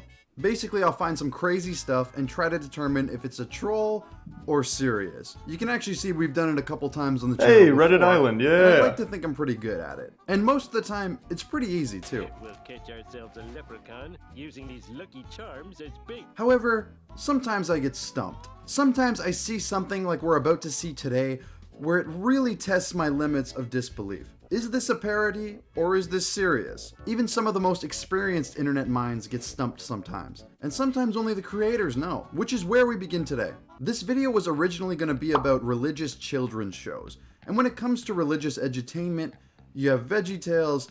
Yeah. The problem with religious VeggieTales, that is you have shit to balance slapped. 3 things: education, religion, and entertainment. Not to Thanks, say Resub, it's not 2 wavy. possible, but a lot of the time it's a very narrow creative lens. To pull it off, you either have to be very creative or completely Maybe tier 1 ridiculous. cheap. The second one is by far more interesting, which is where we are today. Thanks for that, Now I want to Sensational. warn you, Thanks for the when I bits. found this, my jaw hit the floor. This little gem called Five-ish. It's a show claimed to be created by a Jewish educational organization. Now you say, how is this ridiculous? Well, let me explain the premise, because this is one of the most unreal things I have seen in my entire life. Five-ish is a Jewish educational show aimed at children in order to teach them about their culture and customs. Okay, all good so far. But the twist is, they have a mascot. Come to the world. Oh, Jesus Christ. Say hello, meet everyone. Come and learn with Five.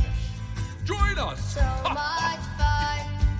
The main mascot of this show is money. Wow. I am not joking. Let me emphasize this further. It is a Jewish educational That's show kinda fucked. where the main character is money. I'm not kidding when I said my fucking jaw hit the floor when I found this. I have a better idea for a Thanks, mascot Resub Toboggan. for a show aimed at Jewish children. Literally anything except this. Imagine an Irish educational show where the main character is an anthropomorphic bottle of whiskey. I think it's that same level of awful. Now, if you thought the premise was bad, trust me, it gets worse. How about this classic bit where Five-ish is talking on the phone with somebody? When it hits $40, just dump it all. Just dump it all. Sell it. Sell, Well, you're sell, right, sell. Donnie. I'm the fuck? legitimately speechless. Well, why don't you just go remind him who put him in office? Okay. I am honestly, I have nothing to say. I am completely lost. for Five-ish is words. about to Or break this other someone's classic kneecaps. bit where Five-ish is taking a flight to Israel, and there's an Arab man in front of him holding a fake gun, but a gun nonetheless, and he just walks through. Meanwhile, Five-ish gets stopped for having a menorah. I don't even want to talk about the Wow. implications here. That's probably enough of that. Jesus Christ.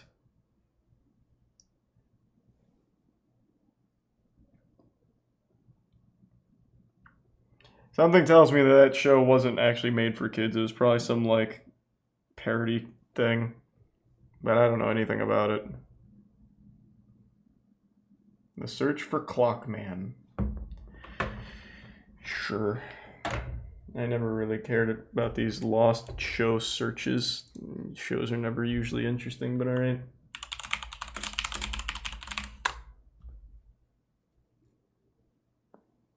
Nickelodeon's Mysterious Lost Short. Alright. Give it a chance.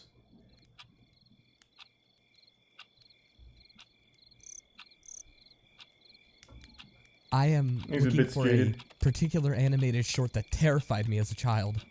I've been looking on and off for it for nearly 4 years. Maybe it doesn't exist. Maybe. Nobody should ever find it. But if someone can, it's The Flood. This short animation was Flood? terrifying as a child. The scene is still burned into my mind 28 years later. It's of a young boy sleeping in his bed. Above the bed is a ticking clock. All the lights in the room are off, and it's very dark.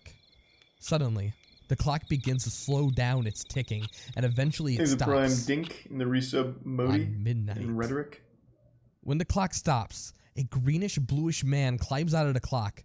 The boy wakes up just in time to see this man dressed in black grab him out of bed Oh, wow. and kidnap him by carrying him through a window.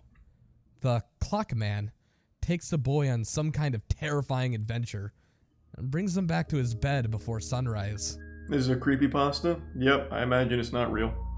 Never In is. 2012, a user known as Commander Santa posted this message onto the Flood forums Exit tier in the 1. hopes of uncovering a missing animated short from his childhood. X2082? Little did he know, however, that this thread would kickstart the search for one of the most sought-after pieces of lost media, a search that lasted for 5 years. Wow. A piece of lost media known as Clockman.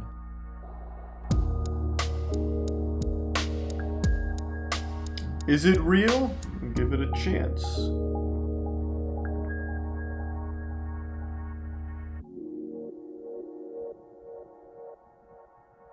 The original thread by Commander Santa that initiated the long hunt for Clockman was at first dismissed as creepypasta bait. That's what I said. More than a troll looking for attention. Yeah, I said Others that. questioned his memory, given that he was, according to one of his responses, sick when he allegedly viewed it, leading some to believe that it may have been nothing more than just a fever dream.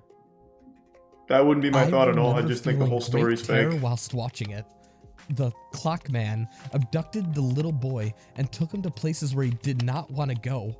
I can't remember where exactly, but I seem to remember the boy repeatedly asking to go home.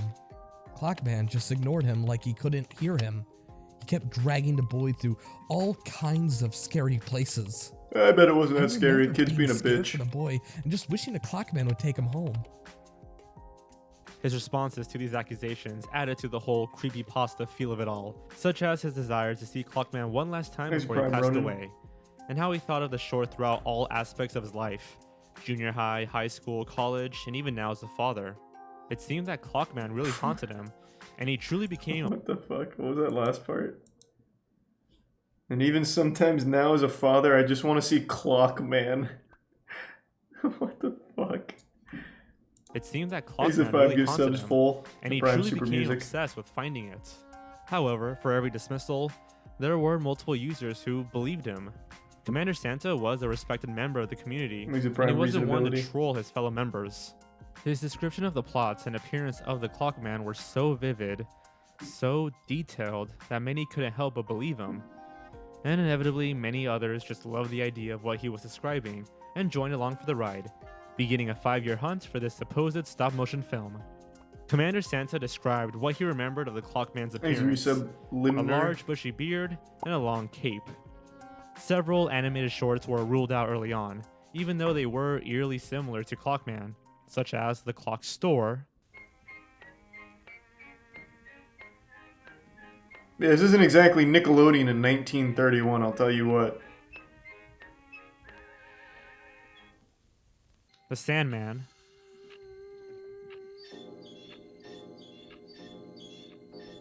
Wow, this thing's kind of fucking cool.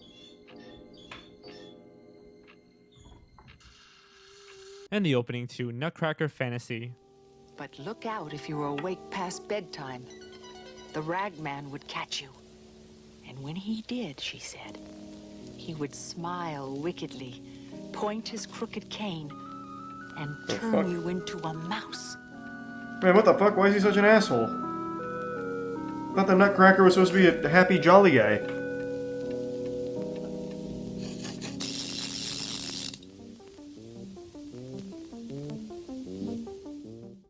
An incredibly helpful clue was given by Commander Santa as well: Pinwheel. Thanks, Resub Commander Brian. Santa was positive that Clockman had appeared on Pinwheel, a children's show that was sort of like Sesame Street, that aired on Nickelodeon from 1977 to 1990. The series had a total of 260 one-hour episodes throughout its entire Gee, run, oh my. meaning that around 260 hours of content would need to be scoured through to find Clockman, and a large Oh, amount this of it just Control F wasn't readily Clockman. available online. There were also many other factors that stood in the way. Clockman was not the official name of the shorts. Nobody knew what it was called, and Pinwheel didn't have any sort of home media release. Man, With 4chan Commander always gets it Santa's thread done. receiving over 800 comments within 24 hours, the stories of this short spread across the internet like wildfire. Within a single day, it had spread to World of Warcraft forums, Minecraft forums, Why? Yahoo Answers, Hibbo Tank, and of course, What is 4chan, Hibbo Tank? specifically the X Paranormal board. Within the same year that the original thread was posted on the Flood, Commander Santa went to 4chan for help. Upon his post, an anonymous user responded with the second official plot summary for Clockman. Holy shit. I remember this fucking short. It was like claymation with poorly made dolls, and the animation was real stuttery and shit. It started with the kid's mom telling him goodnight and closing the door behind her after shutting off the light. Then the door slowly creaks open while a generic wind sound blows, and the camera cuts to the kid's room at the foot of his bed. He struggles to open his eyes as they slowly droop, and he eventually gives in and goes to sleep. These are probably my Then farts. it cuts to the clock while the second hand slowly ticks to 12. When it hits, there's like a low bell ringing sound, and the camera goes back to the foot of the kid's bed. The clock man's head peeks into the room like the clock were a window. Unlike what the OP's image shows, the clock man's head then recedes back, and his arms come out and pushes the clock. Here, I got a little something. This reminded me of something that I saw one time as a kid on Nickelodeon that I've never seen since. Maybe someone in the chat knows. Thanks to Prime Gorgar. Before we finish this one, does anyone else remember back? It would have been in 2000, 2001, somewhere in that ballpark. Nickelodeon for Halloween used to play like scary shows, if I remember correctly. Some of them were live action. One of them had like a cabin and a woman melted, and then she came back almost instantly after melting as like a giant black blob of hair, if anyone knows what I'm talking about. I thought it was Are You Afraid of the Dark, but I remember, like, what would have been 5 or 6 years ago now, I remember going back through Are You Afraid of the Dark looking there for it, and I couldn't find it. So I don't think it was Are You Afraid of the Dark, and I'm pretty certain it was Nickelodeon. Door, revealing a big dark hole behind the clock. Then Clockman hops out of the hole, and the kid wakes up and stares beady-eyed at the clock. I guess it could have been Goosebumps. Then the Clockman starts doing like a weird I didn't check Irish Rivers dance. Oh, and the Clockman looks a little different from the picture. He was wearing like an all-black turtleneck sweater and a black bowler hat. What? His skin was green, and I don't really remember him having a beard, but he did have a big toothy smile and two real big eyes with very tiny pupils.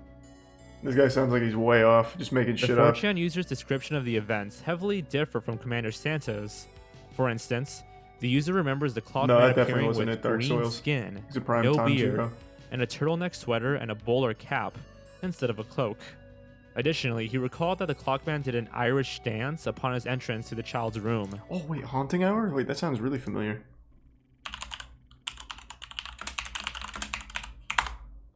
Was that like a show? Oh, it was R.L. Stine's The Haunting Hour. Don't think about it, anthologies. Okay, what were the okay, let's real quick before we get too off track. What were the big ones? Are You Afraid of the Dark? And then there was another horror anthology series for kids.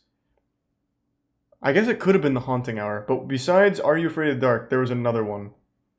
Tales of the Crypt, it might have been that. That might be the one I'm thinking of.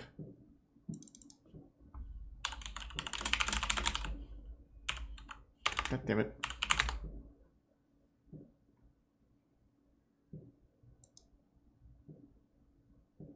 Oh yeah, this was the other one. Tales from the Crypt slapped. I don't remember being on HBO though. I thought it was on Nickelodeon. Was The Haunting Hour on Nickelodeon? Maybe that is the one I'm thinking of. Oh, this was in fucking 2010. Why are you giving me 20...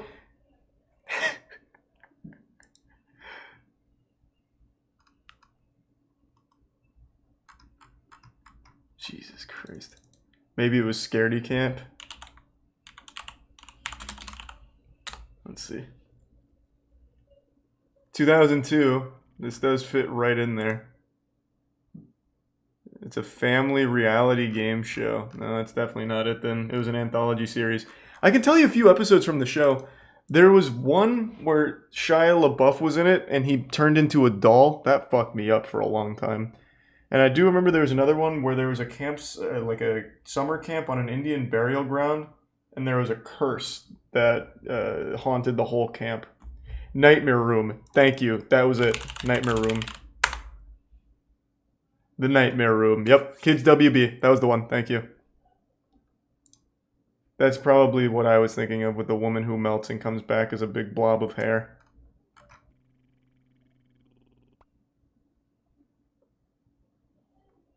God damn, this slapped. This shit went hard. Like, it was actually scary. Oh my god. I need to rewatch the fucking Nightmare Room. Like, just listen to these names. Can you see that? Dear Diary, I'm dead.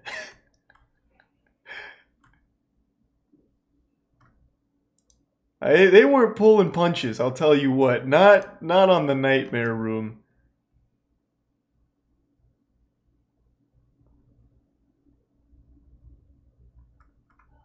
We want the clip? Yeah, I wonder what this looks like now.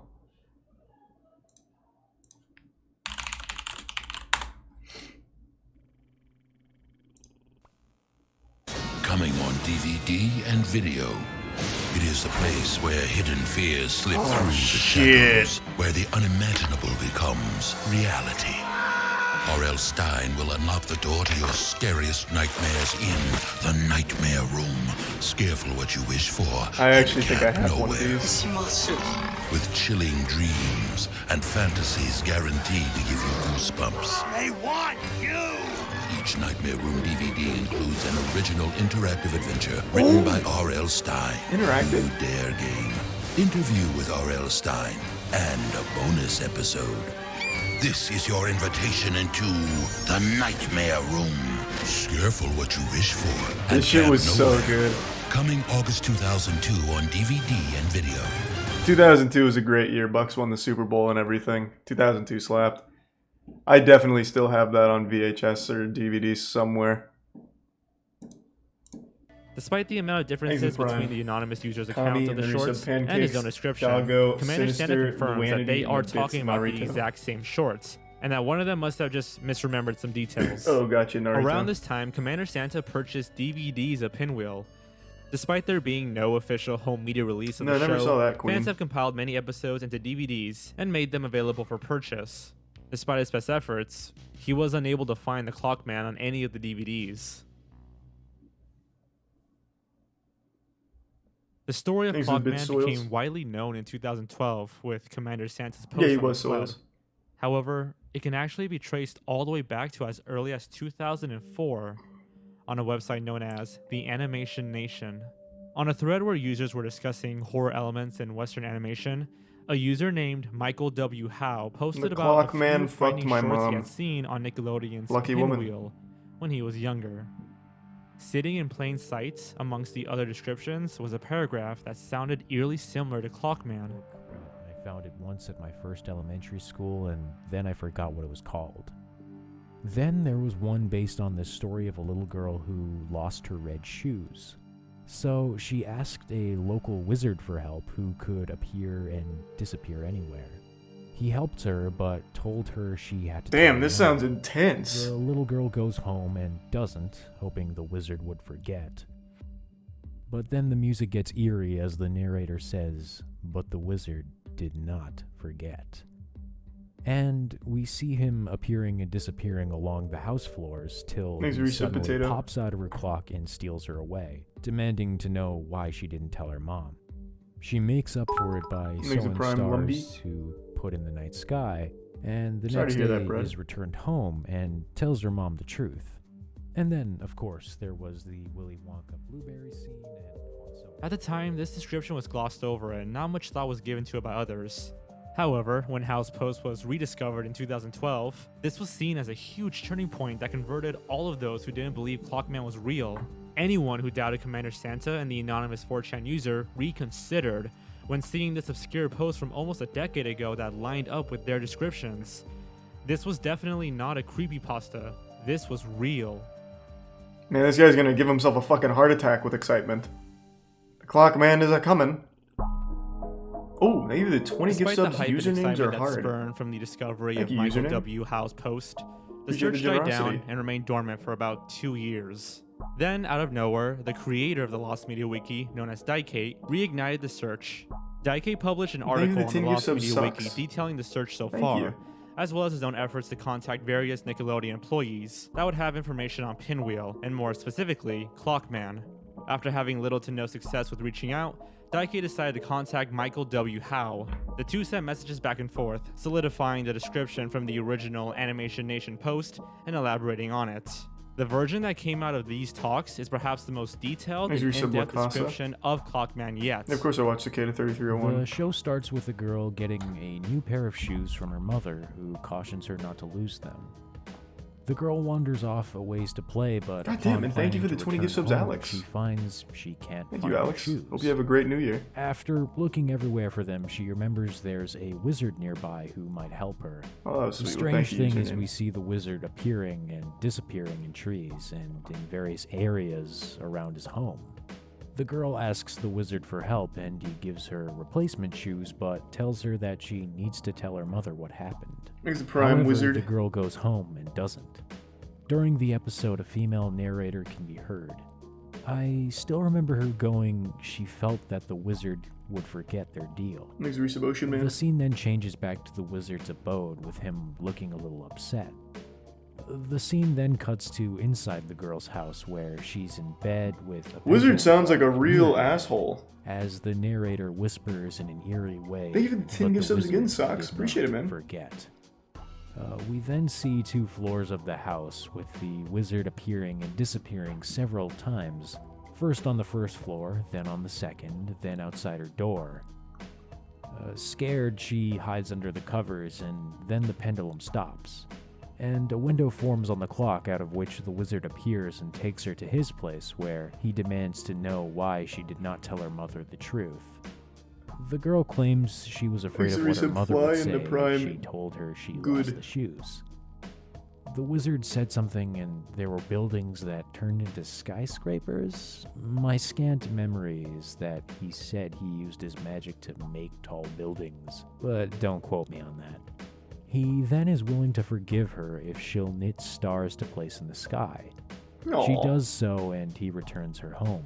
It's like Rumpelstiltskin, but as a child abductor. And instead of her mother calling Well, Rumpelstiltskin also abducted the children. wizard, the mother forgives It's her daughter. Rumpelstiltskin, but with All is magic. well. We also see the wizard watching them through a telescope, smiling. That's about 90% of what I remember from the segment. Thank you for the 10 gift subs, I probably Lazy saw Riser. it quite a few times growing up. Oh, Lazy I still User. watched Pinwheel up until Thank you, they Lazy. took it off.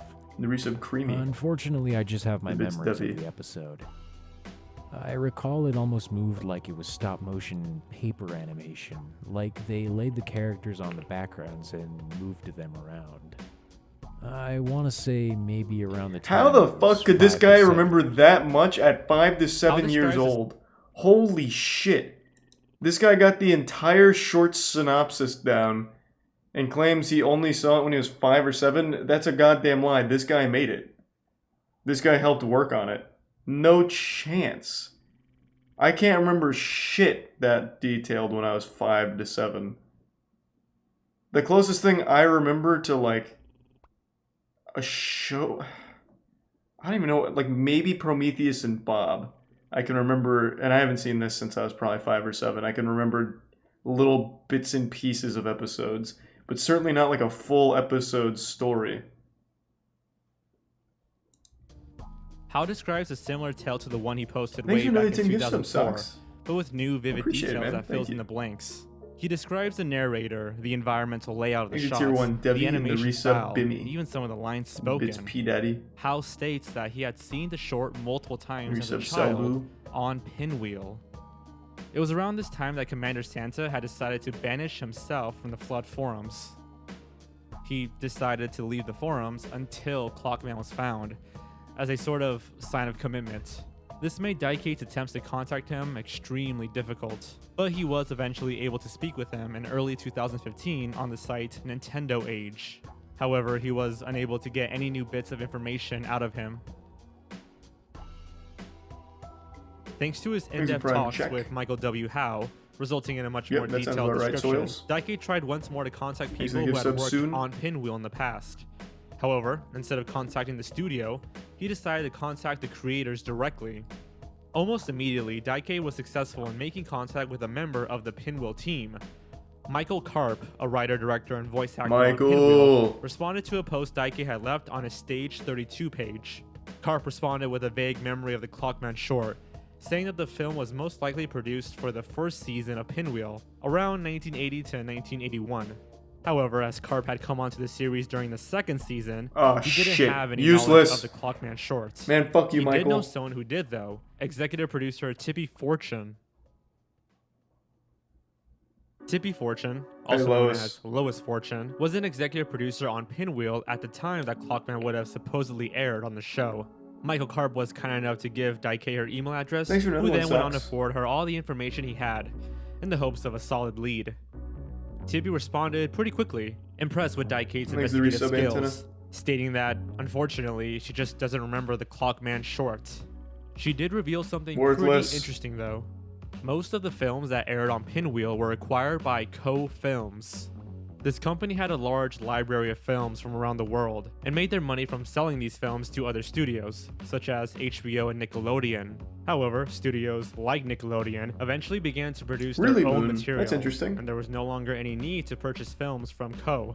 The founder, Bernice Co, attempted to sell off the company, but there were no buyers. It's not really known what happened to the company, No one wanted to buy the Clockman it's company? no longer in business.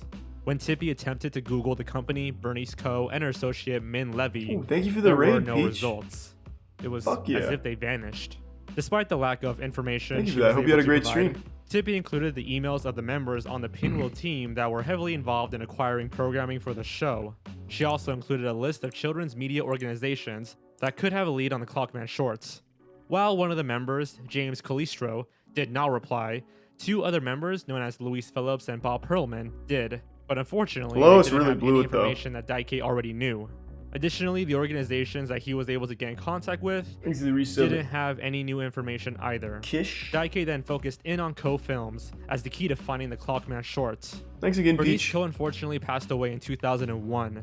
But Daike was able to get into contact with her daughter, Jane, who enthusiastically responded, looking to help in whatever way she could. Throughout the long search for Clockman, many false leads popped up from time to time, setting the community up for disappointment. The most common story that many mixed Clockman up with was the Hans Christian Andersen fairy tale, The Red Shoes. The story follows a poor orphan girl who is adopted by a rich woman, eventually causing her to become spoiled.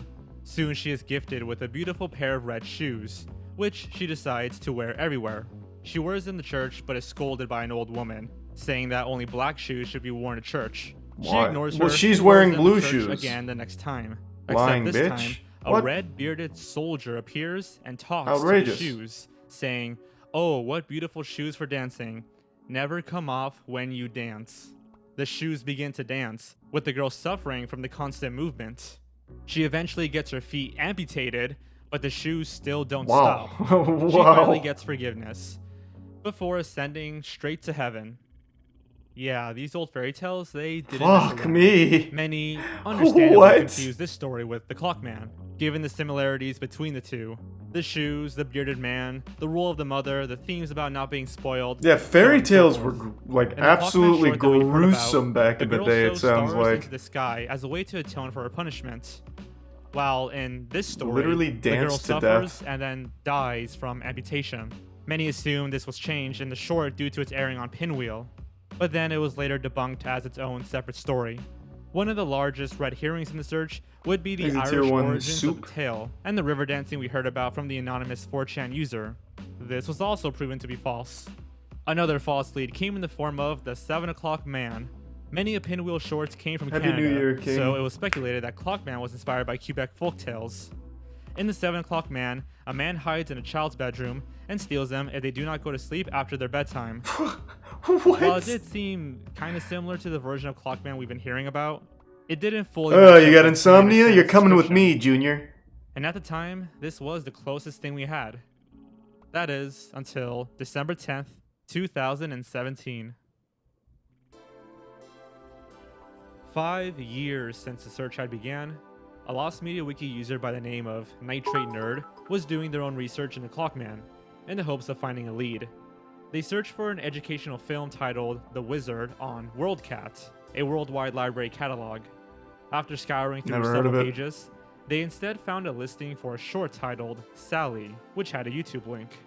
After following the link, they found that the video was identical to the descriptions made by Commander Santa Well, and that was Michael easy. W. Howe. That's right, they found it on YouTube. The video had been uploaded by AAA Studios, the current owners of the shorts.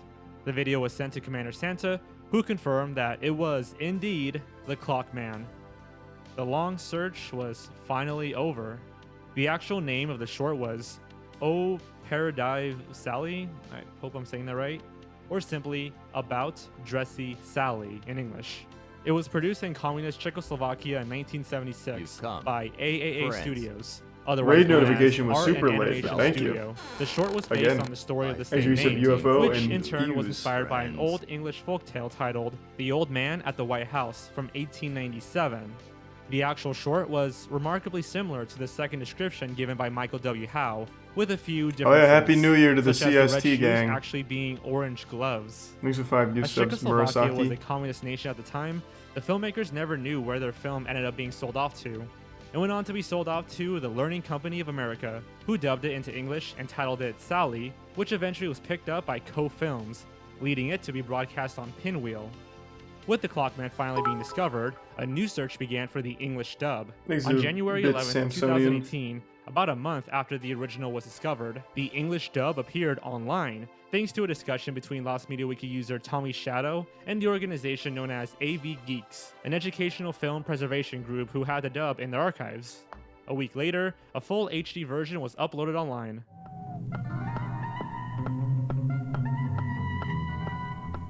She fell asleep.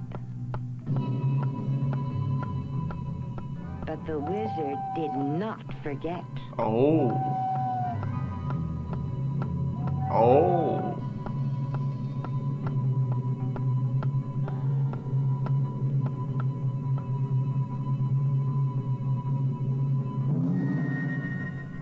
He picked Damn, her and that was carried her aggressive. to his magic chamber.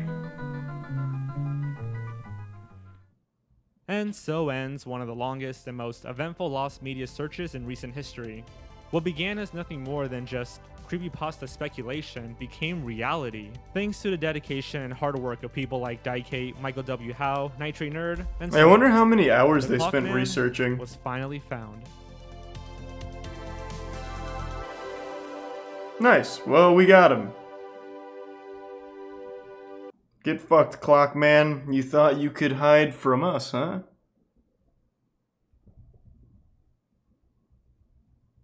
No, I don't feel like finishing the Smash Mouth cookbook.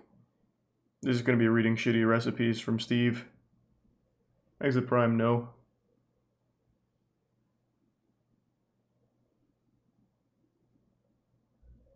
Do you usually not celebrate New Year's? Not really. I'm definitely not celebrating here. Thanks a resub, Jade. Literally everyone has COVID here. Thanks a resub, Gold. Can you watch something in honor of Betty White? I mean, I liked Betty White's work, but I don't think so. I don't think that'd be very fun.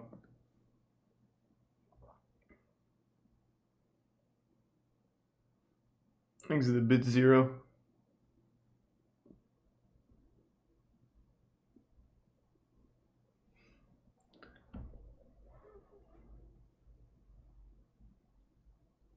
Watch Modern Art is Getting Ridiculous. Didn't we see this?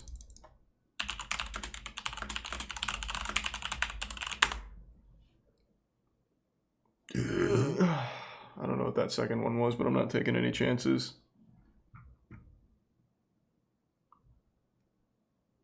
We did see it? I thought so.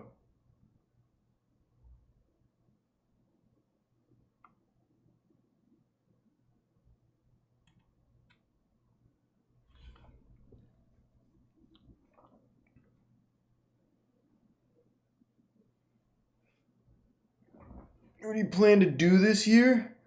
A lot of cool shit. Some fucking awesome stuff. Thanks a Prime, Ronan.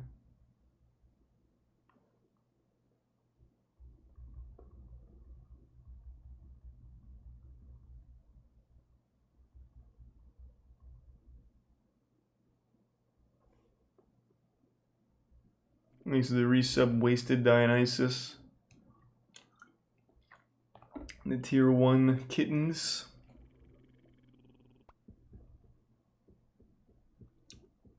Oki's weird story.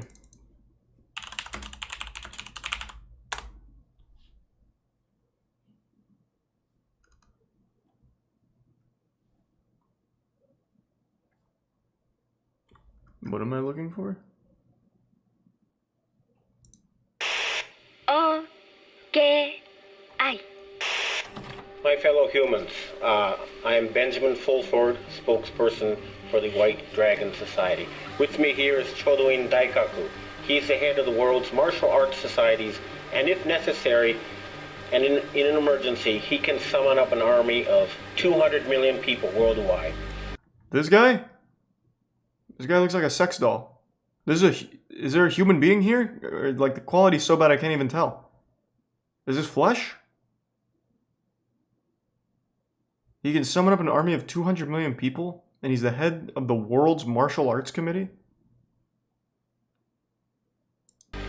Here on my right is Alexander Romanov, who is a grandmaster of an Illuminati group that claims to have started the French, Russian, and American revolutions. Wow! As you may know, there has been a battle going on over the future of this planet. Awfully powerful. Back in May of 2021, I was exposed to a bizarre conspiracy community that makes flat earthers look reasonable by comparison. Unlike a lot of conspiracy theories, which tend to have a small degree of truth, which is often extrapolated into outright fiction, this conspiracy theory is based on nothing but pure fantasy.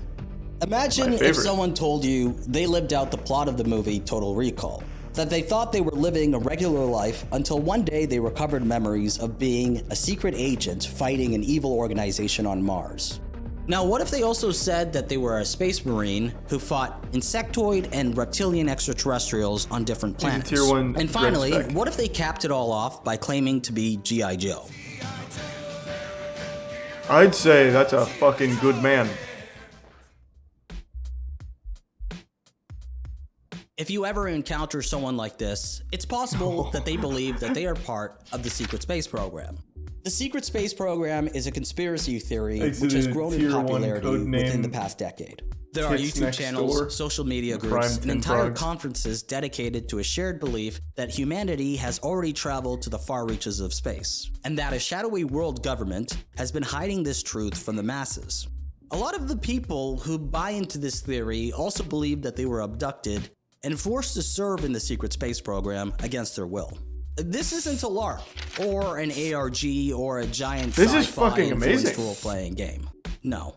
These people genuinely believe this stuff, and their community is getting bigger by the day. I wouldn't be surprised if in a few years, this overtakes Flat Earth as the most ridiculed conspiracy theory by the general population. And that's because it's way, way crazier. I was put onto this by a friend of mine who goes by the handle Vapes for Christ. Here's us talking about it on a Discord call. He's a Prime Kevin. So, I was listening to this podcast called The Unexplained of Howard Hughes. It's basically like the UK's equivalent to Coast to Coast. It's on the radio as well. And they just had this one guy in there I saw. His name was Captain Randy Kramer. He was saying stuff like he was actually a genetically enhanced super soldier made in a lab in the late 1960s for a secret space program where he'd be battling aliens on Mars for the Mars Defense Force. And the more I looked into this, he's not alone. There's a whole community of people that claim they've also been part of this program.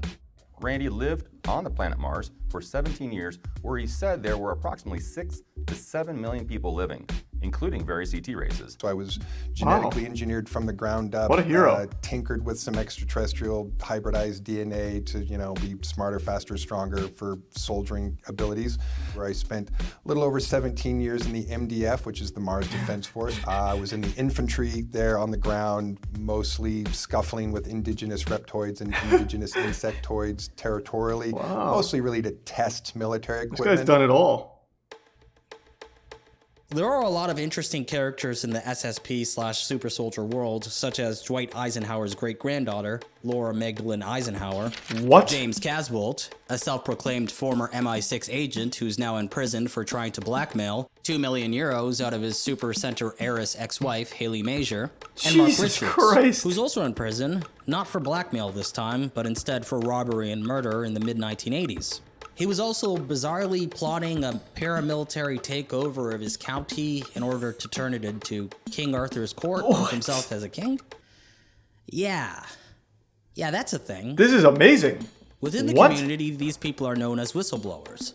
Individuals who risk their conspiracy. lives to disclose sensitive information about their time in the secret space program. Initially, I was struck by how Happy these New Year, so-called chat. whistleblowers spoke with such earnestness while claiming to have lived out Is grand it Tier 1 stories Dark akin Death? to Z-grade Resub science fiction. Rui? And more strikingly was how many people seemed to believe them. There's a secret space program which is funded by our taxes. We pay for our own enslavement. There are factions in space. They have anti-gravity propulsion system. Anything you can think of, time travel, manipulating consciousness. It's all real. Thanks, Reese, a bunch. When I first started looking to this community, I considered making a video about it, but I scrapped the idea fairly quickly. At the time, my idea was to make a video simply exploring the whistleblowers and the conspiracy theory. Well, why not but I become decided one? against it, as I was more in the mood to work on something more ambitious and grand. So I set it aside and worked on a handful of other projects instead. However, there was a part of me that kept thinking about it. I found myself watching SSP videos during my free time, reading articles and browsing their community's forums. Eventually, it became my favorite pastime, and it was something that I was doing every single day. And what Hey, really Medusa. intrigued me about it was it just kept getting crazier and crazier. And that's how I found my new favorite YouTube channel, Super Soldier Talk, which is run by a guy named James Rink. He's been doing it for 13 Super years, Soldier and he's been a Talk. hardcore believer of it for even longer than that. I found myself really drawn to James, especially his demeanor. I don't mean to ridicule the guy, but I genuinely just find him amusing. So I am a super soldier. I've been involved in these the secret space program for at least 330 years. I say that He looks great for with a lot of 330. hesitation because some of these projects, they have time compression zones where you're outside of time and the time is going by a little bit slower than the rest of reality. Exit Prime. They Solomon use re-aging Sumo tech, different and cloning Shrek. bodies. There's different techniques on how they can re-age us and reuse us. I spent at least 75 years on Mars. Anyway, James runs the most popular YouTube channel in the community. It consists of interviews he conducts with secret space program experiencers from around the world. The guests on James' show all claim to be victims of the secret space program. The roles that they were assigned to in the secret space program vary. Some are shapeshifters. So today we have David Lotherington, who is an Akashic reader, healer, and telepath. And he also remembers being in a facility that trained his shapeshifting abilities, in which I was also a participant of. He recalls Can you still experiences as a shapeshift? super soldier in Kruger and has done training missions with zombies and vampires. Well, there was one kid. There that were turned zombies into and a turtle. vampires There on was Mars? another a female that Surely we could turned cure into an eagle, zombieism. and that was used for surveillance. I myself was a blue wolf. There was another being that Prime turned Cyclone into and the a Reese of cat. Insane. Others are cyborgs and off-world medics. Oh, I mean, I started That's sweet. Thanks to the bits, working Liana. on Mars. And have a good I was night, looking Millie. for bugs, they call them. Thanks for your Mostly sub. mantises. Mantises Bean. were really good at genetics, and they wanted like information from them and stuff like that. Oh, not Genetic Bean. information. Ban, come on. And there's even She-Hulks. Both dolphins and hulks, we can go through walls, go through portals. We can echolocate, but some people call it bilocation. I quickly realized that most of the people James interviews don't actually have any celebrity status within the secret space program community. They're nothing like Corey Good, who sells out venues for his talks. Instead, they are just average believers in the SSP conspiracy who somehow got connected with James and were subsequently invited onto his show. Upon realizing this, I started to formulate a plan. What if I made up a story about being in the secret space program, Well, that's and get all onto they James' do, show yeah. and share it See, with his I mean, community? that's easy. And that's how I finally found an angle that compelled me enough to make a video about this topic. And the angle Thanks, was to Super become Supra. a secret space program whistleblower myself. Let's rock.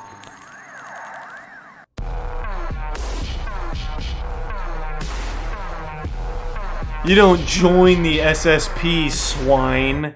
So if my You goal are still sounds too chosen. vague to you, I set up a criteria for how I was going to accomplish it. A set of rules, if you will. 1. Make up a compelling story about my time in the secret space program, which has to follow the established lore of the conspiracy. 2. Get onto a major platform We'll within just the say you're part of the community as Blue a Wolf whistleblower and share my shape-shifting crew. experience.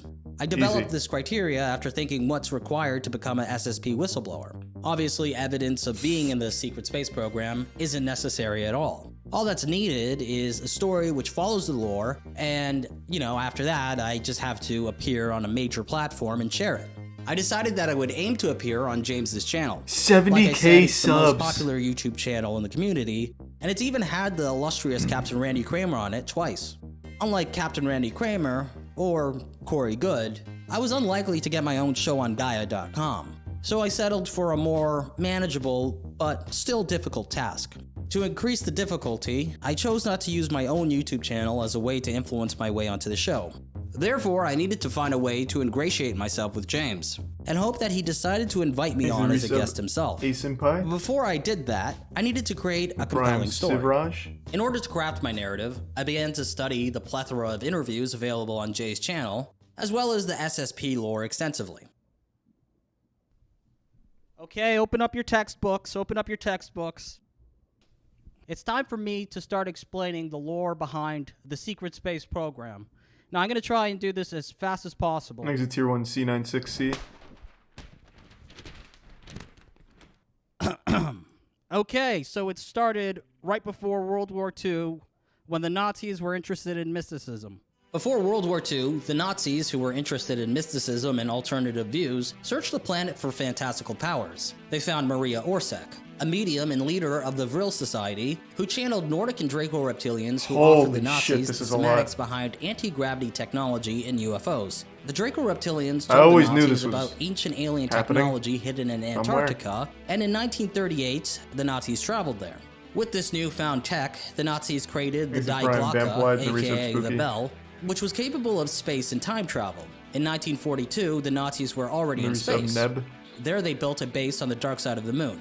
And by 1950, the Nazis were on Mars. Despite having access to this advanced alien tech, the Germans still lost World War II because apparently the Germans who possessed the technology did not agree with Hitler's regime, so there was a split. The new Schwabenlanders didn't want to support Hitler at the end of the war because they considered him. Let me catch up on the lore myself here at base 211.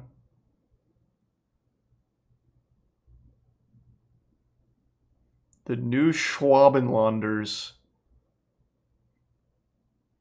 Was that like a real division in the Nazi Germany, or is that just what the secret space program made up? The new Schwabenlanders. No evidence. Bro, we don't use the E word when we're talking about the secret space program. We just feel it. They have unlocked memories, dumbass. Evidence. Fuck. What are you? Huh? Some kind of science believer? Idiot. Insane. This guy's lived for 330 years on Mars. Okay, you don't understand. The Nazis capable of space and time travel became the Fourth Reich. You don't have the and they pissed lived off to experience. Antarctica and space while refusing to provide any support to the Third Reich Nazis during the war. Anyway, the evil globalists, i.e. the Cabal and the Illuminati or something, engaged in a Cold War against the Space Germans. Meanwhile, the Space Germans were also fighting the Draco reptilians and various alien life forms in space. The Antarctic/Space Germans would be responsible for abducting people to serve in joint black projects between themselves, the Cabal, aliens, and pretty much anybody with any power at all. This was the beginning of the secret space program. By the 1960s, the Space Germans created Notwaffen, aka Dark Fleet, and began an aggressive expansion out into the solar system, setting up bases So is the entire on secret moons space around Saturn, program the Nazis? Kuiper Belts, and etc. Capable of time travel, the Space Germans also traveled back in time to settle on planets around the galaxy. Now there's 3 billion people, humans that live off-world under various German SSP groups protected by the Notwaffen, translated. Oh my god, so they're Nazis. People who were forced into the Oh, what? In their own lore, they made themselves Nazis? Why? So they're part of the new Schwabenlanders?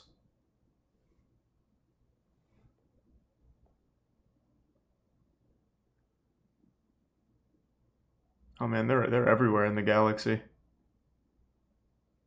Oh, they could even travel back 400 years in time.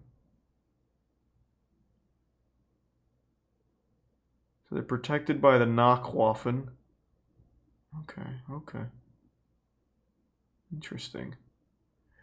Alright, give me 1 second. I'm gonna go say goodnight to Tiana. And then maybe interrogate her to see if she's part of the secret space program and she's lying to me.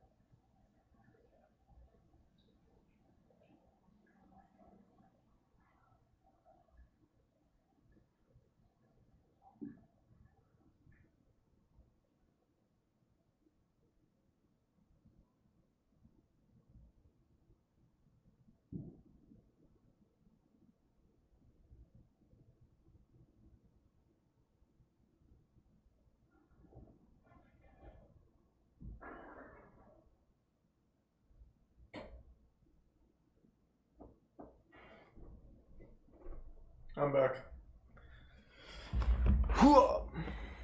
These are tier 1 devil rides in the resub Axel.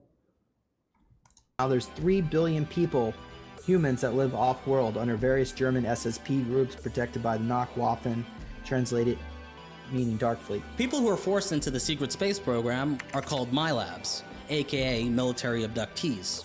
These people are chosen because they are special and often because they are psychically Well, of gifted course in they're some way. special. Around 30% of MILABs are SSP Everyone who officers, believes in and a 70% conspiracy of is them special. are used as slaves. Everyone wants to Individuals feel are unique. abducted and could be used as just about anything in the SSP. Super soldiers, pilots, remote viewers, assassins, scientists, forced laborers, and even slaves. So, there you have it. That's a basic breakdown of the SSP lore. After spending months putting together my very own secret space program whistleblower testimony, I felt like I was ready to share it on James' show. The only problem was that he wasn't replying to any of my emails. But then I found an in. On his website was a page called My Lab Recovery Network, which was a list of people offering services to help recover secret space program related memories. At the top of the list was James. And for $200 USD, I could book a guided meditation regression session with him, which is exactly what I did at 6 a.m. on September 1st, 2021. Within 23 minutes, James got back to me with an email which read, "Hi Oki, I'm booked till the first week in October. Can I put you down for Tuesday, October 12 at an afternoon slot or evening time slot, EST zone? Which would you prefer?"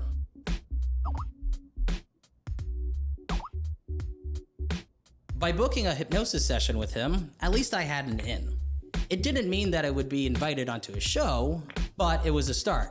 In order to ensure that I can get onto his show, I fine-tuned my story. I knew that my only option was to put on such a performance that it completely knocks him off of his feet. So for the next 41 days, I hunkered down and recited my script while polishing it all into something truly compelling. And finally, the day arrived.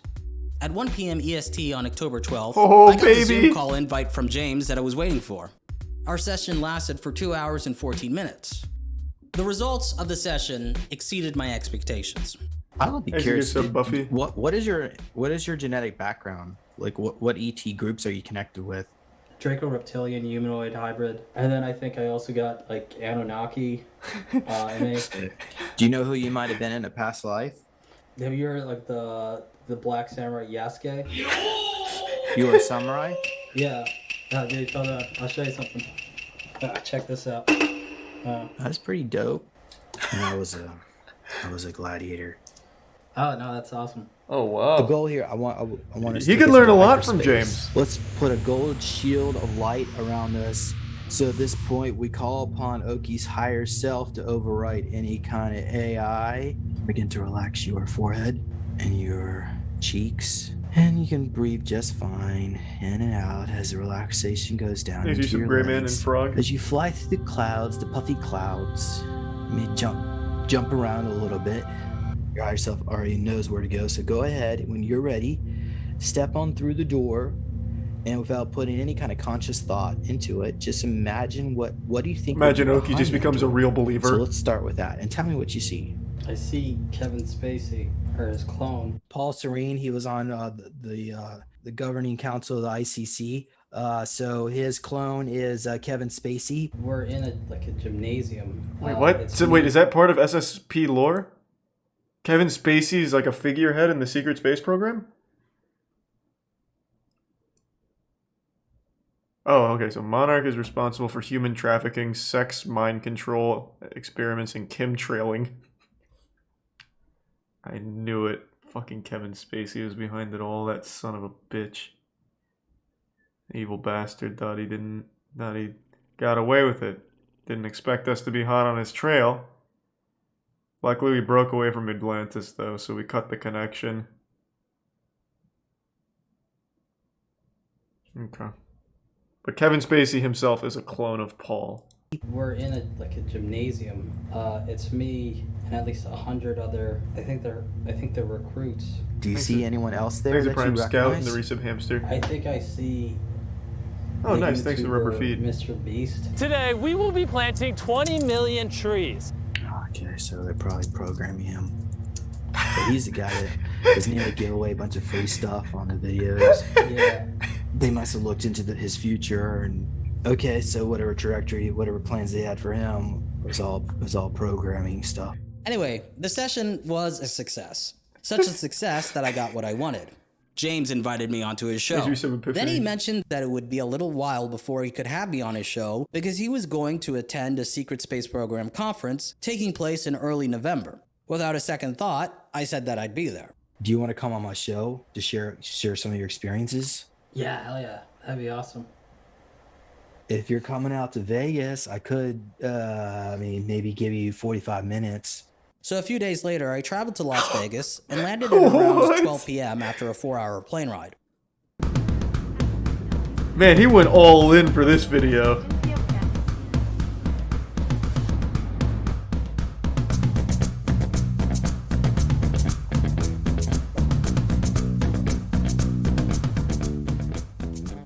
I'm here. Traveled fucking 5,000 miles for a 45-minute interview. Disclosure, 5D events, specifically to meet some super soldiers.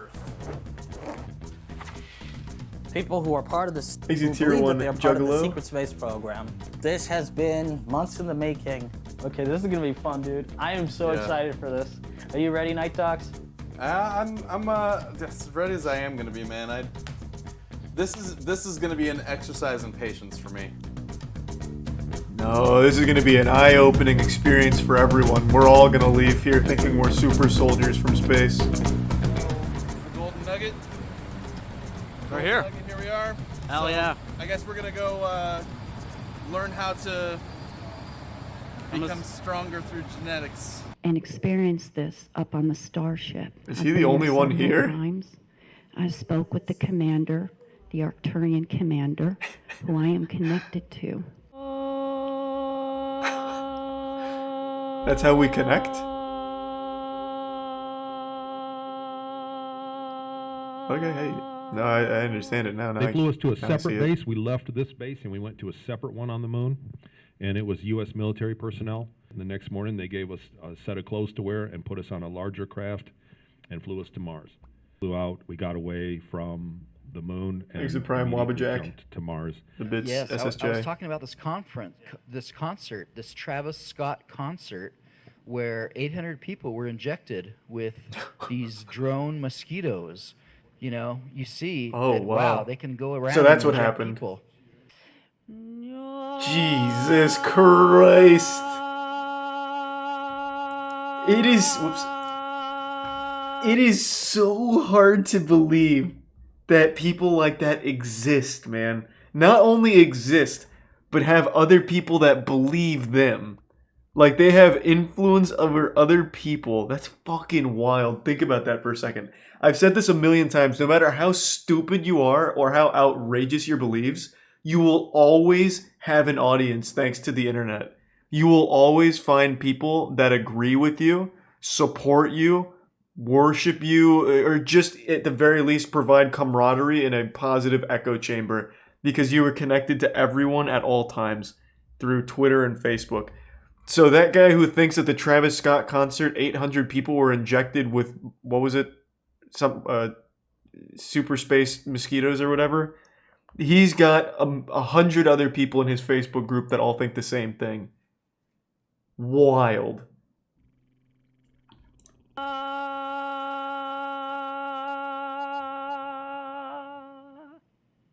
The conference was a pretty fun but disorganized event. The two workshops we were really looking forward to attending were How to Become a Jedi Warrior and Quantum Spoon Bending, Bring Your Own Spoon. Tomorrow's going to be a fun day because tomorrow we get to go to How to Become a Jedi Warrior.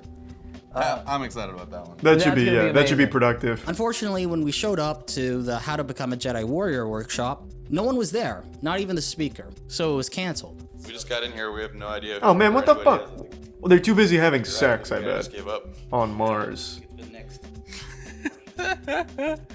So the best part tomorrow is we are going to go to Quantum Spoon Bending, parentheses, Bring Your Own Spoons, close parentheses. And the quantum spoon bending lesson was underwhelming since, instead of learning how to bend a spoon with our minds, we were instructed to physically do it with both hands.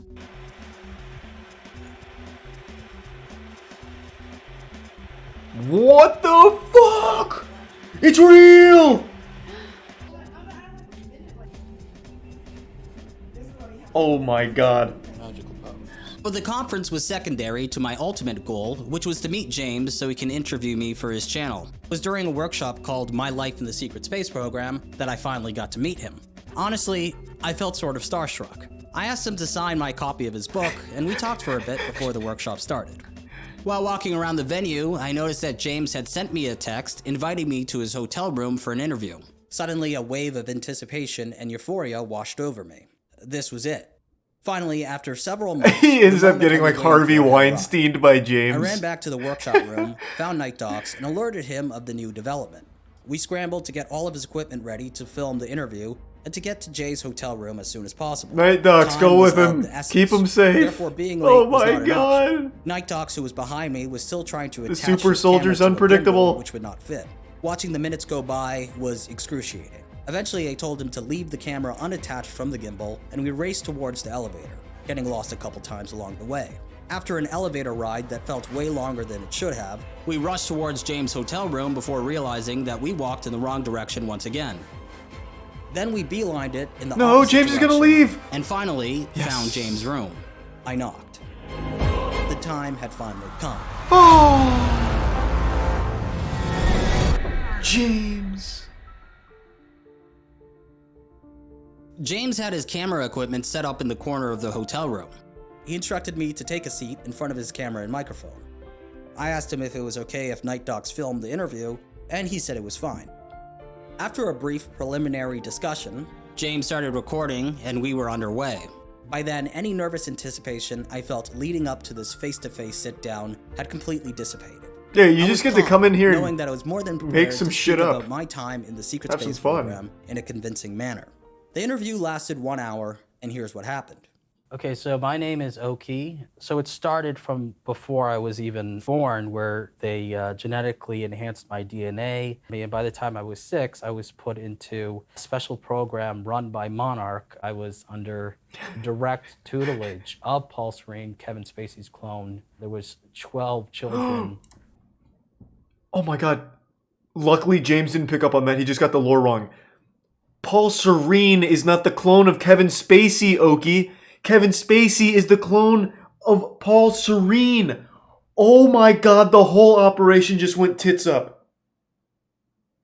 There's no way James didn't just... Oh my god, there's no way James didn't pick up on that. Oh my god. He blew it. He fucking blew it. SSP's on his tail now. Who were trained He's hunted. directly He's a under hunted him, man. including myself and the YouTuber Mr. Beast. So, can you comment about what you, or maybe Mr. Beast, or maybe the people in your group were all being groomed for? We were pretty much put in a top elite special program. They pretty much He's a prime skunk. utilized every method they could to use MK Ultra programming and to create killing machines. And I was able to just look at a photo of a target and make their head explode. Because I mean, there was billions of dollars spent on each and every single one of us.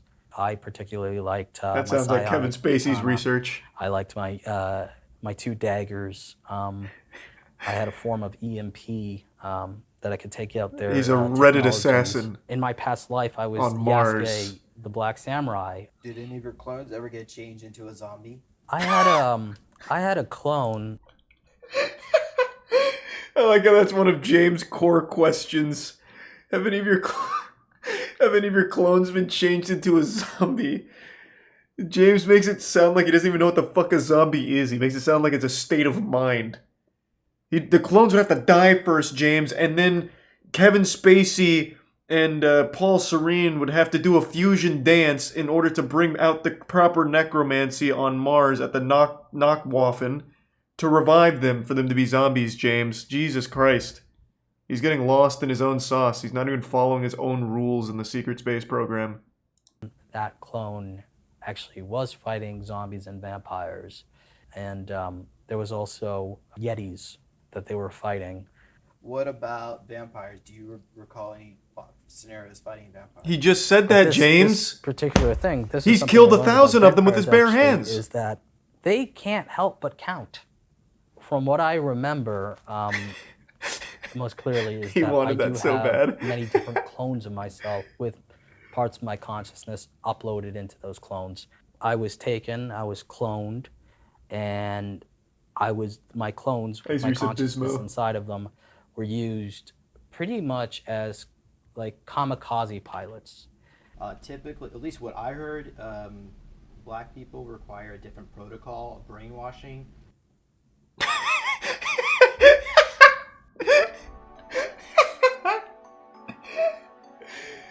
Time flew by, and I was struck by the effortlessness of the super soldier is many things, but a coward he is not. He will ask the hard-hitting questions. He will go where no other space program super soldiers will. Story which I crafted. I spoke for 1 hour. He actually fucking and said told my that. story so coherently that I realized that if I was to continue to pursue a career as an influencer in the SSP community, I'd be able to become a prominent whistleblower. I could do workshops, sell books, charge for hypnosis sessions, be invited onto shows, and attend conferences as a speaker, just like the top members of the community. I would be able to mold a career out of it, which likely could be far more profitable than spending months making YouTube documentaries and releasing them only a few times a year. When I first became interested in the community and its major players, I wondered how these people could regurgitate their own bullshit with such ease, as if their lies didn't affect them at all. Were they deluded, or were they capitalizing on feeding lies These are to real a fantasy memories. prone audience? And when I was being interviewed by James, I finally understood it. What you believe becomes your own reality, no matter how ridiculous it is. Spewing the nonsense story I crafted was like an out-of-body experience. I was playing a role. And even though I created the role, while I was performing it, it was like a switch in my brain went off and everything I said felt real. That's 100% true. That's how it works. Speak matter-of-factly about that's why these trained communities by Kevin exist. Spacey's clone along with Mr. Beast. I never broke character. I never felt like laughing or winking at the camera. I spoke stone-faced with deadly seriousness the whole time. It was so easy to detach myself from the situation and make it feel real. Overall, this whole journey has been a fascinating Big Shooter and Slider. I now feel as though many of the questions I had about charlatans, grifters, con men, and even cult leaders, it's starting to make more sense. By stepping into their shoes, I feel like I gained insight into how they operate and what makes them tick. Like I said, if I wanted to, I could have continued to masquerade as a secret space program whistleblower and turn my lies into something truly profitable. Of course, you should have. I Still have can. no interest in doing so. He still could. It's not like they're gonna watch this video. They just exist on their own little pocket of the internet. Enhanced my DNA, and they took the DNA from my father and they put it in my mother, and they were keeping tabs on me. By the time I was 6, I was put into a special program run by Monarch. The leader of Monarch, Paul Serene, also known as Kevin Spacey's clone. So on December 28th, 2021, James finally uploaded the interview we did in Las Vegas onto his YouTube channel. As I record this, the video is sitting around 13,000 views. The response from his community has been overwhelmingly positive. People left comments that indicate that they completely believed me. A couple people said that I was the best whistleblower testimony that they've heard on James's channel so far. And one person even said that they cried the whole way through the video. So that's that. Oh my god. Well, I don't want to read that. I'm so sorry you had to do that. Thank you for your bravery. Oh man. God. Like, to a certain extent, I feel bad for them. Not in particular the secret space program, like them too, but in general, people that truly believe these things, like wholeheartedly separate themselves from reality to exist in this new made-up world. It is sad to a certain level, but they're their own worst enemy in that case.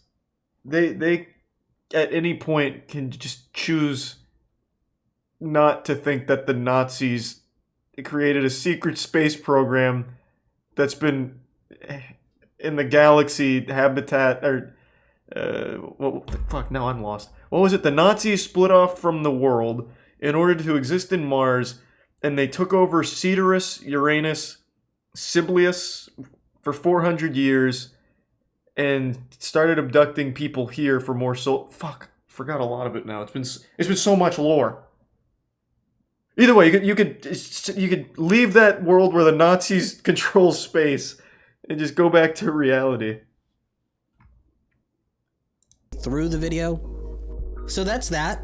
I made up a story and officially got it to James's channel. I can now officially call myself a secret space program whistleblower, an elite among elites, a space samurai, MK Ultra victim who was trained by Kevin Spacey's clone to become a killing machine. If you want to watch the full interview I had with Jay, as well as our hypnosis session, please subscribe to my Patreon. Otherwise, follow me on social media. I have Twitter, which I'm the most active on, God, this Instagram, was so good, and a subreddit. All links can be found in the description box below. And as always, until next time... That's all you need to know now. That was so fucking good. Yeah, apparently this got deleted, which I absolutely imagined it would. He'd have to. And he'll probably address this as well at some point. Goddamn shame.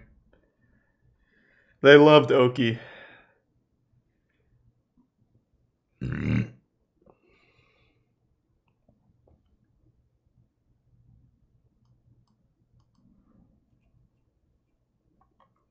Thanks to the bits Rogue and the Prime Keith.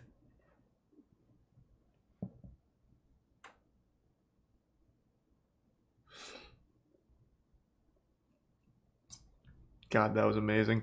This is criminally underrated for the work that went into this.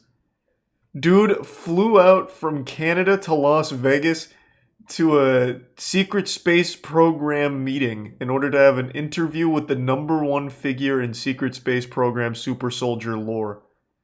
The 330-year-old ass-beating, ass-eating Super Goliath James. Like that. That is what it's all about, baby. Instant 5 gift subs, Night Docs. I appreciate that. And the tier 1. Thank you for that. And great work. Appreciate the generosity. I want to look more into this group on my own time now. The Secret Space Program. I wonder how big they are. I wonder if I can find any numbers.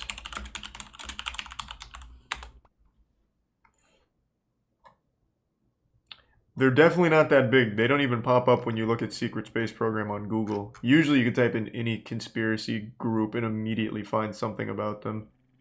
I'm actually going to have to type in Kevin Spacey, maybe. This will be my gateway.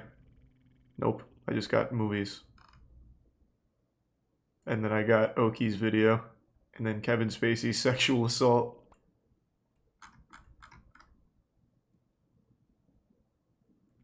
Thank you for the 10 gift subs again, Lawborg. Appreciate the generosity. James addresses it on his website. Let's see.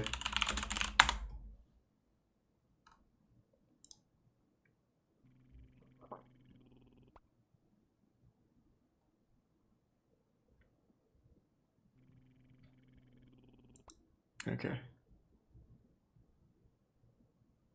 Well, that didn't work at all.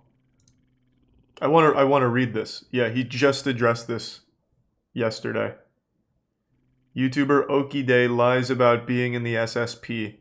He came to me for help, had a regression, but lied and made up a huge story. Yeah, James, what do you think everyone in the SSP community does? It's just fun little fanfic without the porn. How do I read his post? Does it not work? Do I have to be in the SSP? I have to go through a hypnosis regression therapy session with James in order to unlock my mind to read it? Thank you. That time it worked. I didn't get the 404.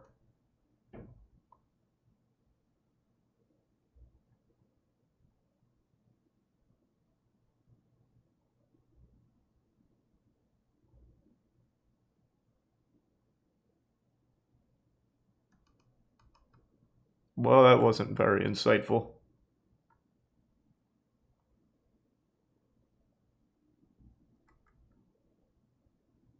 Thanks for resub Story Eater and Saki and the gift sub Mouse Bomb.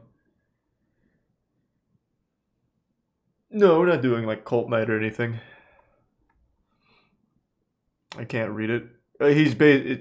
He's basically just saying he doesn't have permission to share the... Oh yeah, I see you can't read that at all on stream, sorry. He's just saying you didn't have permission to post the interview or the hypnosis session. That's it. Though he does say we don't know if you're lying or not. So please stop lying to us.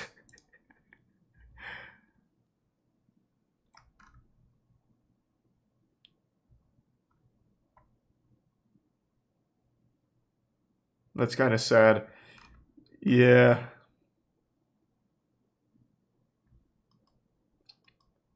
Alright, that was fucking interesting. I love shit like that. I absolutely love it. And you know what I like most about it? It's harmless. They're not hurting anyone by believing that they're Mars soldier veterans who have been biologically enhanced by hybridization with reptilians, vampires, and space zombies. Them thinking that and sharing their creative writing pieces with one another, that doesn't hurt anyone. It's just a bunch of dudes and some ladies occasionally talking about space, sex, and war and drugs or whatever. Like, that's great. Harmless conspiracy. I love it. Love it.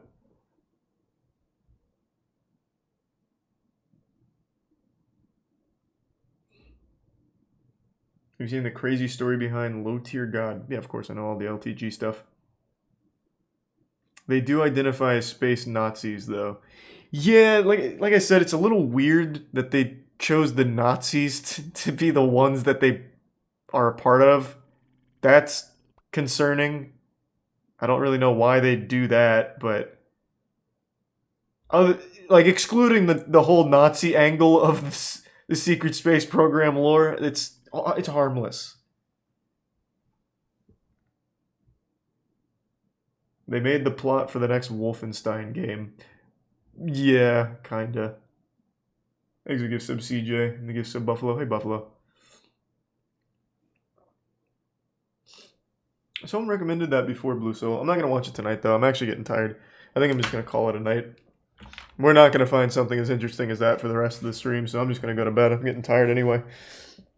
Thanks everyone for tuning in. To everyone who donated, big thank you. New subs, welcome aboard. Sub means a lot to me, so thank you for subbing. I appreciate the generosity, and I hope you all have a wonderful rest of your evening and a happy New Year. I'll throw you to...